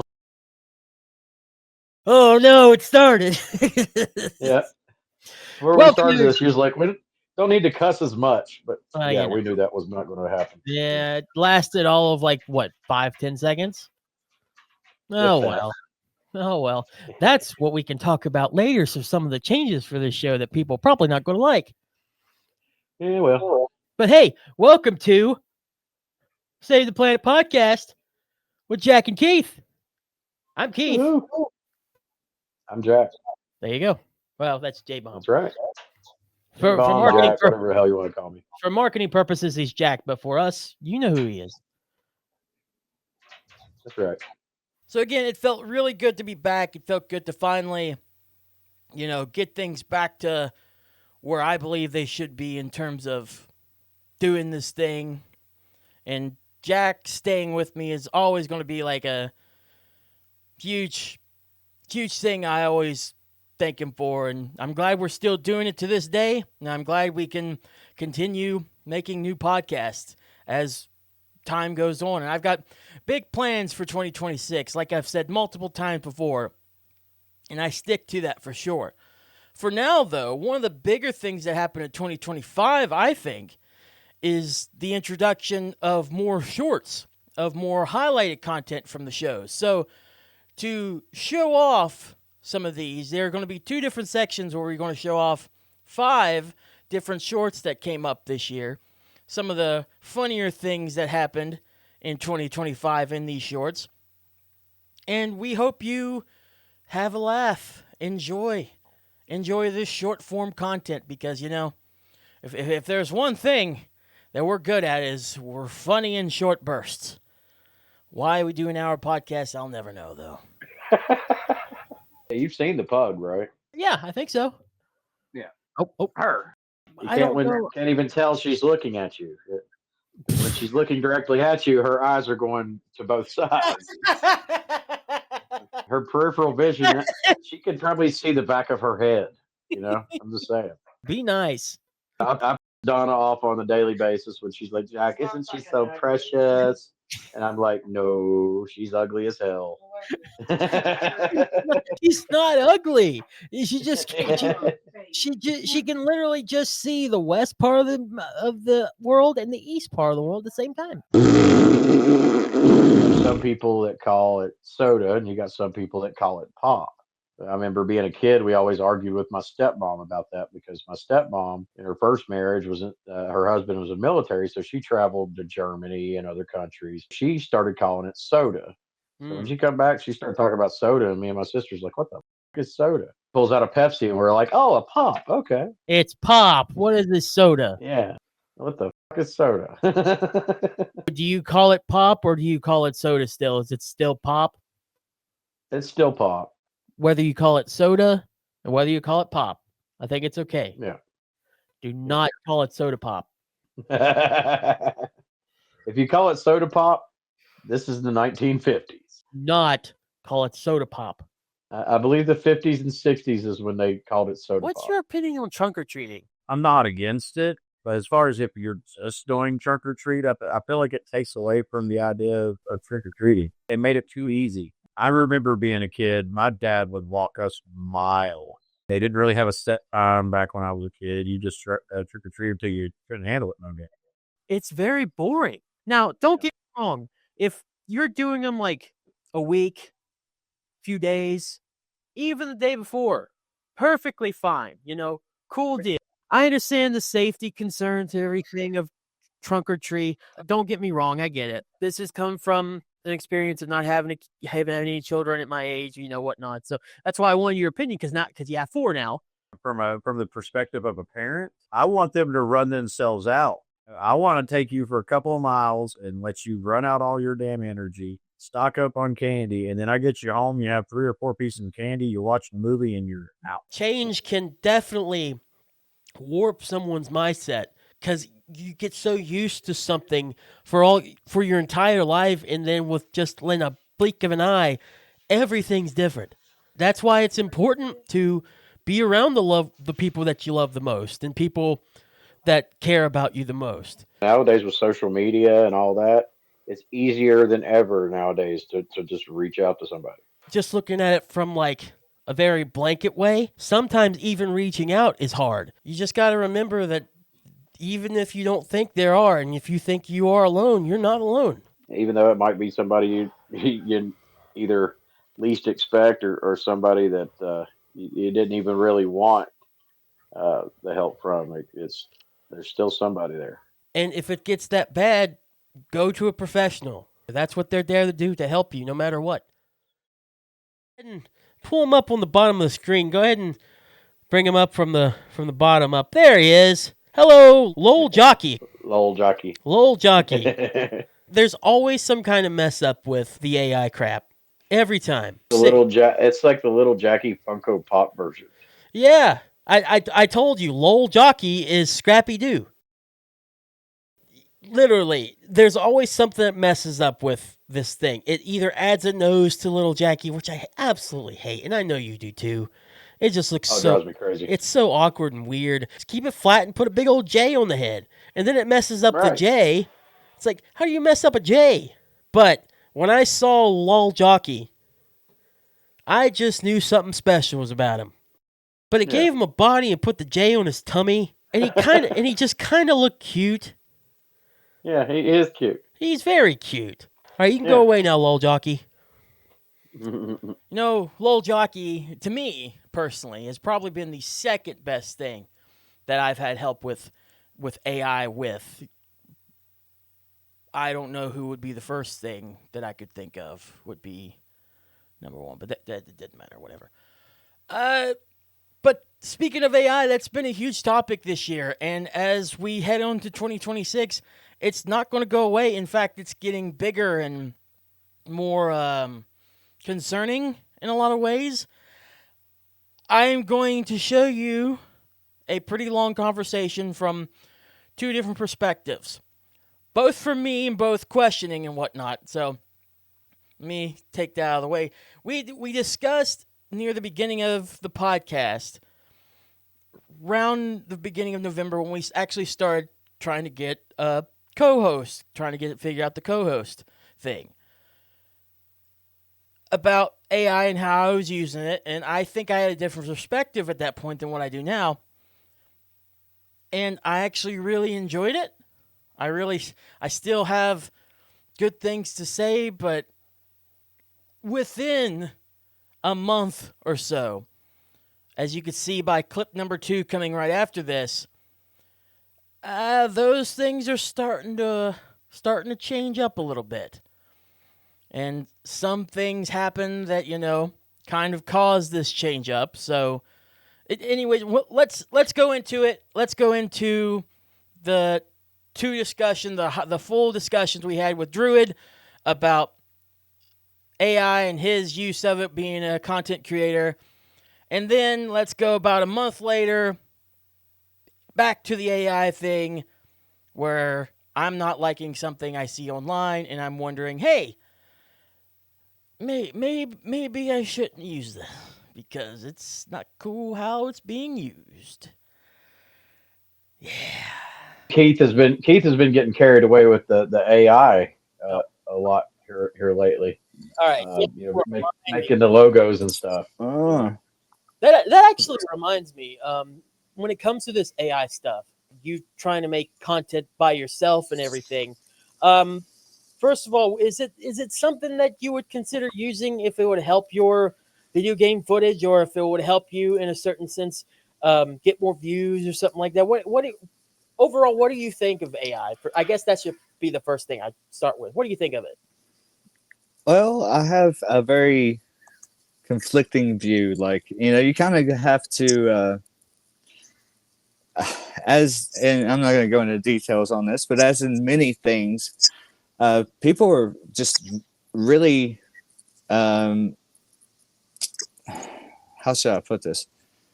in a lot of subjects, people are often divided on things these days, and some people will hate AI. Some people will be like, "Man, it's the greatest tool humankind has ever made." And I'm kind of on both. I'm slightly worried about it maybe taking away from artistic, like someone would sit down like we would do, losing 3 hours, putting our heart and soul into that edit, and then someone takes like 3 minutes and asks AI to edit their video content. They were like, take my hour-long stream and edit it down to just the finest moments and add some really music to it. And that literally, I can ask ChatGPT to do that, and it will do that, and it will probably put out a better video than I'd have for spending 3 or 4 hours. Well, it's even more because I'm playing the game, trying to do specific cool just to get good content and see if I can pull stuff off. And it may take me 2-3 hours just to get the exact clips that I want. And then the next day, I'm going to be taking 2 or 3 hours just cutting it down, adding music, and then perfecting that music and the way I want the music and everything, just for AI to take that over. But then again,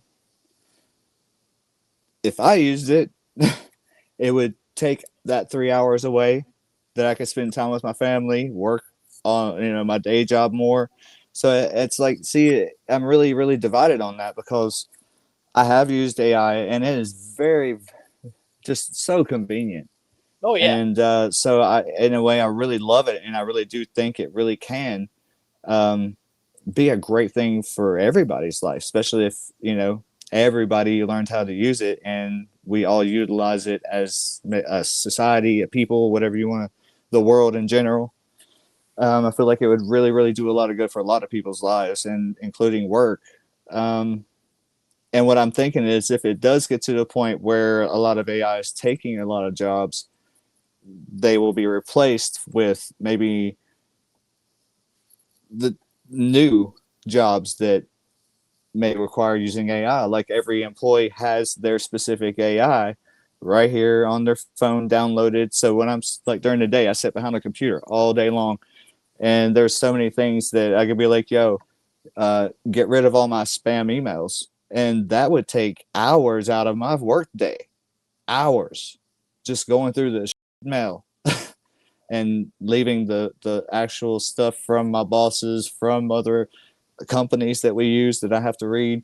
It would be wonderful. But as of right now, I'm just the grinder. I grind on the game. I grind on editing just to put out stuff, and I really put a lot of heart and soul into that. And it would be kind of horrible to just spend years doing that, working my way up for AI to get big, and literally every 4-year-old with a telephone could edit better than I could, even though I'm spending hours doing it. And the only way to compete with that is to use AI as well. Personal opinion, you gave a perfect answer. Honestly, it's because it's really hard to say like, oh, I really love this, or no, I really hate it, because it's so morally. There is a bit of morals to it. Before I give my opinion on it, because I don't think I've ever asked J-Bomb this. Like whenever you were doing recaps and stuff, or trying to do some extra stuff for the club or whatever, what's your opinion on that stuff? What's your opinion on AI trying to ease things here and there, but also taking possibly jobs away and stuff? What do you think? I mean, I feel like with AI, it's a double-edged sword. It's really helpful with certain things, but I feel like it also takes away people's artistic creativity. Because like you making these Lil Jackie and Puddy logos, the cute little raccoon and the damn bomb flying around the ship. I created that bomb character years ago, and the damn AI did it better than I did. He looks better than what I did, what I drew. And you just sat around and talked with AI and built this. And so as far as like people that are naturally artistic, it does kind of take away from what makes them unique, because now anybody can do it, and do it better. I could sit down with a pencil and a piece of paper and draw a perfect portrait, but it'd take me a day and a half, 2 days to do. Somebody can sit down and do the same damn thing with AI in a couple of minutes. And also, a lot of people are doing it, making music with it now like that. So that's cutting into musician talent. Now if you're a naturally talented musician, or you've trained and practiced your whole damn life, somebody can get on an AI program and make more kick music than what you're doing. Um, so I feel, as far as like, people that do have that kind of talent, it takes away from them. But as far as, people that don't, it's fantastic. You can sit there and draw up this masterpiece that you never could have done before. So yeah, it's to me, it's like I said, it's a double-edged sword. But like the joke I always make with you when we talk about AI, since you started doing these, Keith, is I'll always think about Skynet. This is Terminator 2. First it's drawing pictures for you. The next thing you know, it's going to kill you. Oh, So starts. do what? I said that's how it starts. Yep, that's how it started in Terminator, I believe. AI just That's helping roughly, people yeah. with their jobs and doing stuff like that. And then it took over and started building its own machines, and then we were all killed. And John Connor and Sarah Connor and all that. So Yeah. Machines making machines. That's where it started. yeah. So here's what I think, real quick. So I do think, in the long run, it could definitely harm individual. Like, if all you do is draw and write and paint and anything, I do think overall, yeah, it's going to be very hard, because then you could just, any nutnik can get online and just print out something, or get on AI and just create whatever their heart's desires, as long as you're descriptive enough with it. But also with that, let me just, and you talked about the little J Bomb and Puddy figures, or the Lil Jackie and Puddy things here. This is made with AI, but I also used some Photoshop tools to kind of get Nice. a print or whatnot to do that with. I think if you're creative minded enough to where you can think it, I think AI should be a useful tool to get you there, but not be the sole tool to be like, that's it. That's work is done. That's what I made. Because I'll tell you one thing, just to get that took me at least 20, 30 minutes, at least to get to where I'm like, all right, I can work with what you give me, and I can fix it up later in post and do whatever you want. Now, there was the first one that had these guys originally come up, that I got first try. I'm like, okay, that's awesome. So yeah, Yeah. I 100% agree. It can be very dangerous for people that put in hours, just like what Drew would do with his videos and his content creation. It would put in hours and take all that heart and soul and everything. But I think it's a useful tool for people that have that creative mindset, that don't want to take advantage of it, but want to build off it. And as long as it's used more for um, good, and be able to make greater things, I think it could really push people into the future, because there's no way I could make that. And as fast, I couldn't make that by myself anyways. Like I could try, like what I would have to do at this point, I would have to change my entire career. I am You have more, to Yeah. become an artist. yeah, Just I would draw. just take hours upon hours. And at this stage in my life, I can't do that. So unless you have like someone that you can payroll to do it for you, or someone that's a friend or a family member that wants to do this stuff for you, I would select that option for sure. But Yeah, if definitely. if you're by yourself, but you want to do something like this, but you don't know like you don't know who you'd want to go to, you don't really have an option, or you feel like you don't have an option. I feel like this is a great option until Yeah. like maybe you can get someone human, or you can get someone to be like, I'll step up and I'll create that stuff for you so you don't have to focus on that. So I like we've been saying, the double-edged sword. It's a great tool, it's a great thing to use, but as soon as you become reliant on it and just use that to get one Facts. on people that actually do put in the work and put in the effort to make that only by hand, that's whenever it becomes not only a problem with both AI being a thing in general, but whenever it becomes a problem with just why can't humans just do that themselves? I mean, we can. Mm. Why can't you just do it yourself? And I think, like I said, the best answer to me is, well, timing wise, I can't do that unless I wanted to change careers or change focus. So again, Well, like I said with Druid's answer, that one I think to me is the perfect answer because there's no good or bad. There's what you think is right and wrong, and it's kind of like a perfect way to say I like it, I don't like it, you know.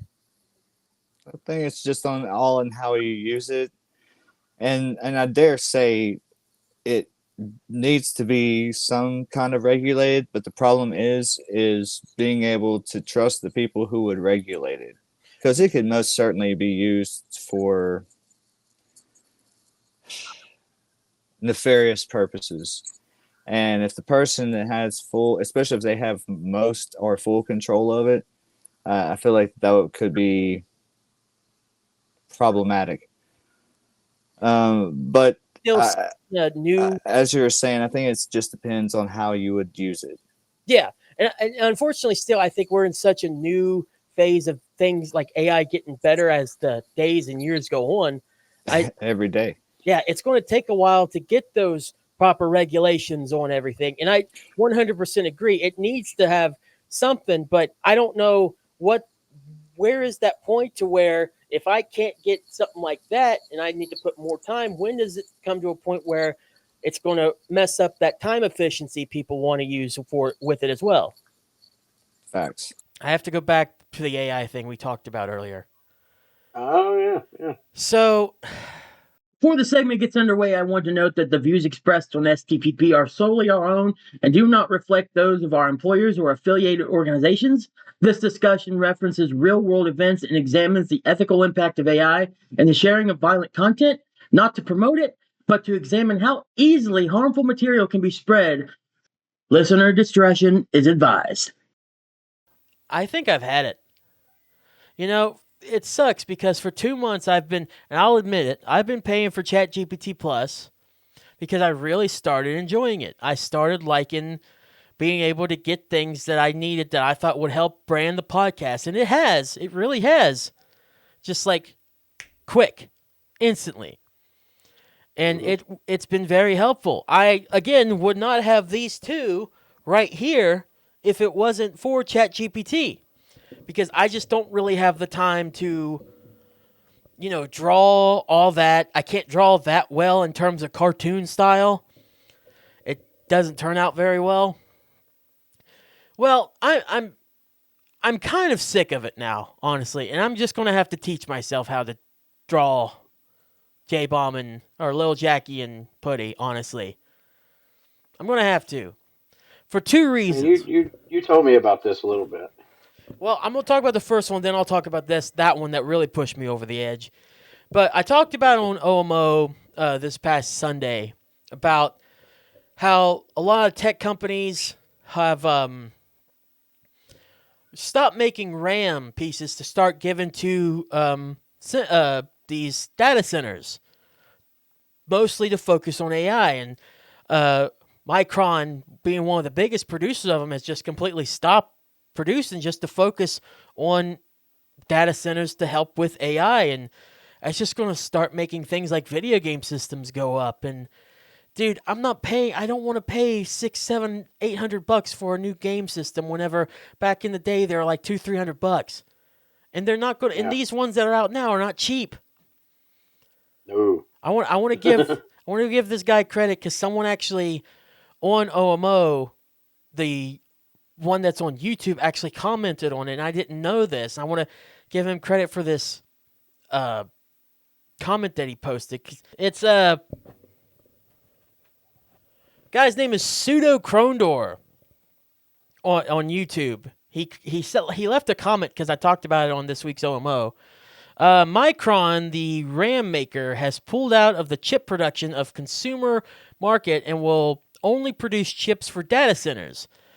That leaves only HK Hynix and Samsung as a duopoly. Expect RAM chips, SD drivers, etc. to go up in price. Expect Micron to die as a company when AI bubble bursts. I mean, it's a problem.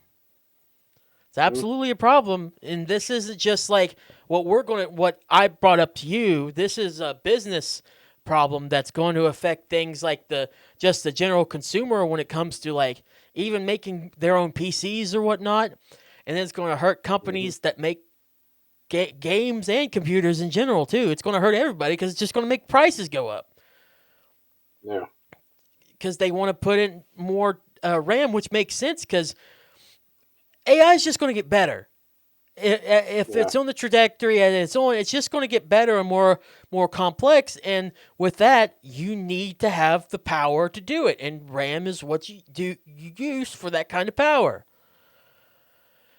So it's just going to be a mess there. And if these big companies are already stopping production for regular consumers and switching over to these AI tech companies, this isn't good for us. No. Not at all. No. But the one that really disturbed me the most, and you said it the other day, it's like, bad people will make bad things. Bad people will do bad stuff. It's just what you use with it and whatnot. And I get it. This one was just so disturbing to me, though. And it was a bunch of celebrities that had passed away. And they would transition with AI from them just standing there normal to and it would transition them to laying down and laying in their coffin like it's their funeral. Yeah. Just laying like this. And I don't know, it might be just recency bias, and I don't know if that's a proper term to hear right now, but because of my friend passing away recently too, and that popping up, that just feels so distasteful. I know they're public figures. I understand that they have fans out there, and some of them might even feel a little touched being able to see their favorite celebrities and something like that. I don't know. I don't personally understand how you'd feel touched. I felt disturbed. One of the comments I saw in the video was it was one of the most morbid things I've ever seen, and I agree with that person. I was so disturbed by it. So, and then I keep on seeing more things about these AI generated videos like on YouTube and whatnot about cats that are just getting horribly mutilated and stuff, but where it's AI, it sort of get away with it. YouTube has started cracking down on stuff, but there are people still trying their best to post this crap.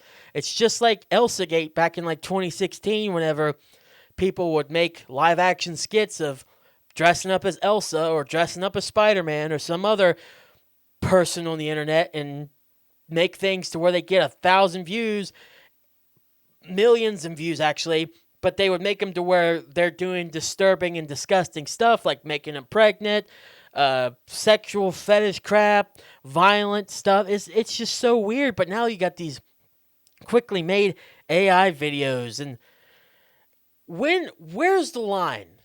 When's the line? Right. Where's the line? Because AI is just like anything else. You've made it. It exists. Fine. It's going to have to be here now. We're just going to have to live with it. Where's the line? Where's regulation? When is it going to be a point where regulations have to come to effect with this?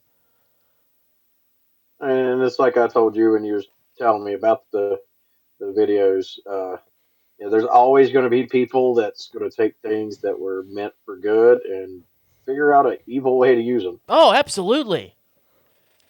I mean, like the atomic bomb was one of those, Ugh. So there's There's always going to be somebody out there that's going to figure out a way to use it differently than it was intended for.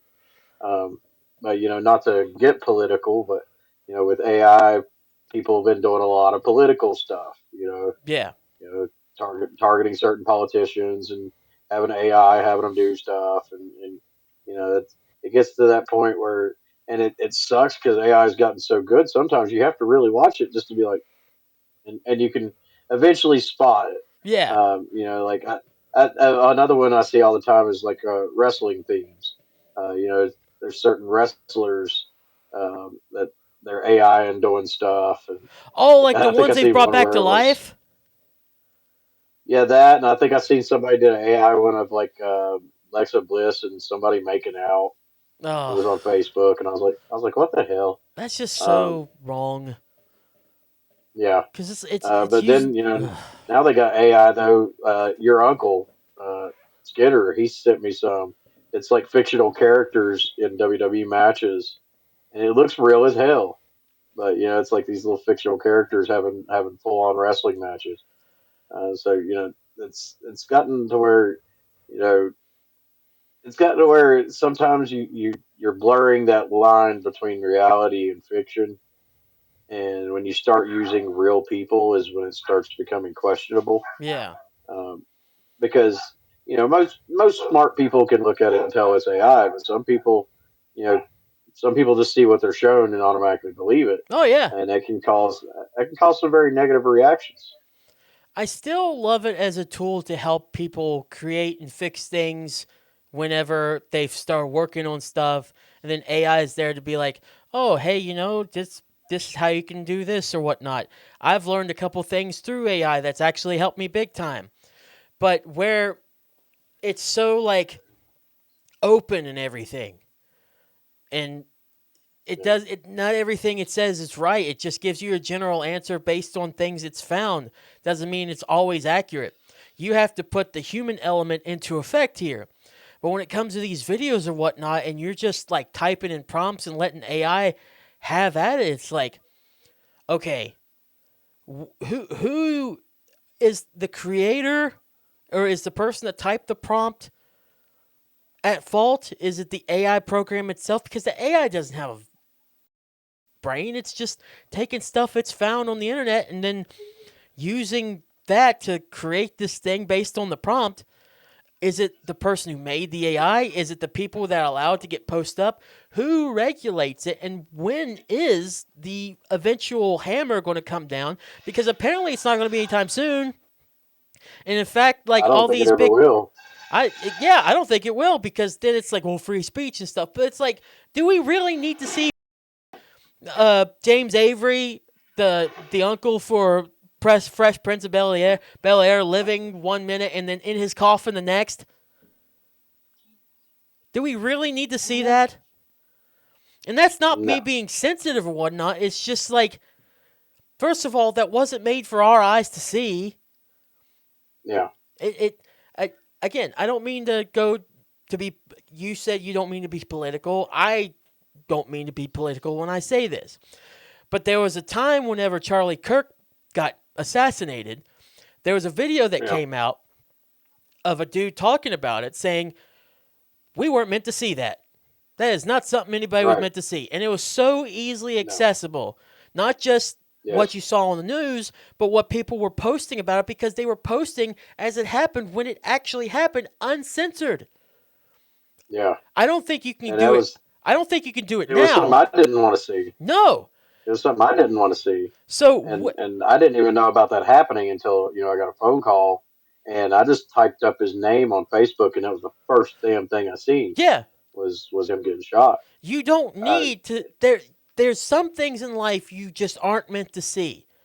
That's why no, they're traumatic events for people all around that stick with them and that change people.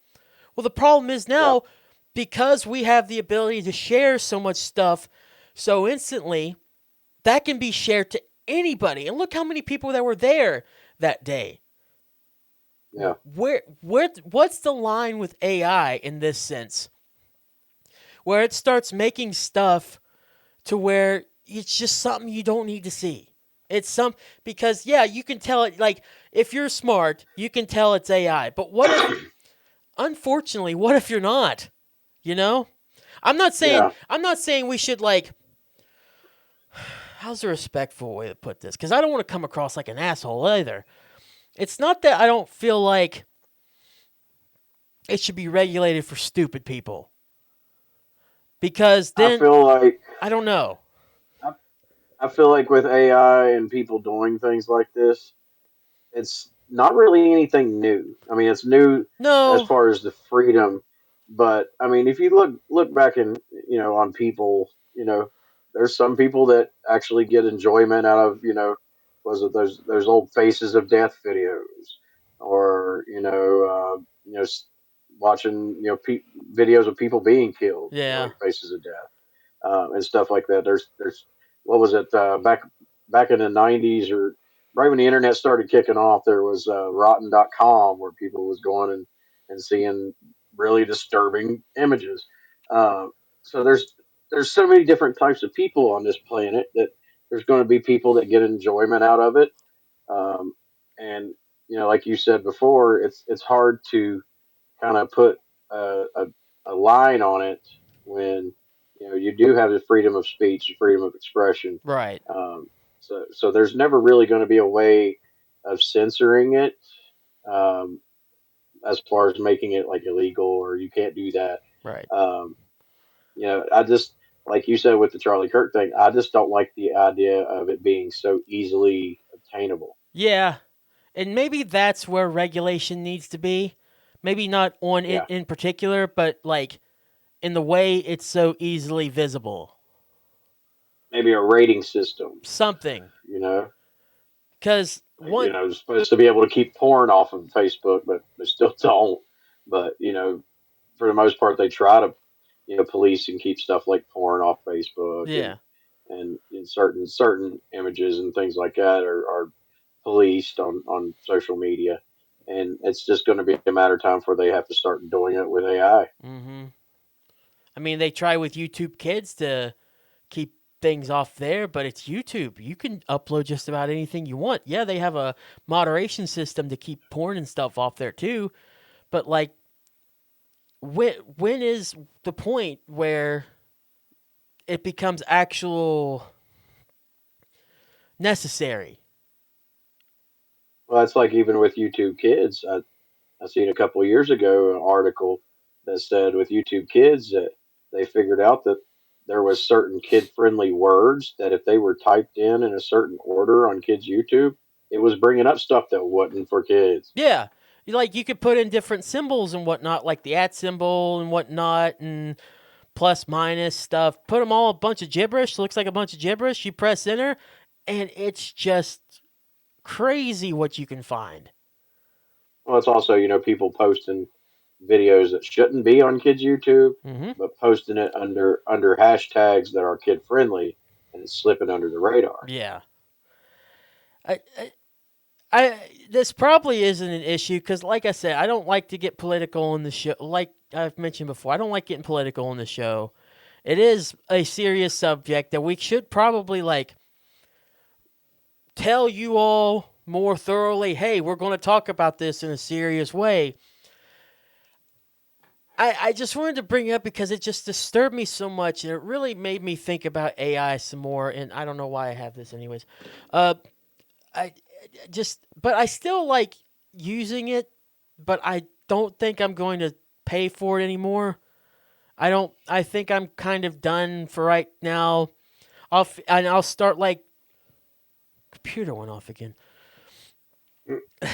I'm sorry. I'm getting very distracted here again recently, but So you're tweaking, man. You're tweaking. but I don't think that I'm gonna start like actually trying to trace Puddy and Lil Jackie, try to do it myself. I am working behind the scenes with some things going on, even though there's not a lot of progress going on with what I'm doing to get some stuff built up for the show and with KJX3 and with anything that I'm doing. There's little progress, but not much. But I, it's been easy, but there's always a downside with something easy. Just like with anything in life, I think. If something's too easy, Yeah. then, there's probably something else going on. And I don't know. I'm tired of the slop. I'm tired of people using that AI thing for slop like that. And I it's mean, everyone there's has. always going to be people doing it. Yeah, that's the thing. Everyone's going to be able to do it. I don't know. Maybe I've already hit the brick wall of being like, I don't know if I want to see it, and I don't know if I want to participate myself in it. You know what I mean? I think Well, I I'm. mean, you taking an AI program and making some cute cartoon characters out of it is a big Yeah, difference and it's between probably it's somebody taking AI and using it for something stupid and no, fucked I up. I get it, I get it. It's a completely different argument and different issue, 100%. But do I want to? Do I look at it for personally? Do I want to use this and still be someone contributing using AI stuff and kind of be looked at as the same person, not in the same sense, obviously, as someone that's bringing this crap and slop with the celebrities in their coffins and whatnot on there? Because it's kind of like a moral kind of thing. I feel like you're going more of the idea of not supporting something that people use for bad things. Is You that a don't you bad don't want thing? to you don't want to be a supporter of a program that people also use for up reasons. Yeah. And I think I'm just wondering, I mean, like, I get is that that. a bad thing? No, I mean, I get that, and like I said, there's a difference between what you do with it and what others do with it, but I also understand the idea of kind of, uh, you know, I guess the best word I could think of right now is kind of a boycotting something that people are also using for not so innocent purposes. Yeah. So I get it. No, I get it. It's still, and just like I told the person that wrote that comment, it's definitely something I have to reconsider more, think more of it. I still, like I mentioned before, I still enjoy it. There's still benefits to it. I can put Lil Jackie and Puddy in situations I couldn't freaking draw them in a lifetime. It's easy to Hmm. use, but man, I don't know. I can't. I'm not a fan of where it's going, both how people are using it and how companies are using it on the business side to kind of upcharge everything else. Yeah.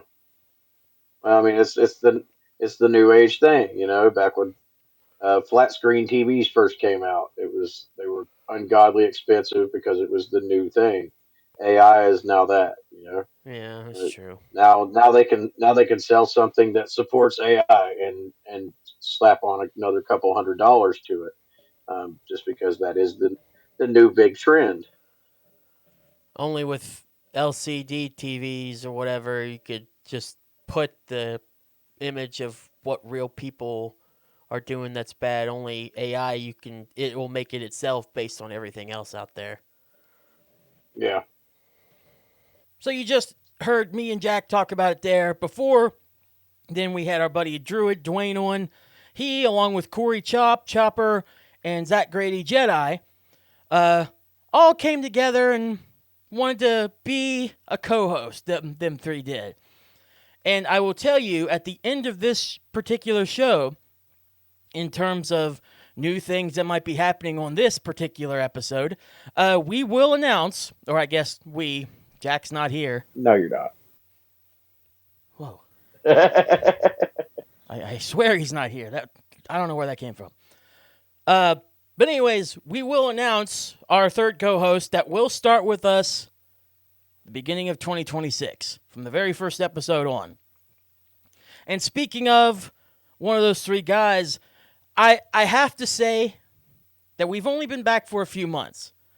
We've done this show since 2019, before our return. There was a 2.5-year lapse, hiatus, whatever you want to call it. But we've done STPP starting in 2019, and I can't tell you, in my opinion, I think what Jedi and I did is probably the funniest and best thing we've ever done on this show.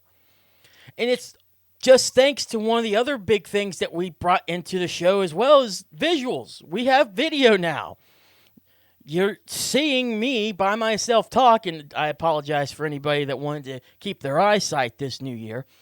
But you're seeing us now, and we can do more things visually that we just couldn't do just audio-wise, which we can still do a lot audio, don't get me wrong. But now we have this added bonus, and man, it helps so much with this next bit that it's easily one of my favorite things we've done on STPP.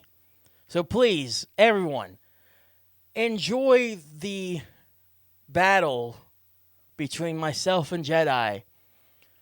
That his name is Jedi. What kind of battle do you think it's going to be, okay? Just, if you haven't seen it, I won't say any more than that. Just enjoy. Yeah, that would be fun, and also like do the spicy ramen challenge that people do. Have you ever seen those? The spicy ramen challenges? No, I haven't seen those. Yeah, I've seen a few people that has done the spicy ramen challenges here and there, and apparently they're pretty hot from what I've seen. Like it's literally hot to the point where like your nose is dripping. Now I've had food that has came to that point to where my nose is literally dripping, and I'm just like, yeah, I'm gonna need a little while to recover. Once I get to talk about food, like I just start to get hungry, and I was just like, what do I want to eat? You know what I told you Right. not to talk about? What? What? Do you know what I told you not to talk about? Maybe? And you talked about it. Maybe?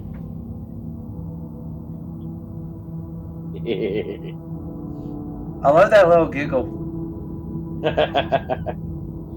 It's my evil laugh. Yeah, once I go down that food rabbit hole, sometimes I just can't stop. It's not the food. I can't. It's not. I can't help it. I love food. It's not the food. It's not the food. At the very beginning of the show, I told you, even before we started, not to talk about one thing. Sometimes I just can't help myself. I know. And all throughout the show. What was this? What was this one thing? Hold on. All throughout the show, it's just got me thinking and changing.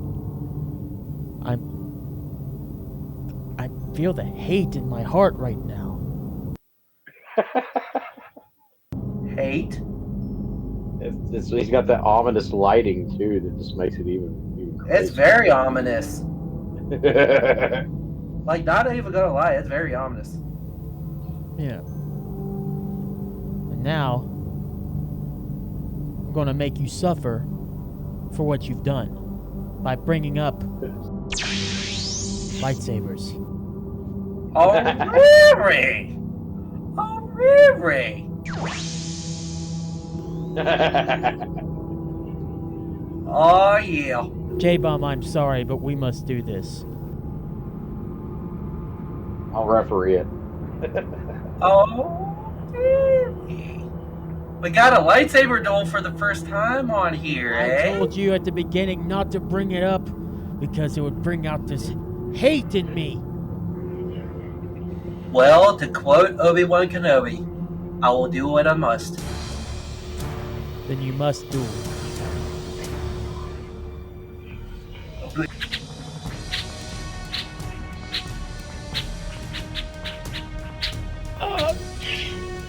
Wait, did I get him? I think you got him. I think I might have got him. I believe you did. Put it down.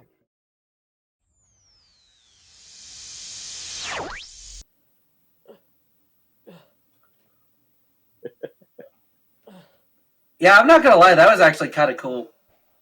Oh, and he's got the Darth Vader hilt too. It's the Episode 3 version.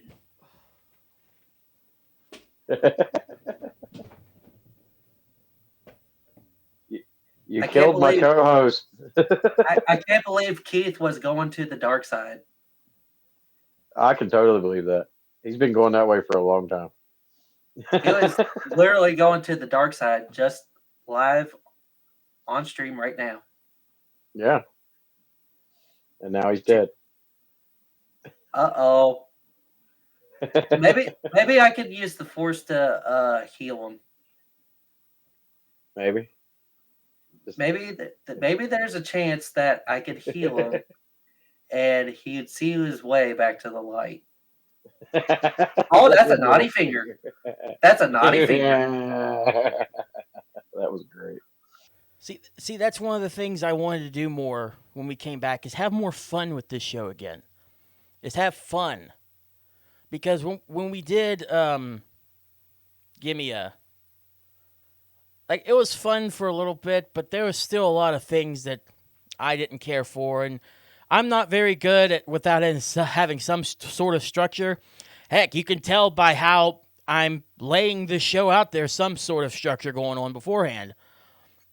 But I'm better with some sort of structure going on than I am just freeballing it. You know, I don't think that's a bad thing. That's just the way.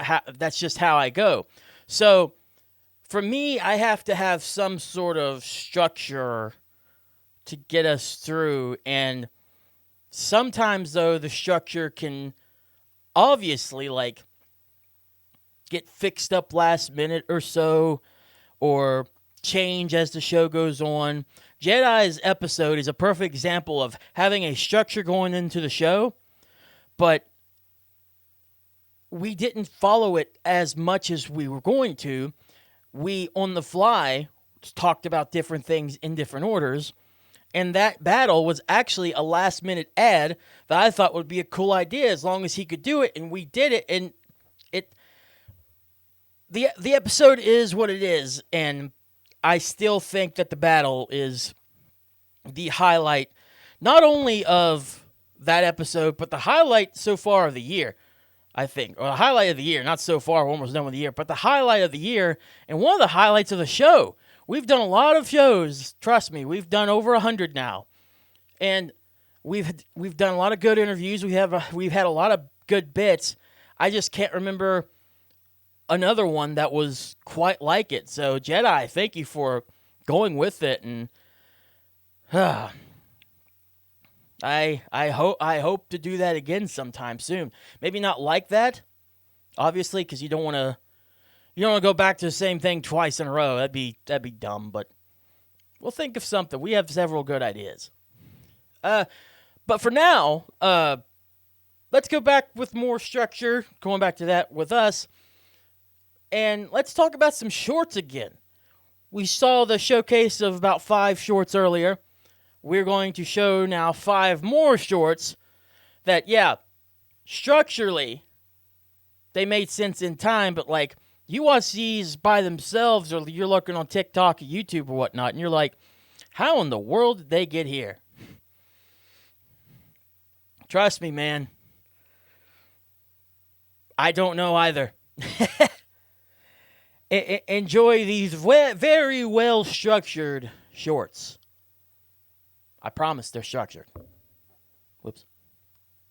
Hey, can I tell a story? I go outside in my spot. My key thing is broke. I have to manually lock it by pressing the button inside the car door, which automatically sets the alarm. I open the car. I'm about ready to put the key in the ignition. I flip it. The key's gone. It is pouring down the rain. I'm looking around my car. I'm looking outside on the ground. My alarm goes, bap, bap, bap. So I'm just there beginning to have a panic attack over this. But then I'm like, why don't I use one of the work cars to go to my house, which I know I have a spare, grab the key, and then come back. Just go slow. Okay, I got the spare key. I go and unlock the door. Remember how I said that I got into the car? If I would have thought, how'd I get in the door, but I couldn't turn the key on? A little piece of key is stuck in the key door. We're But going to rename that story, though. That time that Keith wore out and broke his I wanted to mention that once again, I am a dumb. If you're into metal or rock, you always got to have room for at least one Metallica album. Most people that just randomly like Metallica always say with like the Black Album. But I mean, you look back at like Master of Puppets, that's probably one of the best ones in my opinion. Yeah, Saint Anger. Oh God. I was at a bar one day and they were just talking and I just intervened because they were talking about Metallica, something about Saint Anger, and I actually said, "Hey, I actually kind of like that album." And the girl just looked at me like, It had a different feel to it, and that was for some reason when Lars on drums decided that he just wanted to hit the snare drum constantly. "I like Like the he forgot. snare in some of it." What I mean, I like the snare too. The snare's an awesome drum, but it's a lot of those songs. It's like he forgot what those other drums do. That's fair. I will He's say just like, that yay! it's a gift now, by the way. In the German short hair category is Tippy. Tippy's just there. He just wants a treat after everything. Just wants to go home and lick his. Okay, wait. Let's be real here. Dogs in that show, they've been snipped and neutered a long time ago. I don't think so. Really? If they're trying to make them look all primed and prepped and nice or whatnot, you want to see some nasty just hanging down there? Especially where it's Thanksgiving. Judge the male dogs. I think they judge the male dogs on that. All right, well. Walk up behind the dog and they're like, got their little clipboard. They write it down on it. All right, Tippy. Stay right there, little guy. They just walk up and be like, yep, 12 ounces. Okay. They take points off if they're not symmetrical. I hate where we've went with this. I want to point this out right now. I hate this. I don't understand people get so mad at outsiders or people not from around there misspelling their freaking places. Or mispronouncing them. Yeah, you know what I mean? Yeah, because you guys have one up there. I could bet you $10 I know where you're going to mention. Anybody from down here in Virginia that come up to West Virginia, it's the first thing that apparently we you guys off about. It's when we see a road sign for hurricane. Yeah, there you go. There you go. It's hurricane. Which makes no sense. There is an E at the end of it. The only thing I can figure is people don't want to live in a city that's named after a natural disaster. So. But we have a place called Tornado. Do y'all pronounce it tornado? Yes. Okay. Let's say, is it called tornado or take a trip past Point Pleasant and you'll get the tsunami. Make a left and you'll make an earthquake. Take a right at the Mothman and you'll get the blizzard. I was hoping by now to be about 60 pounds down. I'm only about 25, so it happens. Yeah. I miss bread. The show. I miss bread. I do. Bread's so good. Maybe it might be a story involving pepperoni rolls in some way. That's a stereotype, and I don't appreciate it. Hey, every time I go to West Virginia, y'all always handing over some pepperoni rolls. Because they're good. They are. Okay, I was going to say, you want to add this to a list of things you don't like again, today? I miss bread. We're going to go back to I miss bread. The last time I was up there, I was on my keto diet. There's a delicious pepperoni roll, and I'm like, yeah. We'll just say I had a cheat day on my diet that day. I mean, every blue moon or so is fine as long as you don't overindulge, Sucks. I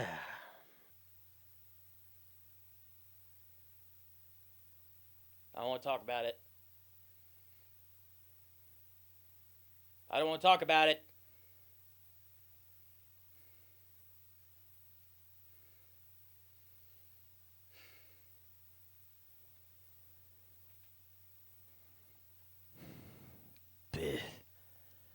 He just had to come back, didn't he? If there was one thing that we couldn't have got rid of was...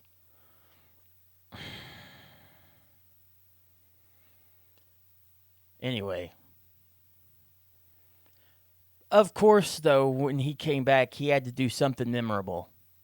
And I can't remember a time where I've been locked up and couldn't remember how I got there or anything. So if I had to give him kudos, is I didn't see it coming, and It was very well thought out and planned, but all right. Enough for me. I'm sure Puddy loves it because those two are like boozing buddies all the time now. It's time to see what happens when he makes his return to the show. That's right. I'm talking about the bit where Lil Jackie kidnapped us.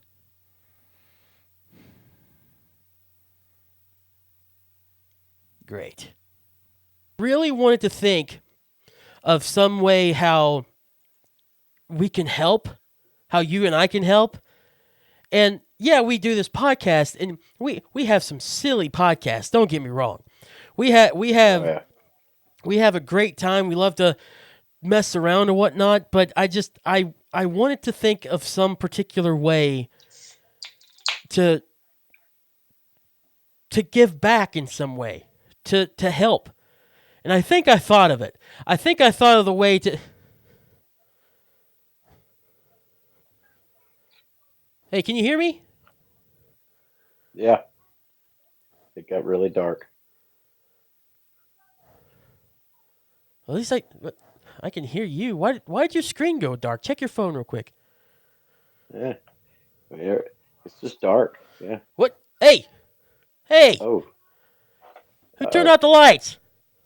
What's going on here? It's really dark in here. Hey, I don't like this. I don't like it either. Hello? J-Mom? Jack?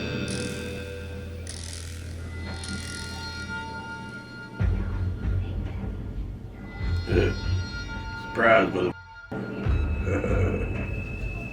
So, hey, Keith, how you doing? I've been better.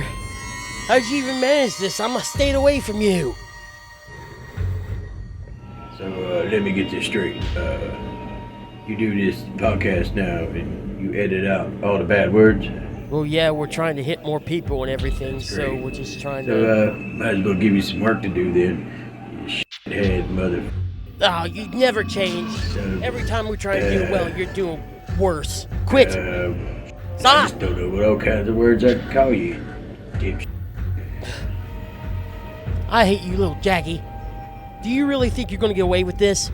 Of course I'm gonna get away with it. I always get away with it. Yeah, Jack ain't gonna do nothing. It's my show now. I run this podcast. You just do whatever the hell I tell you. You understand? It's my show. I'm saving the planet now. Yeah, but Jack don't know.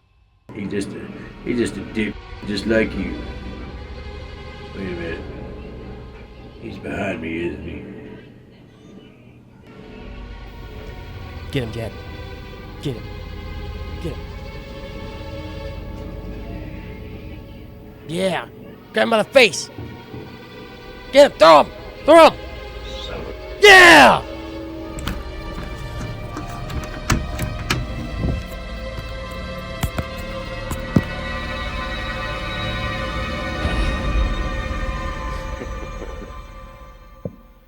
We're gone for like 3 years. And he's got that much time to do something like that to us? The thing is that it's almost like Joe Hendry. You know?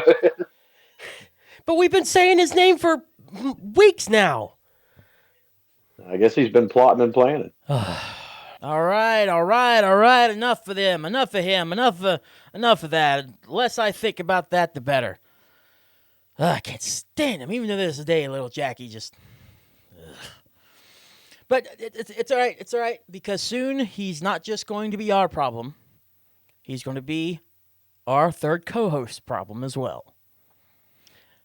Everyone listening to this podcast, this has been something we've been talking about since November.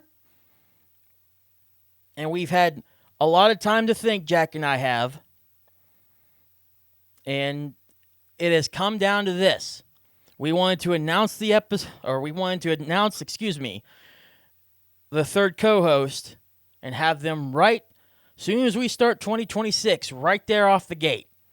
And that's exactly what we're going to do. So, ladies and gentlemen, it is finally time to announce the third host for STPP.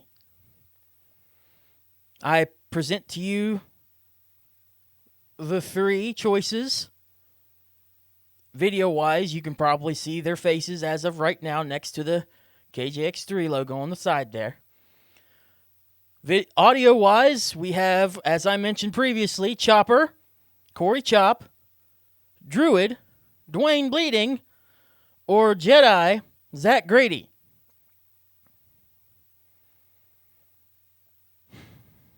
You know, this was really hard because I think each and every one of these guys, Jack will agree, offered something very special to the show. 100%. And we're definitely going to have both of them on again as well. We're definitely going to have the two other guys back on the show. And it's going to be fun whenever all four of us are on. It's just going to be great. It's going to be a great, interesting dynamic with four different people. But right now we don't need to think about four. We need to think about three. We need to think about the one that is joining our show, STPP, with Jack and Keith. Now I think about it, it's going to be really weird. How are we going to do that? Because the show name is fine, STPP, Save the Planet Podcast, but I don't know how it's going to sound with Jack and Keith. And is it going to be Keith and Jack?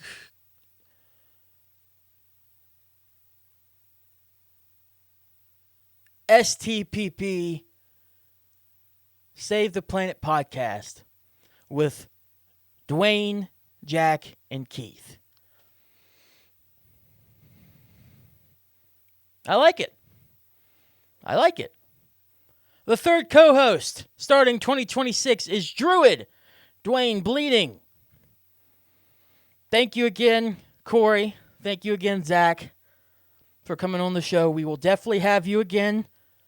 Don't think just because you weren't chosen as the permanent third host that you're not going to come back, because that's definitely not the case at all. I talked about it with Jack.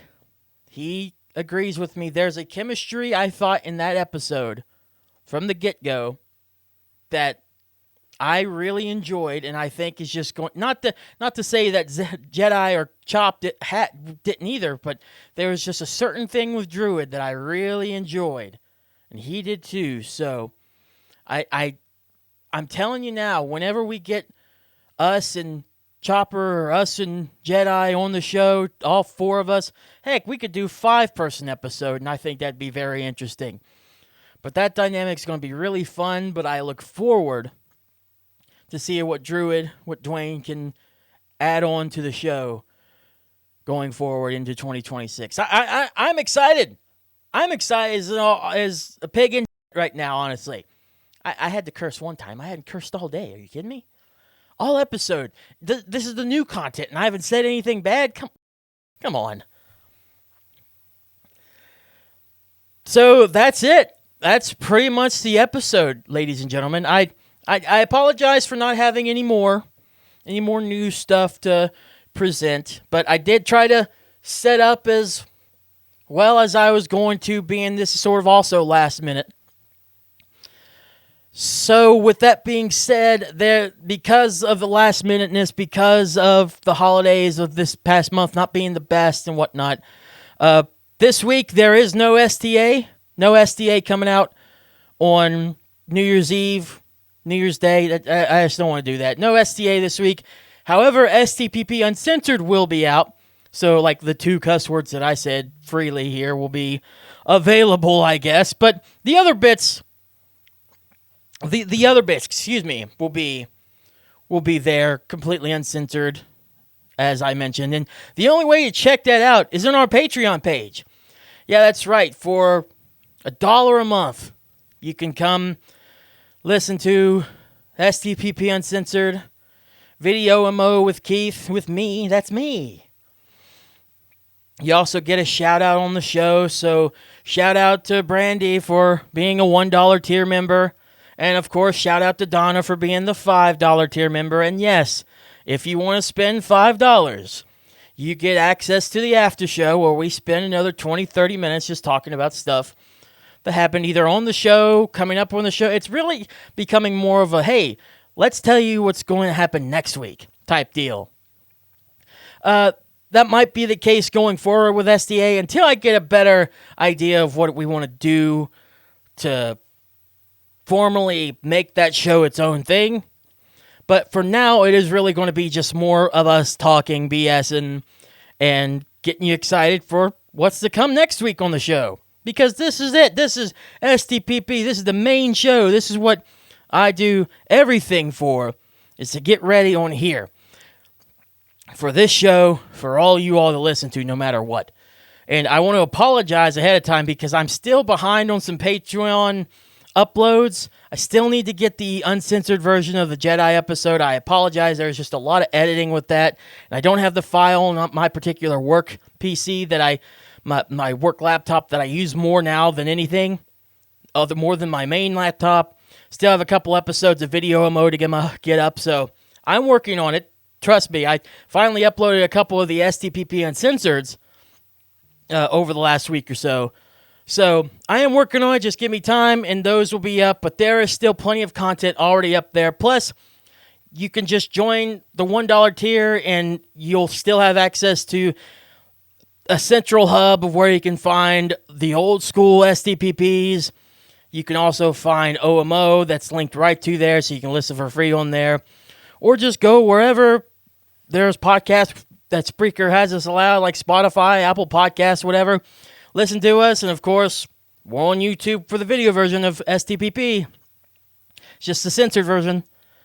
But if you want us uncensored, if you want to watch the after show, if you want to watch a video version of OMO, and any of that stuff, you want a shout out on the show, go to patreon.com/STPP with Jack and Keith.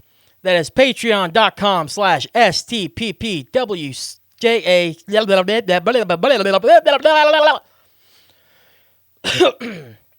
You see, at the time, you would think that I'd cut that out, but I need to stretch here. I'm stretching for time. So I'm just going to go again and say you can go to patreon.com/STPPWJACK, letter N, KEITH right now. Become a member today. Thank you for your support. Thank you so much for your support. And before I let you all go and get ready for the new year, because yes, it's going to be a fun year with Druid. Going to be a fun time getting used to how the dynamic of us three going to be every single week is going to go out and everything. Before we get to 2026, I just want to give you some advice here. Is that if you fail at your New Year's resolution, don't be mad or upset. It's okay. 2026 is 365 days long. There's plenty of time to make any sort of changes and do anything that will be extraordinary. Just go out there and do it. You don't have to hold on to it day one. You don't have to get to 6 months and be like, oh, I need to start doing that now. Just do something, man. 2025, I look back and it wasn't that great of a year, honestly. Now, things actually started picking up when I finally got diagnosed with ADHD and I got my medicine and I was able to get on the ball there. And things have really picked up for STPP-wise, for sure. Those first 6 months, though, I kind of fell back in another hole, and I deservedly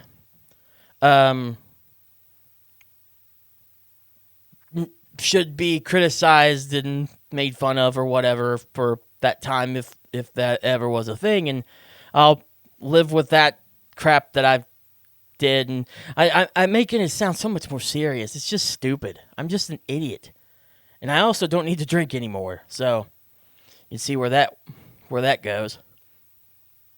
But this year has just been such a weird, not great one. But I always look forward to New Year's. It always gives me that sense of things can change within an instant, and this year showed for sure it can do that.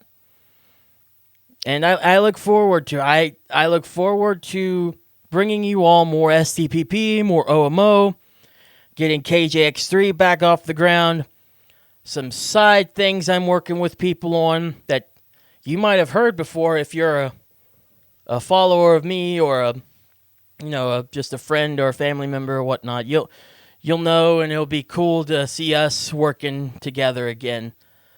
There's a lot of stuff I'm looking forward to in 2026 that I hope that I can provide and get better at and start making a footprint finally on this game that we call life, and as well as like the video and audio landscape of the internet and just anything like that in terms of like film, online content, short form media. I want to get involved with everything and anything that I can. It's just going to take me time, and I need to get going now because it's not like I'm got a bunch of time anymore, I work full time. I gotta do it when I get the time perfectly to work on things. This show has just been lucky to slip in at a time slot where we can do it, and it works out just fine.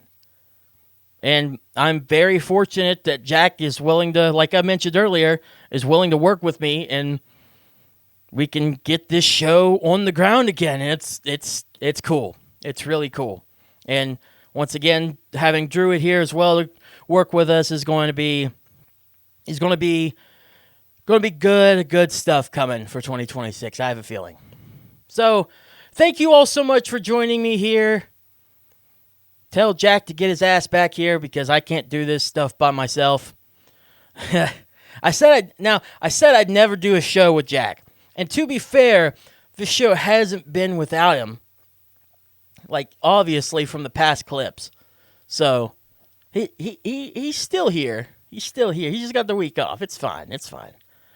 One week for a holiday is not going to be like, oh, that's it. They're done. They're not going to team up anymore. No, we'll be back. We'll be back next week.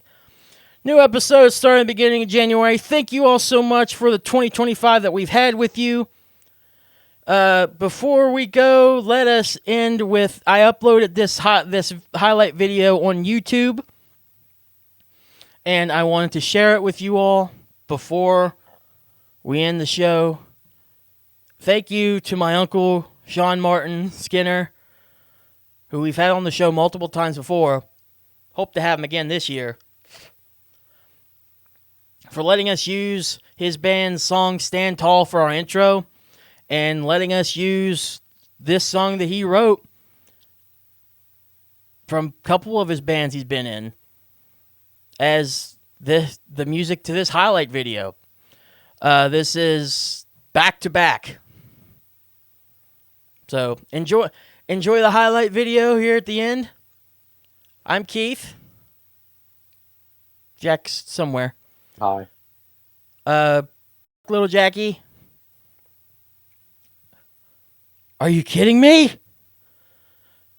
I did that this week? No, I didn't want to use that little cash thing with the raccoon tail. Oh, I'm losing it at the end of the show. Okay, anyways, goodbye, everybody. Thank you all so much. I love your faces. Have a great 2026. And as always, Stay metal. so you mean to tell me that I got up all satty and stuff 2 episodes before we hit 100? Yup.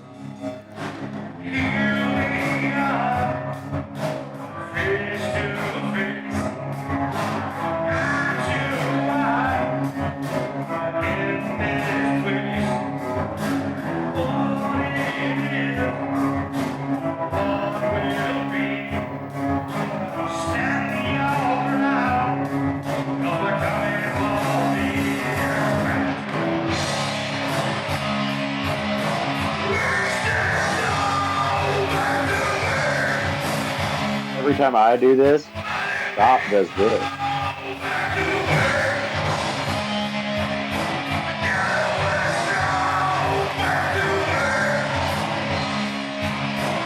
Yay! GIF now, by the way. Are you sitting on a donut? Anyways, I think we're just about done. Story on my TikTok to be like, look at these guys. The more we get heard, Syphilis. Wait, hold on. Can't just throw us out there like we're friggin' venereal disease.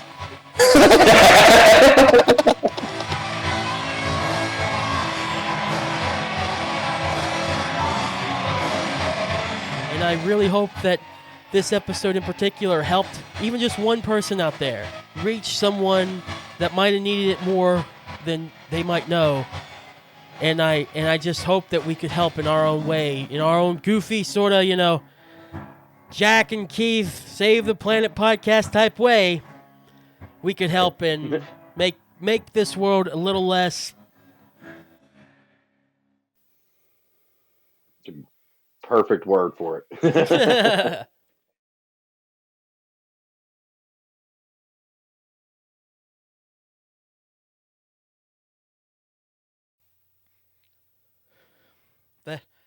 That noticing that I flipped the camera off was actually very genuine. I wasn't wanting to do that. And I just said Lil Jackie.